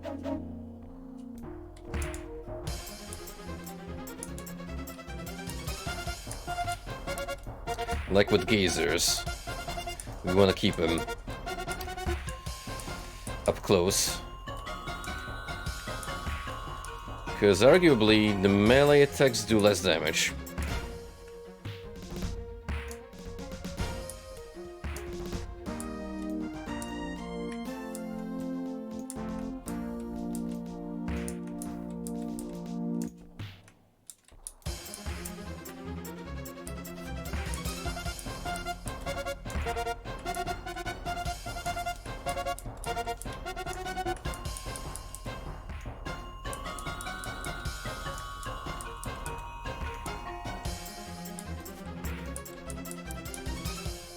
Could also try and bait them into attacking and then whiffing the animation. Unless they share the same one from melee and casting Fireball.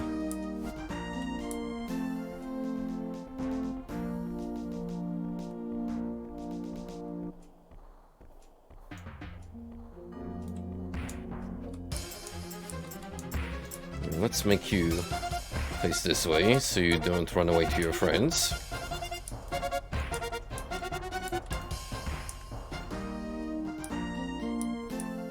Perfect. Then you can focus on you.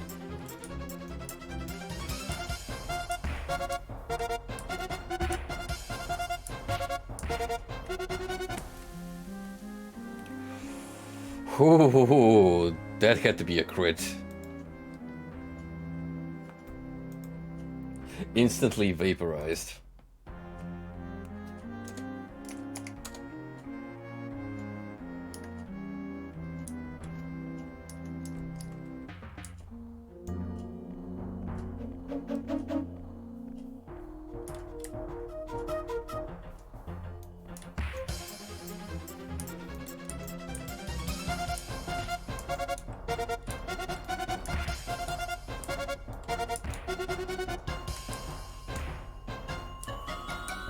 You gotta have to take it easier and save after defeating 1 and 2.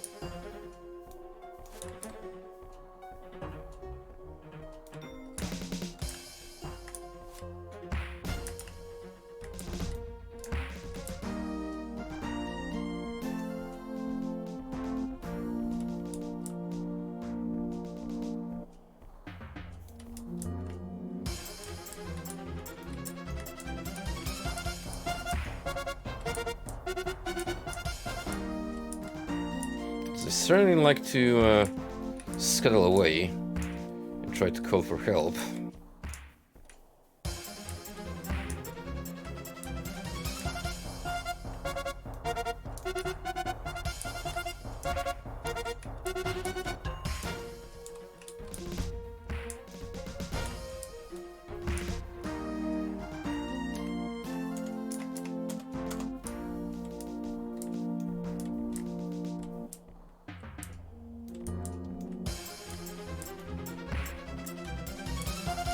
No, you don't.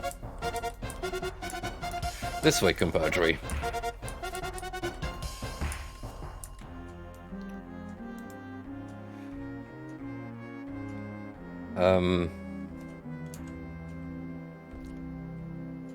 I mean, that very well could have been another critical attack, but I'm starting to doubt it.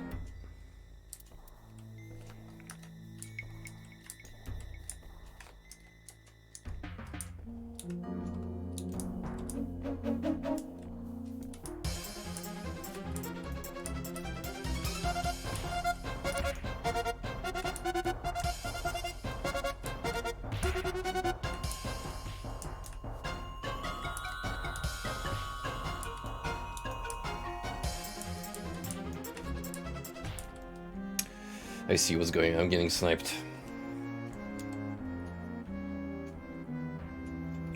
Sniped for massive damage across the screen.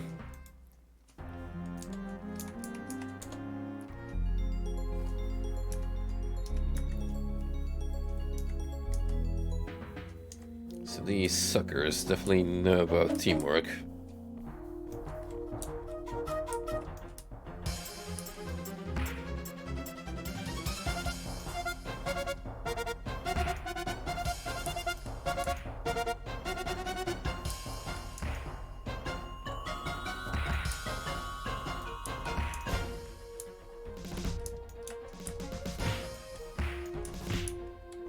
See?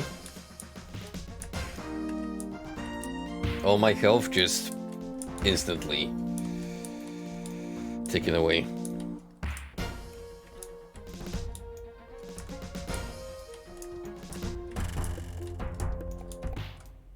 Oh. Hello? Searching for something, are we? Need to find a path. Slip up and you'll be Wormfoot, victim of the Baal's wrath. Who art thou? A thief I am, a thief I'll be, with a very great prize. Something you want, something you need, it'll open your eyes. What do you have that I need? A crown it is, that's what we offer. The only thing for you in this room. The rest of the treasure is not yours to have. To steal it will mean your doom. My doom? Our possessions have a magic upon them to protect them from those who would take. Touching the wrong thing could mean instant death, or at the least, a headache. So how do you know which one to take? That's the question, is it not? And one you have to figure. Its one eye to help you is not bloodshot, and its size is smaller, not bigger. How is it that you have this crown? A thief, I told you, is what I am. And a great theft it was, I suppose. Heist at the crown, slick as it can be, right from under the evil one's nose. So why not just give me this crown? Can't just give it to anyone. My clues you must heed. Prove yourself worthy, and control your greed. What other clues canst thou give me? A maze it is, you want to get through. From many a fool it did swallow. What I have will enhance your eyes, and show you the yellow to follow.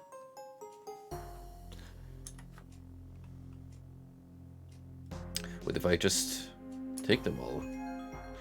Take just what you need. Some items are cursed, the golems guard the others. So much the worse. Is that all then? That's all I can tell you. It should be enough. It's really quite simple. If you're too dumb, that's tough. Thank thee. Heh. We'll be watching.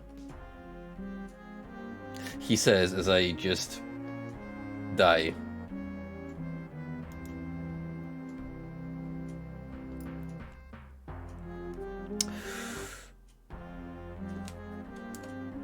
Well, I mean, I'm glad that we got a conversation out of that, which explains what to do for the maze. But, still.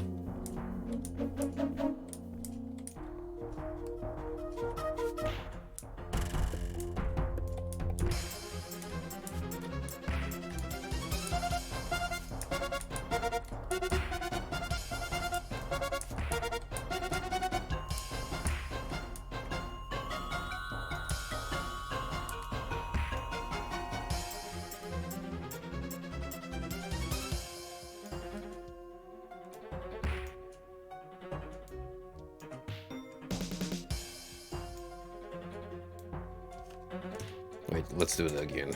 I don't like how much health I lost. This is really tough to get through. Sheesh.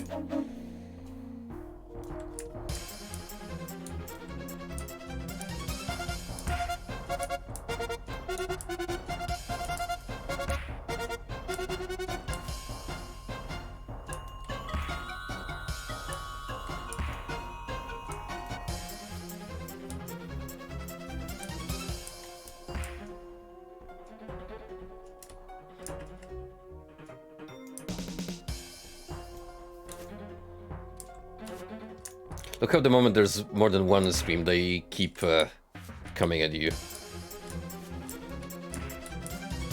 It's like they're hard-coded to rely on each other's assistance.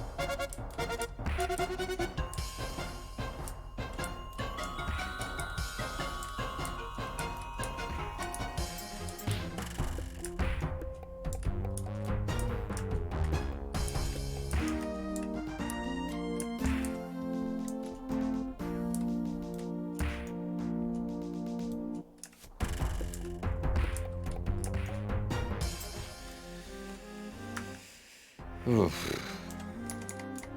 I need to get that one. It's right around the corner.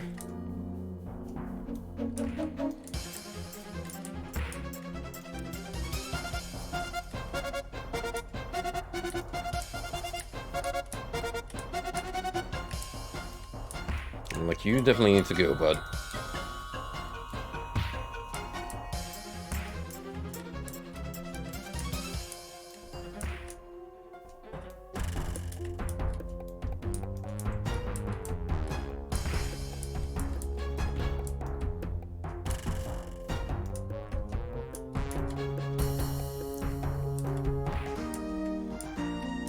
I mean, I'll take that, even though I'm not dead.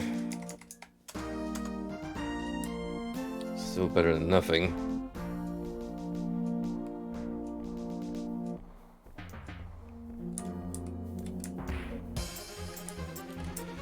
Oh no, 3 at once?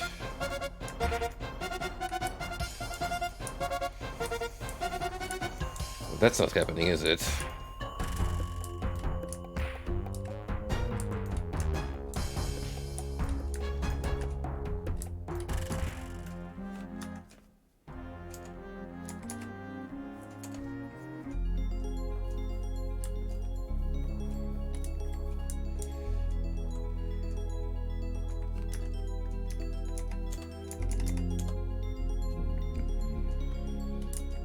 Nah. Gonna have to go back and sleep this off, I feel.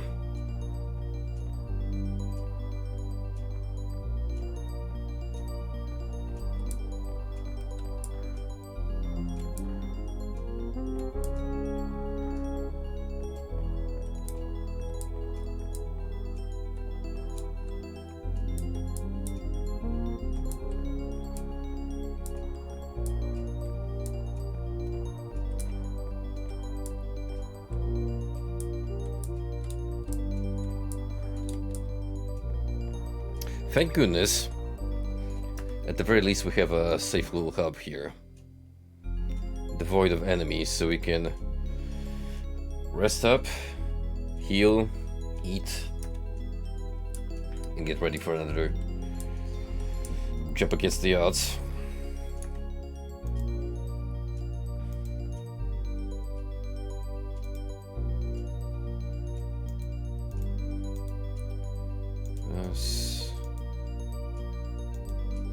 And money.